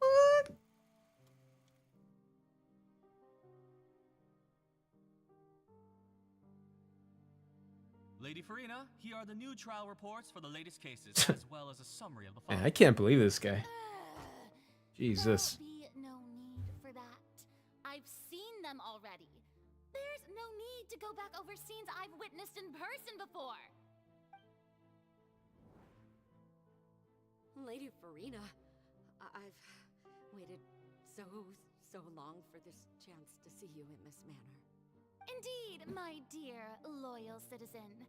This joyous moment is Konjo, an honor for us both. get the heck off your phone?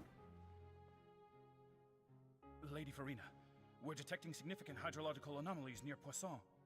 Understood. Keep monitoring. Poisson. Keep me informed should anything come up at the Institute.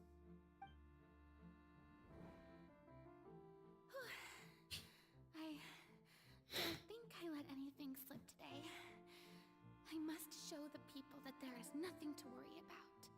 I just don't know when these days will end. I feel utterly exhausted. Best to rest early today, too. Konjo's clips where you are going ham today, man. I mean, I get it. It is a pretty good story.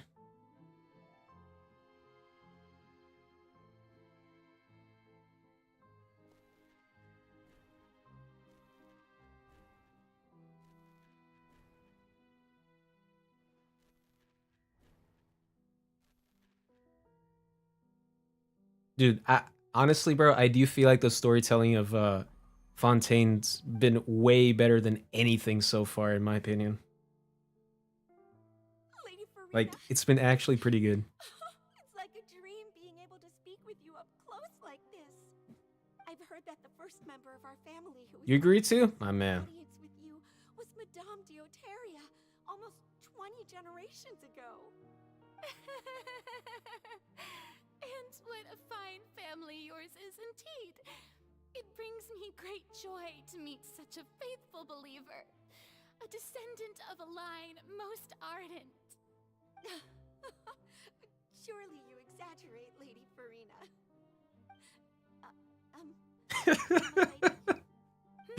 What is it, good citizen? Are you crying? Uh-huh. Really now? I didn't even notice. This must be the overflow of hydro from my person. Well, can't quite help being the god whose dominion is the waters, can I? No wonder. No wonder. A manifestation of your power, then. Oh, Archon, I am honored to have witnessed it. Honored indeed.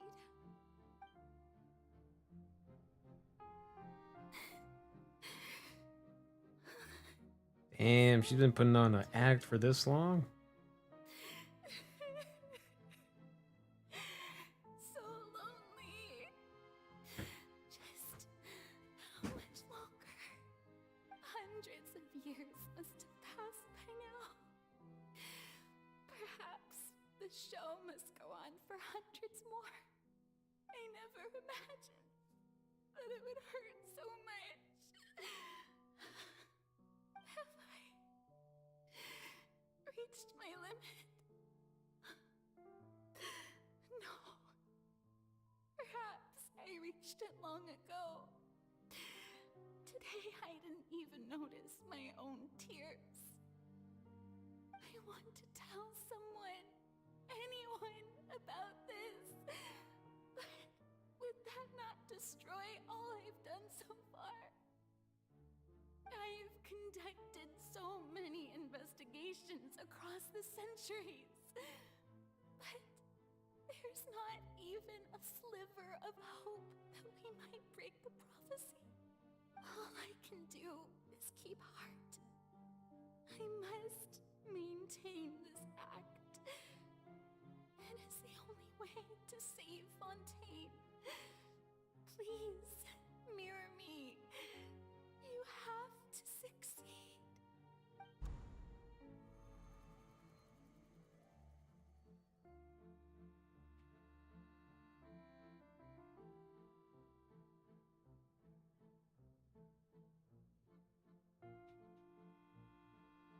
Furina, you don't have to shoulder this burden alone. Although I Damn. don't know what you might be keeping from everyone, your people are more than willing to share your burden with you.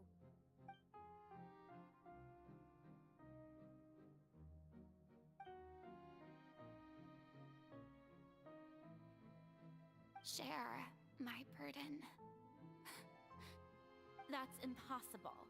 It was fated right from the start that this would be my duty alone. How do you know that? But even if your burden doesn't need to be shared, you can still choose to confide in someone. Just share it with me. I'm what you'd call a witness. A witness? Yes. I've heard that you came to Tevat from beyond the stars, yes. In other words, you never belonged here. And if Tevat is, in its entirety, a show on a stage, then you're just a spectator, aren't you? If that's the case... She's right. I could confide in her, couldn't I? But if things don't play out as expected, the people of Fontaine will be the ones to pay the price. No, Furina. You shouldn't be selfish. But what if it's really alright? Furina, you've worked so hard for so long. Surely it would be okay to put yourself first for once. Just You gotta go? Alright, Aya. You have a good night. such an outrageous thing to do anyway. Sleep tight. Don't let the bed bugs bite. Bars. And sorrows. Surely it could not hurt. If you let this opportunity slip through your fingers, it might never come by again. Think about it long and hard. Yeah, I don't know who did that. The cat thing. I don't know who did that. Must have gotten hacked or something. No,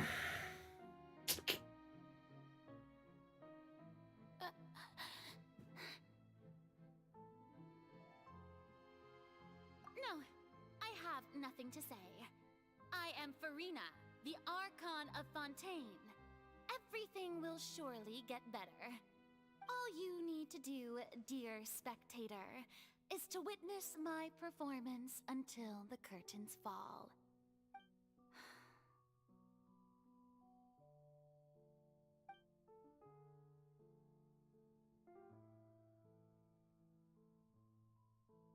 Fine. Well, she never said when the curtains would fall. And if I could have interfered. Huh? Am I right? Am I right? Am I right? So even Furina doesn't know the truth? You've never once let her in on the full plan? Yes, it had to be done. To deceive the heavenly principles, you must first deceive yourself. She did very well. If she had let her resolve falter even once in these 5 centuries, Fontaine would have been doomed to the most tragic fate. It seems that trusting humanity was the right decision after all. I believe that I understand how your deception works. But that is only half the truth, is it not? How would you build on this foundation to save the people of Fontaine? That is the most important thing. Ah, good, good. Of course, the Udex of Fontaine has pinpointed the crux of the issue. I'm sure you've long sensed that the Oratrice is no simple machine, yes? I've always suspected that it had its own consciousness. And Lenny did mention that he heard a human voice within the core chamber. It now seems that that person was you, hidden within the machine all along. Am I right? And then I became one with the Oratrice, taking Fontaine's gnosis with me.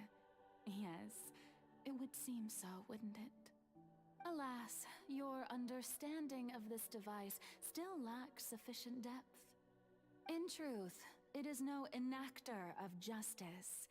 It is, in fact, a device created to kill the god of justice. Oh, shit. Beg your pardon? Oh, you have it. And to be more precise, not only will the Oratrice take down the god of justice, it will also take down the divine throne upon which she has been placed. I mean, did you think I would be the sort to enjoy peaceful repose while Furina suffered? My work over these last 500 years has been to constantly accumulate indemnitium within the Oratrice.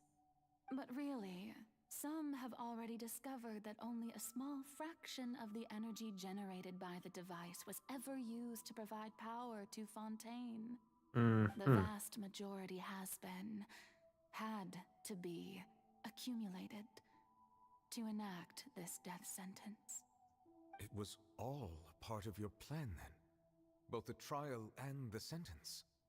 Indeed. This power, accrued over 5 centuries, could have sustained Fontainians for millennia had it only been used for that purpose. Almost all of it has now been stored within the oratories. But only power of this magnitude could hope to destroy the Hydro Archon's divine throne, shaking the rules established by Celestia, and breaking through the institution that is the Seven. So the Oratrice's call for death was for neither Furina nor Focalor, but for the Hydro Archon. The destruction of that divine throne. If I do not misunderstand your intent, you must be... Returning what's rightfully yours to you, of course. In other words, this was all done to return the authority of the Hydro Archon to the Hydro Dragon of this planet. But... So he was technically the Hydro Archon. Ah. Oh, what? Getting sad again, are we?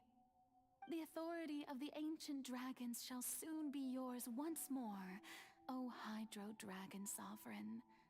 And this is the face you make. All you've done throughout the years is just so you can sacrifice yourself at the very end. I've never quite seen it that way, you know. Even now, I'm quite pleased at how well my deception worked.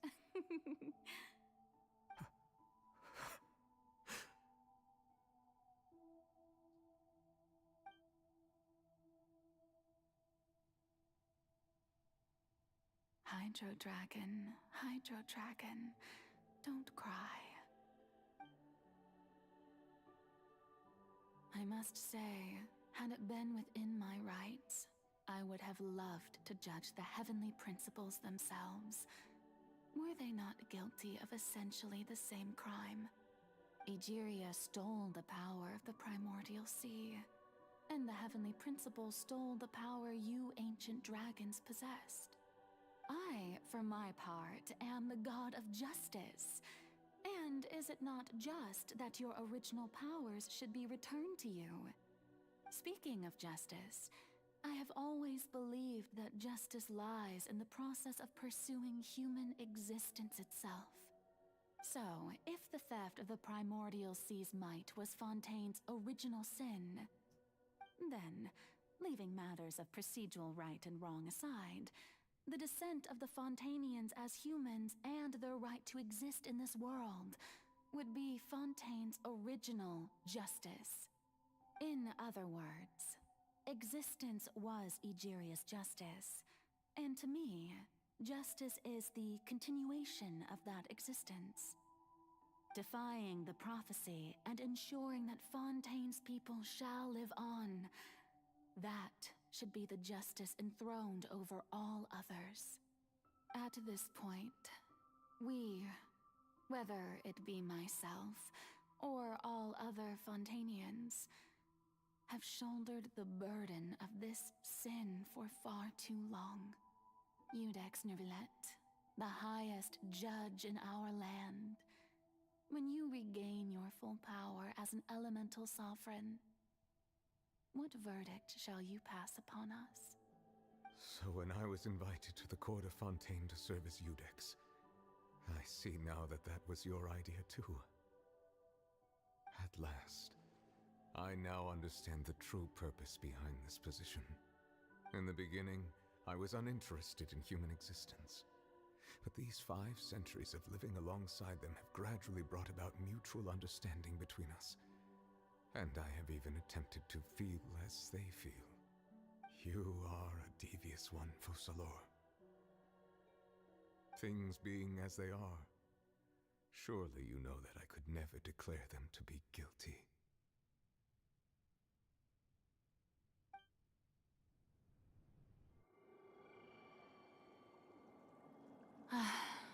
The hour of my execution is almost here.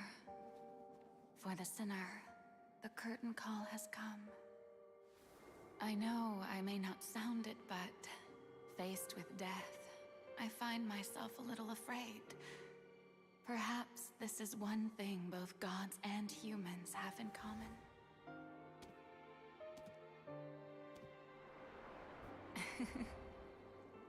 Farewell, Nervalette. I hope you've enjoyed the part you played these 500 years.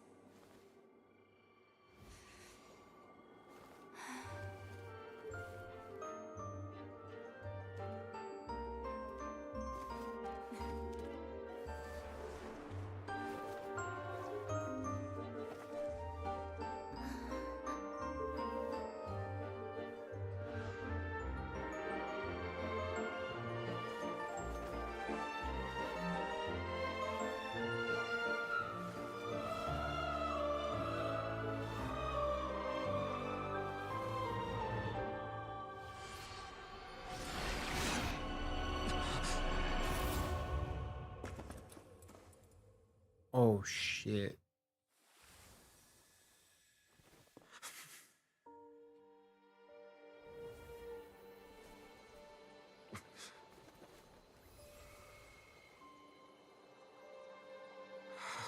Damn, she died?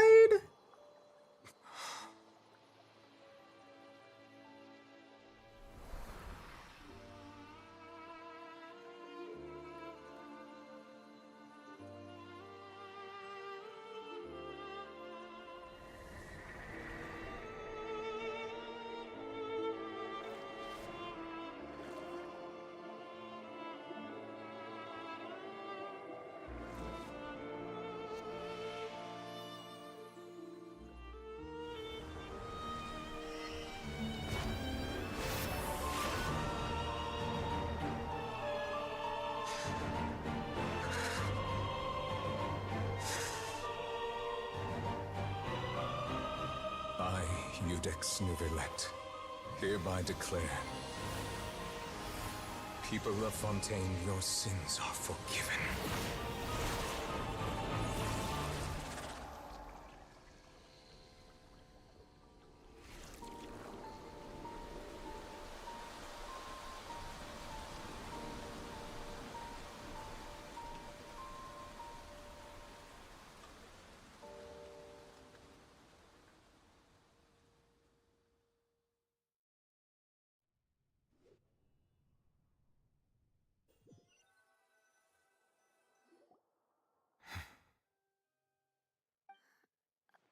What just happened?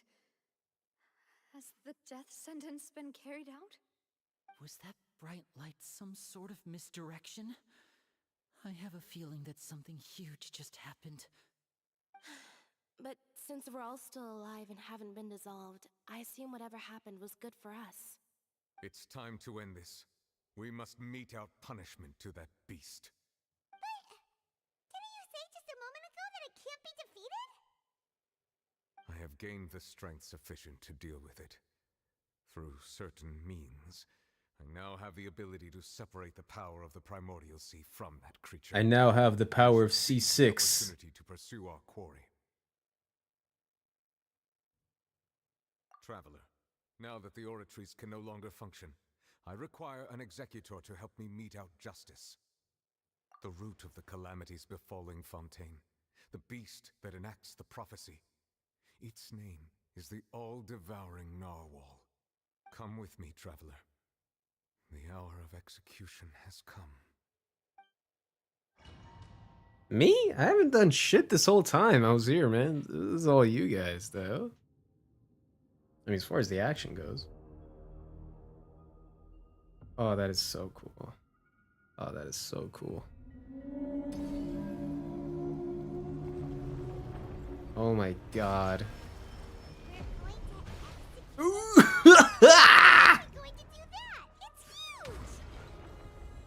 already done my best to separate the power of the Primordial Sea from the whale. Considering the size of the beast, I cannot reach the power source. Unless we can find a way to attack it from within. I shall share a part of the ancient dragon's power with you. We shall look for an opening together.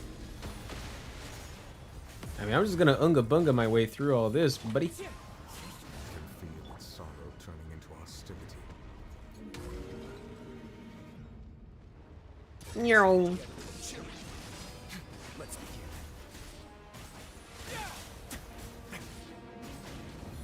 Yeah, baby. Oh yeah, get some. Get some of these hands. Oh yeah, get some. Devouring narwhal cannot resist its instinct to devour.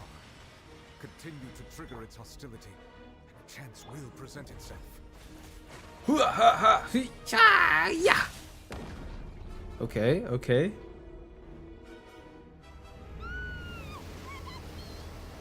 Oh. No! I died. Oh my god! We're in a freaking domain expansion with Tortellini! Oh wait, that's not Tortellini. Nah, you finna catch some of these hands, buddy boy.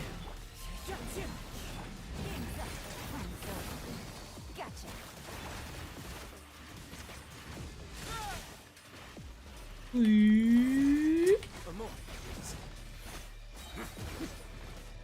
have granted you my protection. Do not fear. Seize the moment and use my power to suppress its root from within.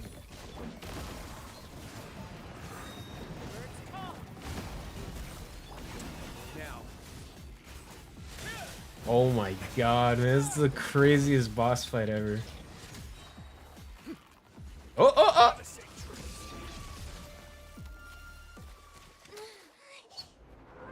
Holy shit, man.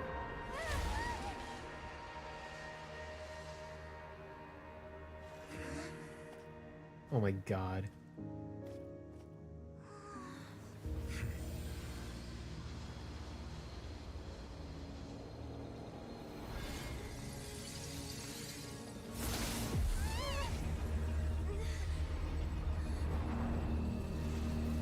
Oh, he turned into a shrimp. He said, nah, screw this whale life. Oh, hello. Hello, mother.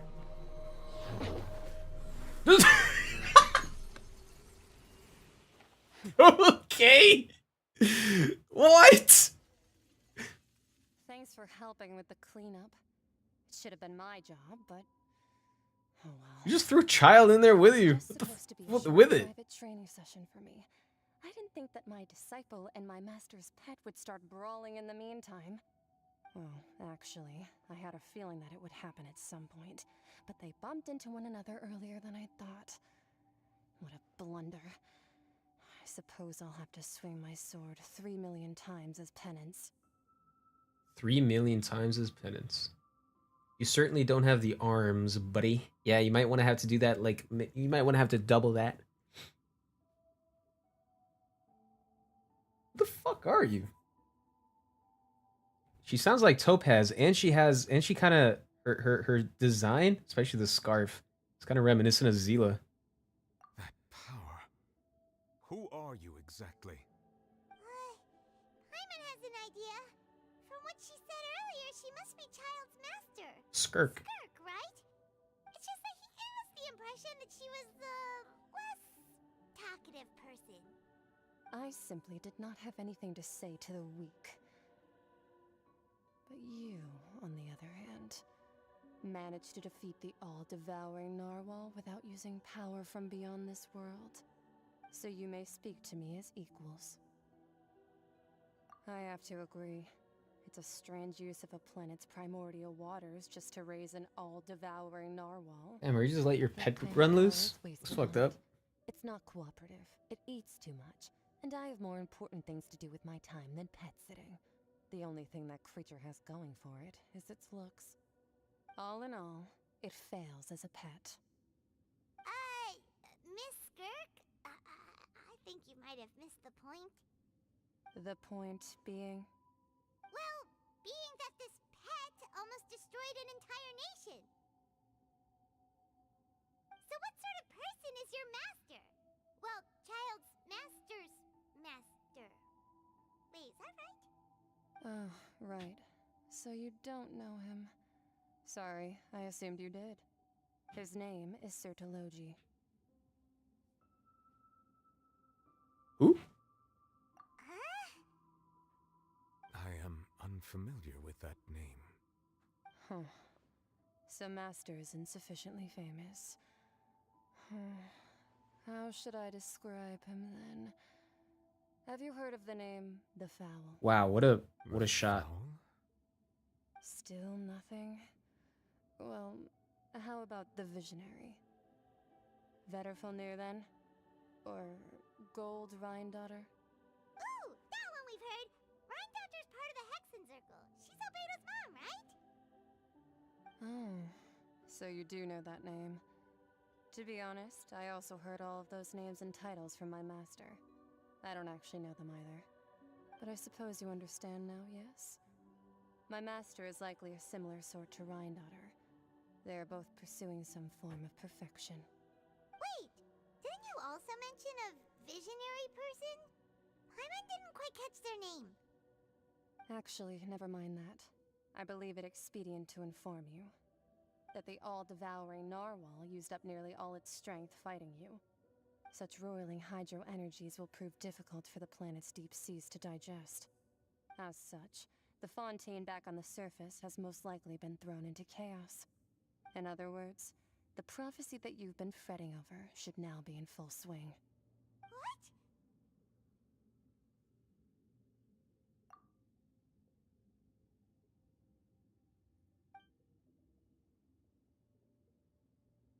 Not to worry. Focalor has already managed to deceive the heavenly principles. In the end, the people will all be dissolved into the waters, and only Furina will remain, weeping on her throne.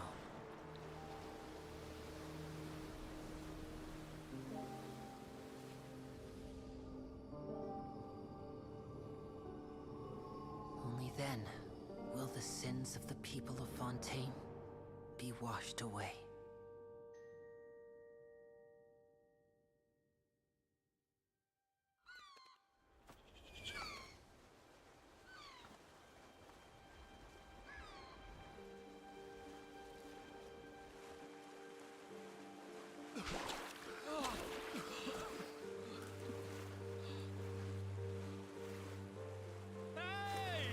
Help!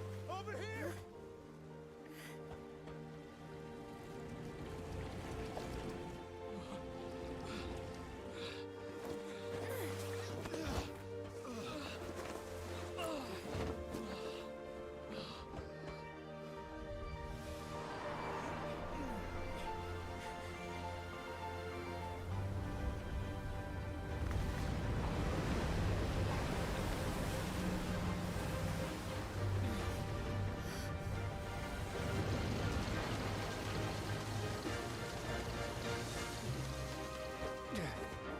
All hands, initiate emergency rescue!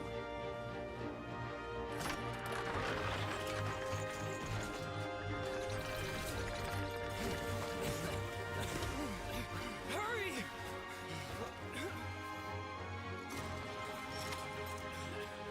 Hey, lend a hand!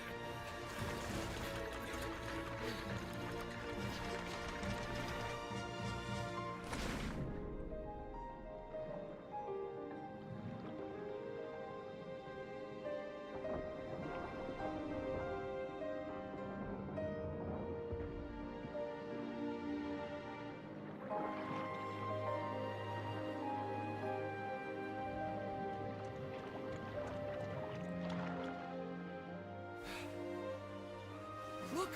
The water's receding!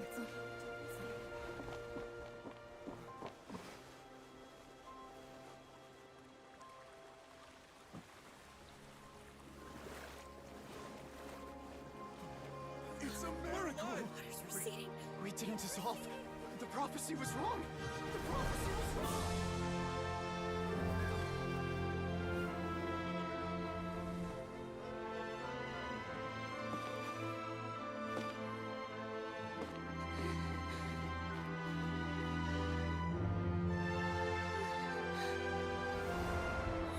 Are you alright? We're saved. The prophecy was wrong.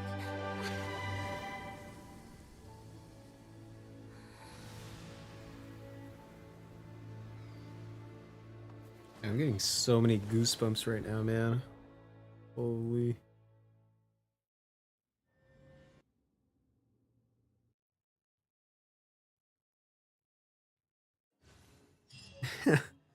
Oh my god.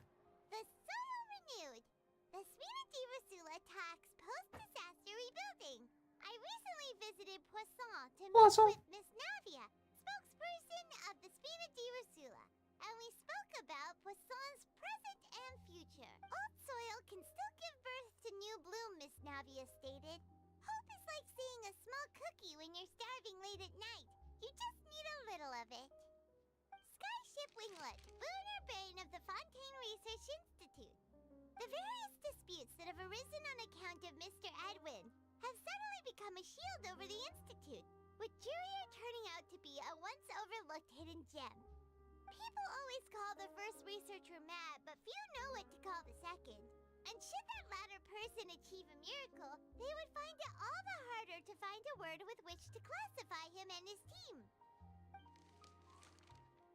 Wow!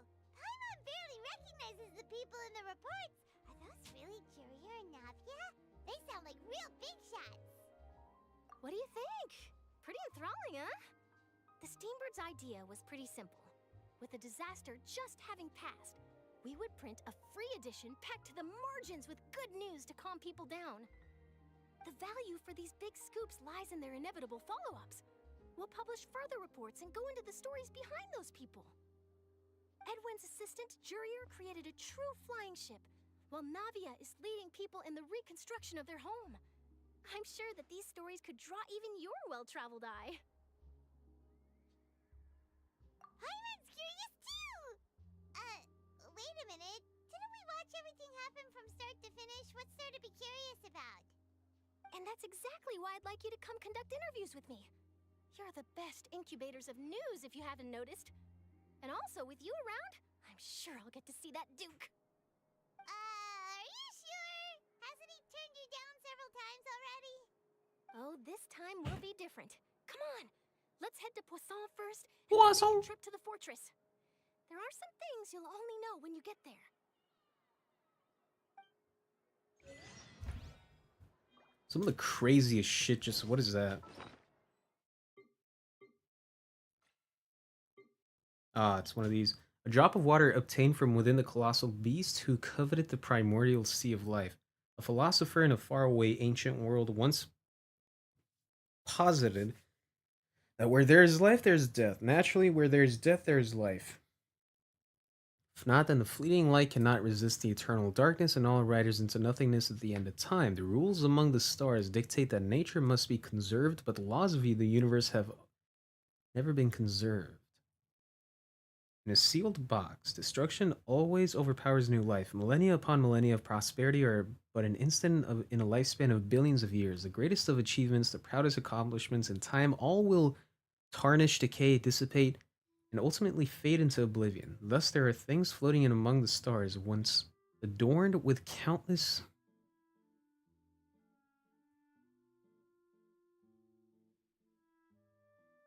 prestigious titles from... Oh. Sorry, I just had a eureka moment.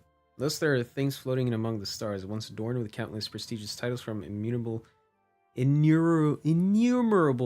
civilizations shedding tears for their ordained demise. Their tears stream down out of desperation, out of hope, because all desperation and hope will be utterly extinguished along the innumerable stars. Their tears stream down out of sorrow, out of joy, because both will eventually scatter into the cold, dark, endless void. Every tiny yet beautiful silhouette, and every moment worth remembering will fade with time, even stars. And then there are these so-called gods that are determined to save everything worth saving and devour everything that should be devoured until the end of time, until the sea of stars recess into nothing but dying embers, until a newborn world moves for the first time in the stomach of the whale. There will be no more sins, no more sadness, no more tears, because everything died with the ancient stars. I see. Okay. What's this thing? Defeated the Hydro Archon in the very duels you took part in at the Opera House. That's one for the history books, all right. Hmm. Okay.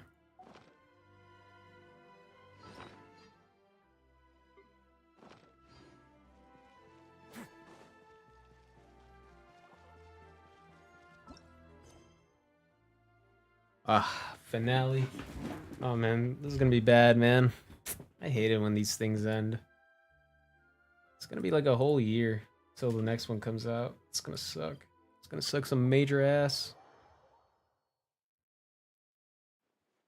Man, oh man.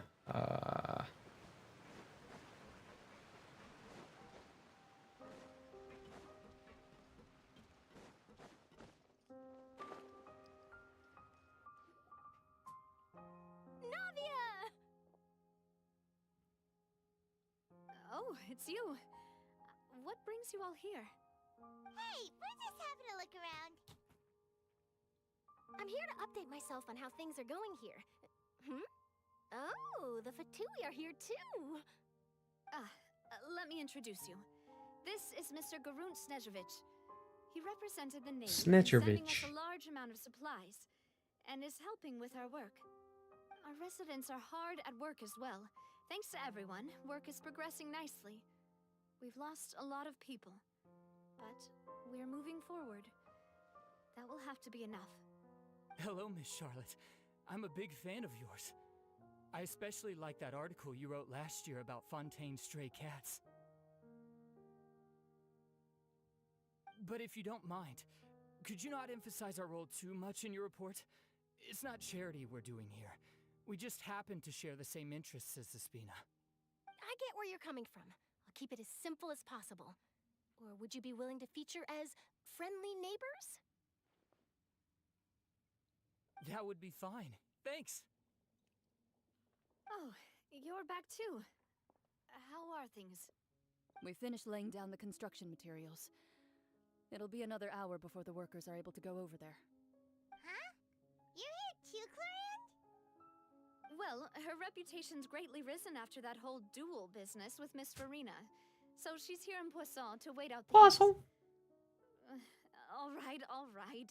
She really came here to help me out. There's too much to consider in the reconstruction of Poisson. Poisson. The Spina has need of more decision makers. And, well, I do already happen to be connected to Mr. Callis. Oh, wait just a moment. Do you mind me asking a few questions? You know, about how you felt before the duel, about what it was like facing down a god. There's lots of exciting material there, I bet. Forget it. I'm sure you can find a better theme than that, Miss Charlotte. I see you're the same as always.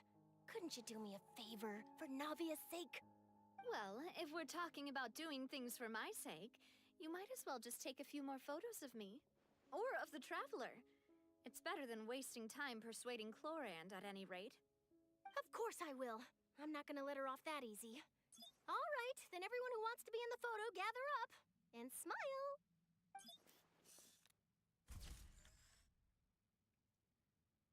How did it go? Was it a good shot? Did Paimon look cute in it? Not bad. Your addition really helped the composition of the picture. All right, hang on a moment. Let me snap a few more shots.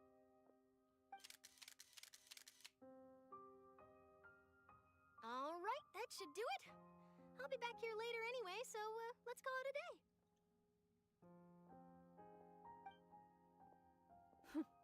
You're very quick. Speed is of the essence when it comes to the news, and freshness is the key. Also, not to brag, but I'm pretty good at building connections. Who knows? I might eventually get that interview with you after all, Miss Clorand. Wow, you really do have that never say die spirit. I'm impressed. I'll hazard a guess that this is how you got that interview at the Fortress of Meripede.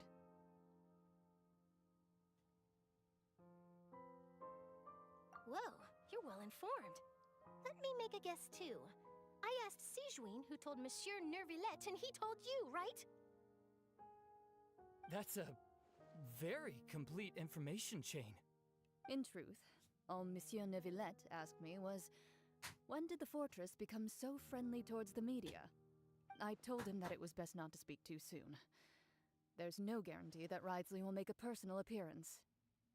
You're right. I've got to treasure every moment I have with them. In which case, I'll be making a move first. Stay safe now.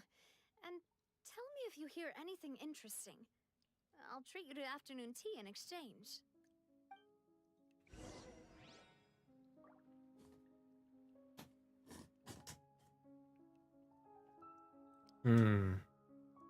You seem curious about the fortress. Of course.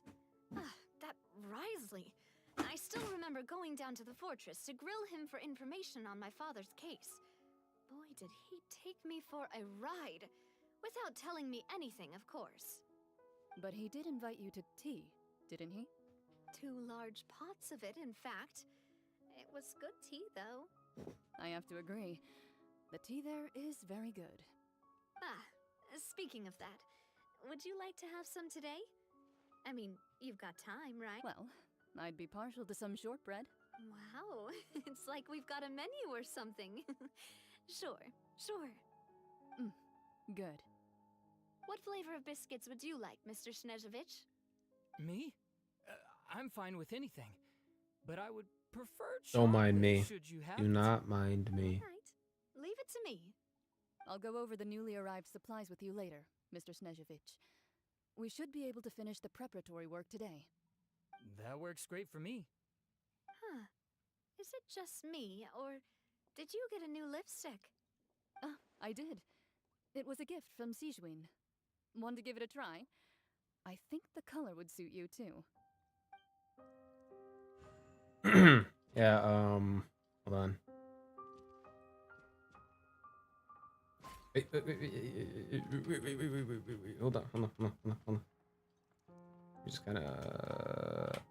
There you go. Yeah. All right. Hey, wait.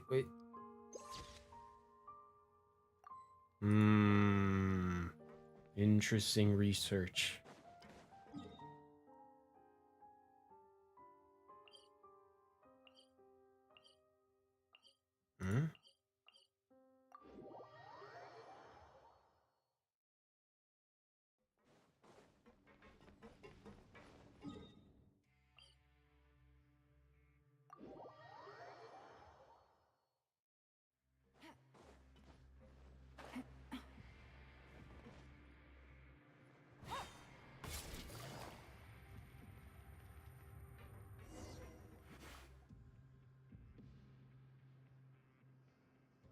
Wow, guess we're here again, huh? There's a real nostalgic feeling to this place. Mm-hmm. Looks like you've been missing us. Oh, I missed you specifically. Did you come all the way to the entrance to greet us? Of course. I'm here to welcome you and our dear Miss Charlotte, whom our good head nurse recommended to me. It's an honor to finally meet the much-rumored Duke. Thank you for consenting to my visit to the fortress, sir. No need to thank me. But that said, I shouldn't be the focus of your interview. I trust you recall our agreement? Of course. All right then, this way.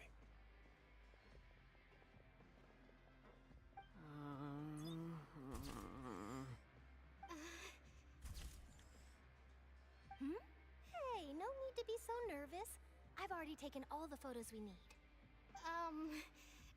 Miss Charlotte, do these pictures really need to be published on the cover of the Steambird? It would seem that Miss Lorvine doesn't want her face to appear beside that of Mr. Jurier, Sir, please don't say things like that. But it looks like dear Mr. Jurier denies it. Might this interview be very important to you then? No, I just... This is my first time being interviewed, and I'm very thankful to the Steambird for... Now, I might not look it, but I actually did meet Mr. Edwin once. And I'll be honest, I enjoyed chatting with you more. You've definitely got more of that genius vibe going on. The boat that brought about a miracle, the ark that saved the people. Why, you recreated a myth back there, like an emissary of legend. Still, if I might ask, where's that flying ship now? Huh. Looks like Charlotte's trying to get herself another exclusive scoop. I have to apologize, but that ship is presently in the bowels of our factory. I'm afraid it won't be easy for you to get a shot of it. Really? Well, then in that case, could I have an interview with you to make up for that loss?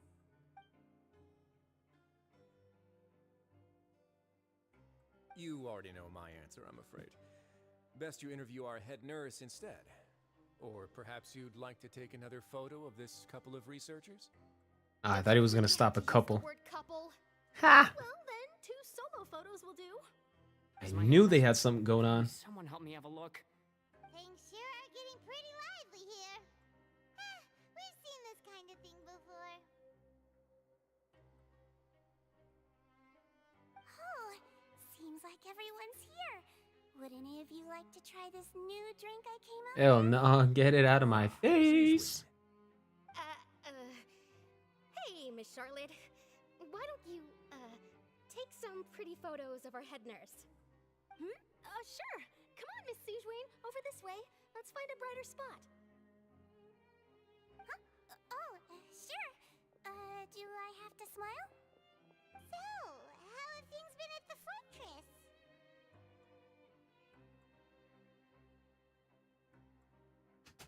Same old, as you can see. Fontaine's undergone some changes, but this place is still more or less the same. Other than that flying ship, it got a tad too much attention, I think. That's why I decided to let the interview go through. We should direct more public opinions toward the behind-the-scenes heroes. Am I right, Mr. Jurier? Miss Lurvine? You're too kind, sir. I believe that you too should have your day in the sun. Not that you would want that, which is a pity. I'll just leave the spotlight to you two.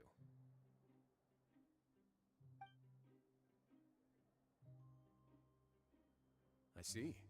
Lots of things happened that day, huh? Anyway, regarding that Harbinger, I'm not sure you remember, but his 3 young followers are still waiting for his return. He sure did win them over, huh? I'll tell them that there's good news and bad news. The good being that their boss seems fine, and the bad being that they must face extended sentences for abetting his escape. Oh, actually, what about you? Are things gonna change for you too? What change can there be? The fortress will keep chugging along, and so will my duties. As to what Miss Furina's departure will mean for the nation, and if our laws and governance will be transformed, we'll leave those to the folks in the overworld. Hey everyone, the photo shoot's done. Good. In that case, let's call it a day here. Thanks for your cooperation. Come on, Traveler, let's go. Till next time, everyone.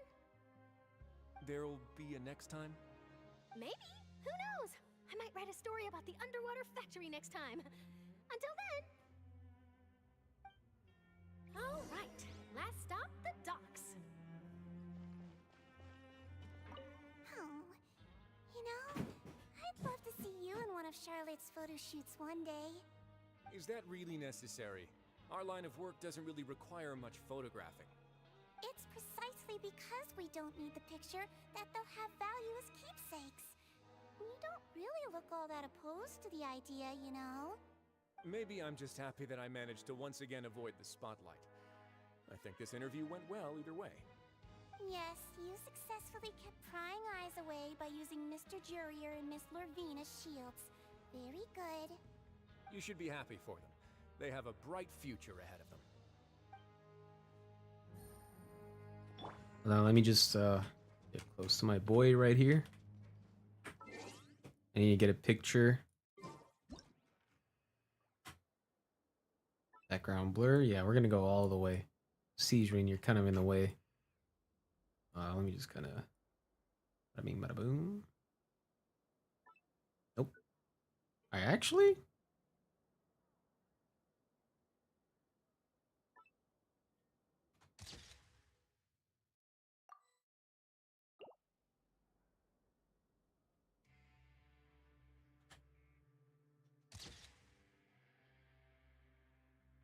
Hmm.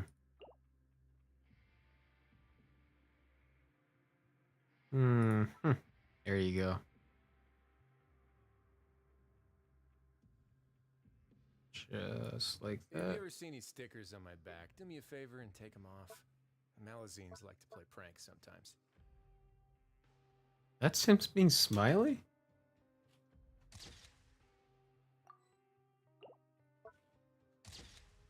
I mean, I'll still take a picture, but none of those seem different. You're not gonna look at the camera? Damn.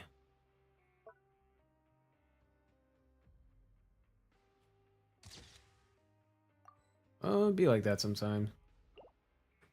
Oh, that's about all the shit I can do with this guy. Hold on. Let me just kind of.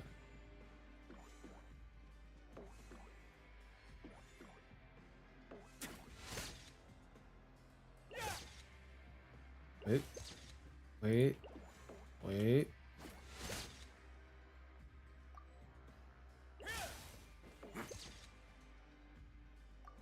Alright, at this point, I'm just fooling around. I gotta head out now. Oh, we're going all the way back to the entrance, huh? I assume we're gonna be talking about Natlin next. This is actually kind of insane, man. From Liyue to Inazuma to Sumeru to Fontaine, now to Natlin, which is gonna be next year.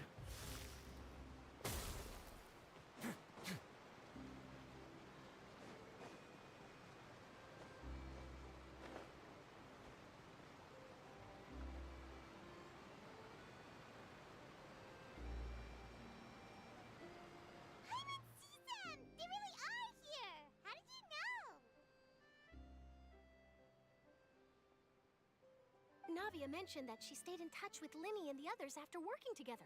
Apparently, they've been at the docks distributing these strange pockets the whole time since. Traveler, Paimon. Ah, and Miss Charlotte, too. Would you like a magic pocket? What sort of gadget is it? It's a wondrous bag that can be used to carry many things. The water level has returned to normal, but if you see any of your things floating around, you can use this to carry them. Or you could trick a friend into doing it for you. Trick a friend? I wonder which of my friends would fall for that.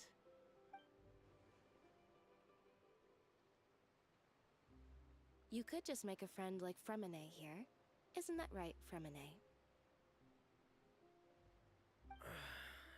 Is this what you meant by, I'll help you make some more friends?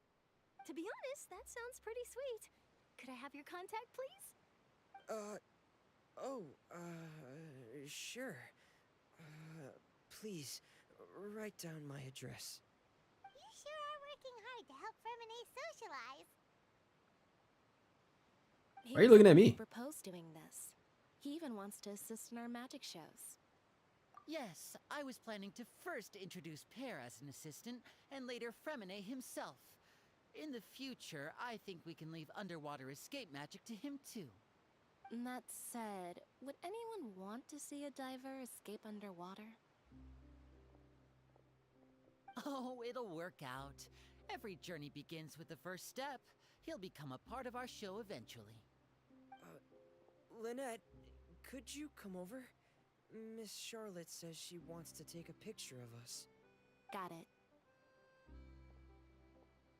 My, that Charlotte is rather perceptive. She got rid of everyone the moment she realized I had something to say to you. So, how have things been, Traveler? Father says that you did a great deal during the latest events.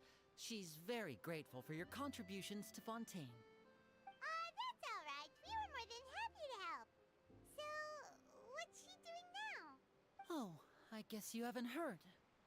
Well, after Lady Furina left, Father and Monsieur Neuvillette opened negotiations, during which he gave Fontaine's gnosis to her as a diplomatic gift.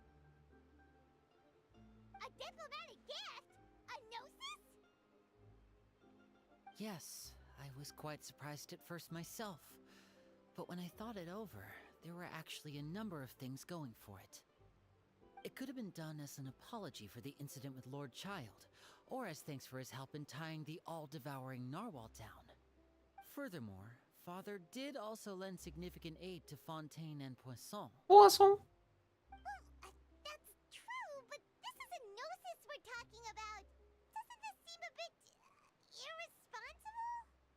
I would agree, but I've also heard that it seems that Monsieur Nervulet has had a significant change of heart regarding the matter. So there's some reason for this that only Nervulet knows about? I suspect you'll have to ask him about that yourself. Ah, yes, speaking of which, I did see him strolling around the entrance to the Fortress of Meripede a while back. Isn't he real busy and stuff? Paimon didn't think he'd have the time for that. But back to the topic. The Gnosis was given to the knave, right? What about Child? They say that he's returned to Snezhnaya to recover from his wounds. I hear that the recent disaster really did a number on his health. I guess I can now call him one of my war buddies. When you think about it, we've had loads of run-ins with the Fatui. To think we'd be allied with them this time. So shocked by such a simple switching of sides? The knave? Arlecchino? Yep. Father! Well, what do you know? Come to the docks to see how my children are doing and meet the traveler by chance. Please do not pay my accomplishments in Fontaine too much mind. I would have done them regardless. Are you going to take the Gnosis back to Snezhnaya? That is our duty as harbingers, yes. Don't be too preoccupied with sides. The goal of the Fatui concerns not a single place or person, but the entire world. With such a grand goal in mind, it is inevitable that we must wear many masks. Switching my masks is something I've always done. Well, that depends on many things. No one truly knows what the future holds. What good is honesty if you can't rely on it forever? As for you, I very much look forward to our next collaboration. Good things cannot be achieved alone, and you've proved yourselves to be great partners. A vision? All right. I'll remember to return it. Thank you for keeping it safe for him this entire time. And that's a wrap for me. Huh? You're... Greetings, Miss Journalist. Hello. If I'm not mistaken, there are diplomatic channels I'll need to report to take a photo of you. That is correct. So forgive me, but I will not be able to serve as a subject in your article. However, feel free to write as much as you'd like about our dear magicians and our upcoming rookie talent. I will. The sea breeze is quite pleasant. I shall continue my walk while the weather remains so agreeable. Farewell. Farewell, Father. Oh, she has such an intimidating presence. I didn't even dare to take a picture. Thankfully, I've already wrapped up all my pre-scheduled interviews. Thank you all. This'll be more than enough for me to write about, I'm sure. Don't be too nervous. Why don't you take a magic pocket before you go? Here, traveler, Paimon, you take one too. Can I actually use it? That's right. Funny. I was giving out magic pockets when we first met too. And what do you know? I'm doing the exact same thing right now. So many things have happened, but the pockets are still the pockets. I guess this must be life. We will all follow our own paths, and serendipity will lead you to your fated friends. All right then. We'll be handing out pockets in some other districts later, so we'll get going now. Have a good day, you two.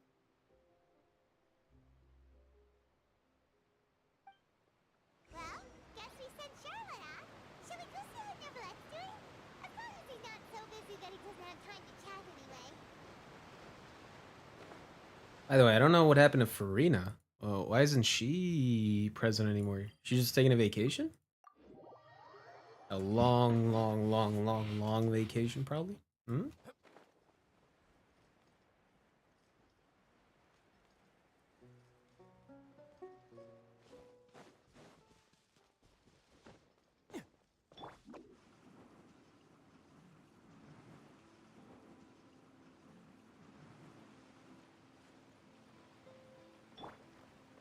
Hmm.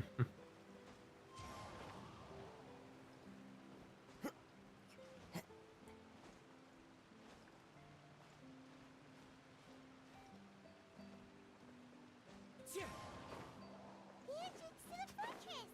Ooh, he really is there!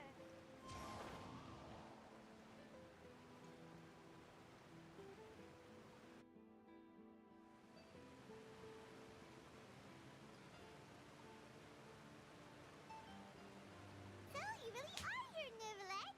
Paimon didn't think you were going to have free time this hour of the day. Really? Oh, I suppose you must have met Mr. Linney. He took the time to greet me earlier when he passed this way. In any case, you came at a good time. I was just considering reaching out to you to set up a meeting, so I may explain some things that I haven't had the time to before. Aw, Paimon's glad that you remembered. Thank you for keeping us on your mind, what with you being busy and all. Alright, let's have it then. How was Fontaine actually saved? The whole business is still quite the mystery to us. It is strange how words can often leave a bitter taste in the mouth when it finally comes time to say them out loud.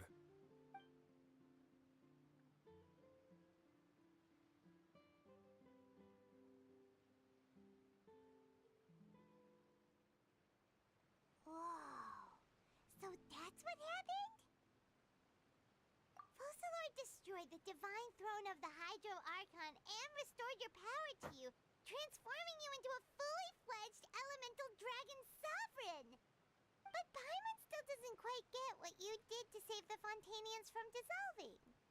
For me, the authority of the ancient dragons refers to absolute control over the hydro element. Fontainians were incomplete humans born of Egeria's use of the power of the primordial sea, with constitutions similar to that of mimics. But so long as those primordial energies remain within them, I could use the ancient dragon's authority to grant them true blood, after the fashion in which life was first brought into being on this planet. In other words, when I gave my verdict, Fontainians became true humans, and thus would naturally no longer be dissolved by water from the primordial sea. Focalor must have counted on you to make that decision as well.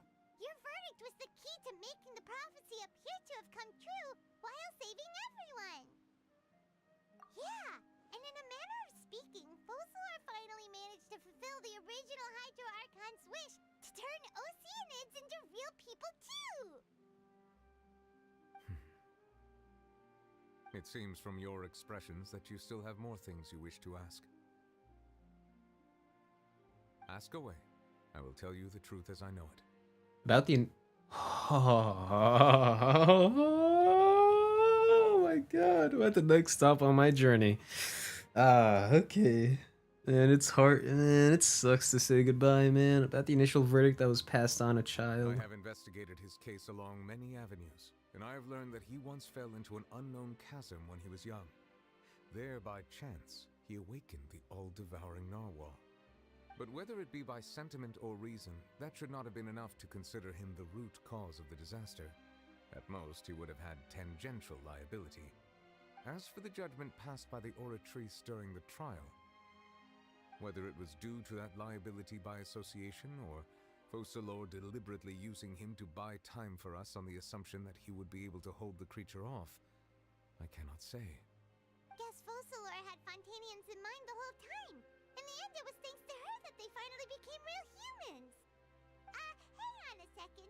Paimon suddenly got another question. Back when Fontainians hadn't yet become real humans, were the children they had also transformed Oceanids? That's what I asked. Life has always flowed like water. Do you recall how Fontainians would often come to the Fountain of Lucine to pray for children? Yeah, Lynette said the fountain is where all the waters in Fontaine converge. In truth, even those couples did not know that such prayers were no mere custom, but instead a form of ritual. Those Oceanids who were blessed within the spring water would later descend as new humans in the coming months. Paimon sorta gets it now. Either way, seems like this ritual won't be of any further use, but it'll probably live on as a local custom. Ask away. I will tell you the truth as I know it. About Fontaine's future.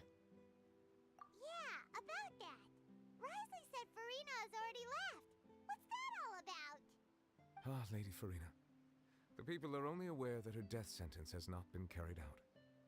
She abdicated the post of Hydro Archon and left affairs related to that title to me, before leaving the Opera House. I related Focalor's words to her faithfully and completely. After hearing them, she seemed neither saddened nor comforted. She simply said that she was tired and needed to rest. Having said that, she then packed her things and moved out of the Opera House, not unlike how an ordinary person might. But she's still got a place to stay, right? You need not worry. I will make arrangements to ensure that she will not want for food, clothing, board, or travel. In truth, I am somewhat happy for her. The wear and tear on her spirit will, of course, take time to heal. But now that she no longer has to play the role of Focalor the Hydro Archon, she can finally lay down her burdens and lead a normal life. What about you then? What are your plans now that you've regained your full powers as the Hydro Dragon? After Focalor passed on, the Oratrice also ceased to function. This matter will directly affect our trials. After much careful consideration, I've decided to take over its role in our courts. From now on, I shall hear cases and pass verdicts by myself. Looks like you're still considering stuff from the perspective of the Udex, huh? As an elemental dragon, there are indeed many things that I must do. But this power and this duty, in a manner of speaking, you could say that both were granted to me. As such, before I attend to my other responsibilities, I must first and foremost continue to serve Fontaine as its highest judge. The duty of the Hydro Sovereign and the duty of the Udex shall coexist within my person. Additionally, the Hydro Archon's departure has brought about another problem, which is that the Opera House shall no longer produce indemnitium. That's true. That power was derived from the people's faith in the Hydro Archon, wasn't it? Wait, but the various mechs and machines in the city are all still okay. Where are they getting their energy from? As I am now, I have full command over New Musia, and it can serve as a complete substitute. Another reason why I cannot quite leave Fontaine immediately. Wow. This ancient dragon's authority stuff is really quite useful, huh? Ask away. I will tell you the truth as I know it. About Fontaine's gnosis. Right! They say you've given it to the knave as a diplomatic gift or something. Leaving aside their intentionality, the two Fatui Harbingers have indeed done much for us during this crisis. Their sole remaining goal in Fontaine, at least at this point, would seem to be the Gnosis. The Oratrice has ceased to function. The Hydro Archon's divine throne is now no more, and I do not need the Gnosis's power. As such, it has lost all meaning for Fontaine. If the Fatui have impure designs, then we might as well accede to their request now, and avoid unnecessary conflict. What complicated considerations. Paimon thought you were just giving it to them out of gratitude to the knave and as an apology to Child. Ask away. I will tell you the truth as I know it. And You will soon be heading to Natlan, I presume. Natlin. I'm afraid that I have little talent as a travel guide, so all I can do is tell you what I know about that land. As far as I'm aware, Natlan can be said to be a nation of dragons. A nation of dragons? You mean like you? No, I suspect that I would not find myself welcome there. Unlike ancient dragons such as myself, the dragons of Natlan have undergone long years of development and evolution. Large numbers of them have entered a form of coexistence with humanity. Natlan is also the nation of war. War ravages those lands like an undying flame. There is one other piece of information I got incidentally from my negotiations with the knave that I believe may be useful to you. The harbinger known as the Captain has thrown his hat into the endless ring of war. The captain. I know that dude. Real tough customer. Seriously, everywhere you look, there's a Fatui Harbinger doing their thing. I suggest that you fully prepare yourself before going to Natlan. In the meantime, Fontaine's doors will always be open to you. Ask away. I will tell you the truth as I know it. Man, dude. That's it. Hang on a sec. Paimon's still got a question about the Gnosis. When we spoke to Linny earlier, he mentioned that your attitude towards giving away the Gnosis had clearly changed. We guessed that there might be some reason for it that only you were aware of. No wonder the House of the Hearth is the Fatui's intelligence division. They are certainly sharp. So regarding this specific issue, I was just getting ready to share something with you. What is it? In truth, I exchanged some further words with that lady named Skirk after sending you two back to the surface. It went something like this.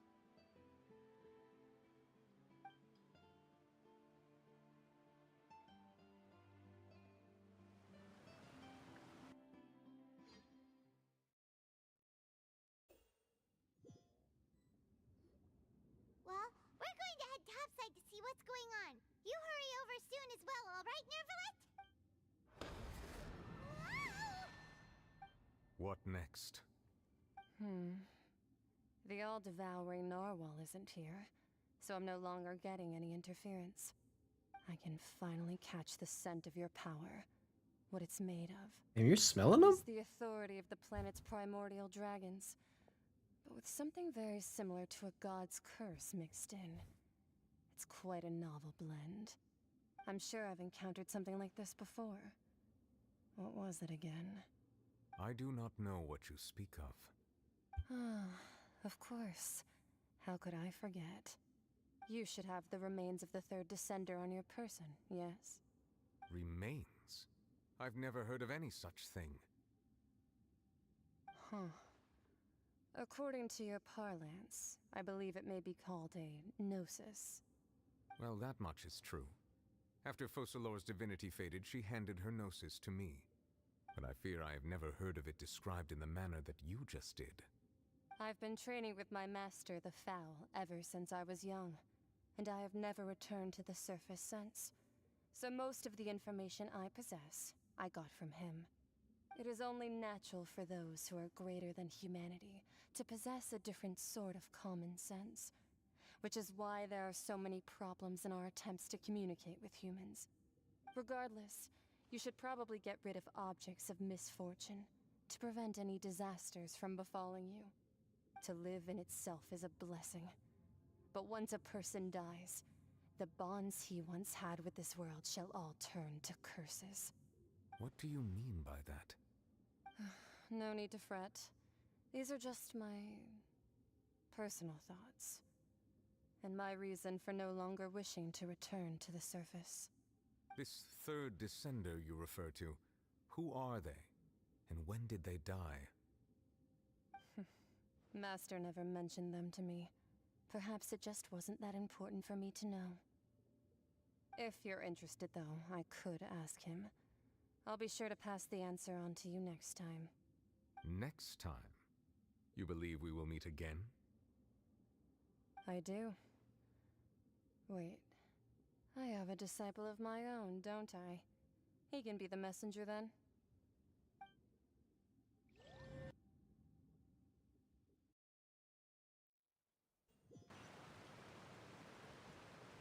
That's what she told me. Whether it would prove useful or not, I wanted to pass that information on to you. The remains of the third descender? So that's what Oh, that's us. these actually are. Or someone else. Except they look like chess pieces. How could they be a person's remains? All the same, assuming that there was no misunderstanding or special metaphor at play, that is what she meant to say. And she said that it would bring misfortune and that you should check it, which is why you gave it to the Fatui. If she speaks the truth, then I would simply be putting Fontaine at unnecessary risk by keeping it here.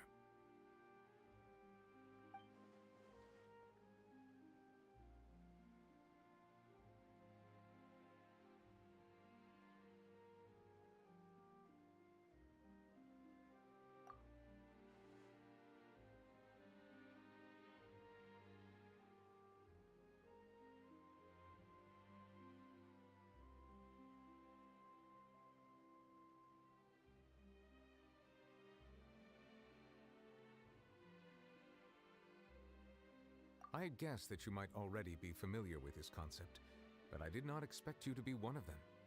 That means that the Gnosis, which are exceedingly element compatible and can even enhance elemental abilities, do indeed come from the third descender. I wonder, does your body also possess similar properties?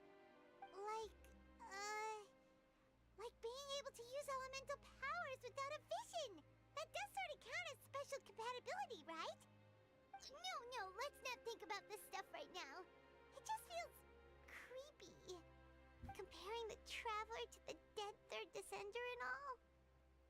That's what you say, but this topic still feels like bad luck. Once Child recovers, let's get some more answers out of him. Or go look for his master and get the answers that way.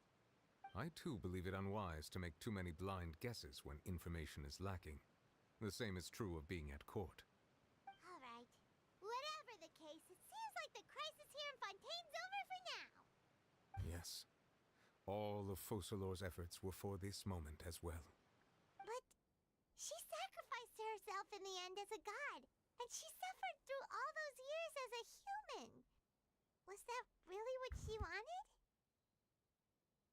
I suppose that would be the mystery of a god's will.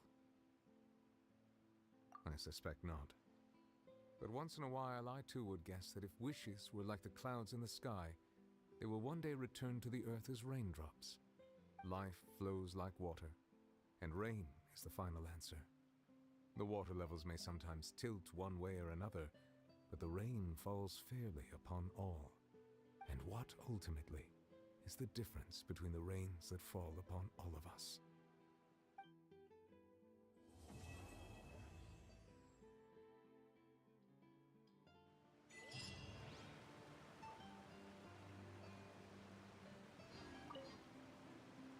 It seems from your expressions that you still have more things you wish to ask. Ask away. I will tell you the truth as I know it. I suggest that you fully prepare yourself before going to Natlan. In the meantime... Well, I guess that's it. I guess that's Fontaine. Man, what a good ass fucking story. Just keeps getting better and better. All I can hope is that Natlan is even better, or maybe of the same quality. I mean, at this point, it doesn't need to really become better. It just needs to be of the same quality, you know? It just, I don't know.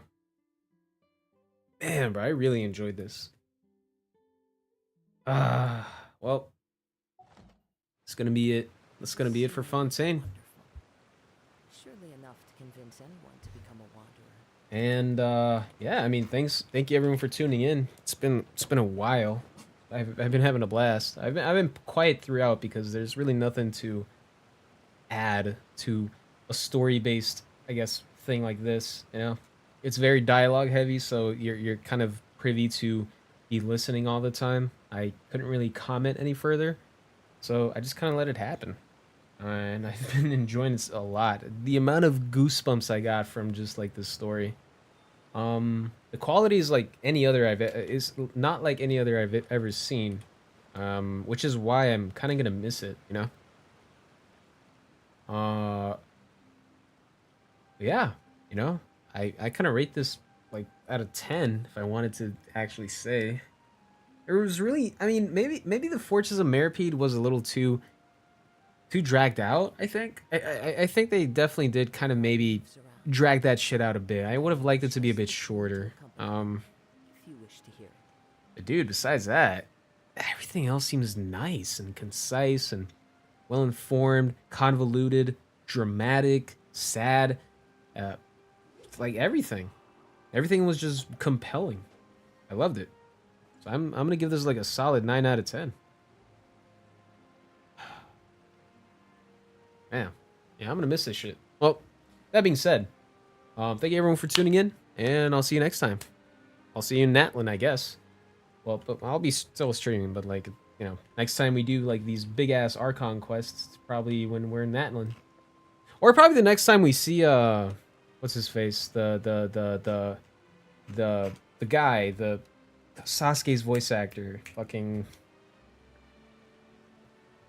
man, what's his name? Fuck, I forgot his name. Wait. What's the dude's name with the eye patch? The dude who comes in between like these big nation Archon quests. What's his name? Shit, it slipped my mind. How about you know who I'm talking about? Yeah, I can't remember. Yeah. So yeah, I'll see you guys then. Till then, have a good one. Peace.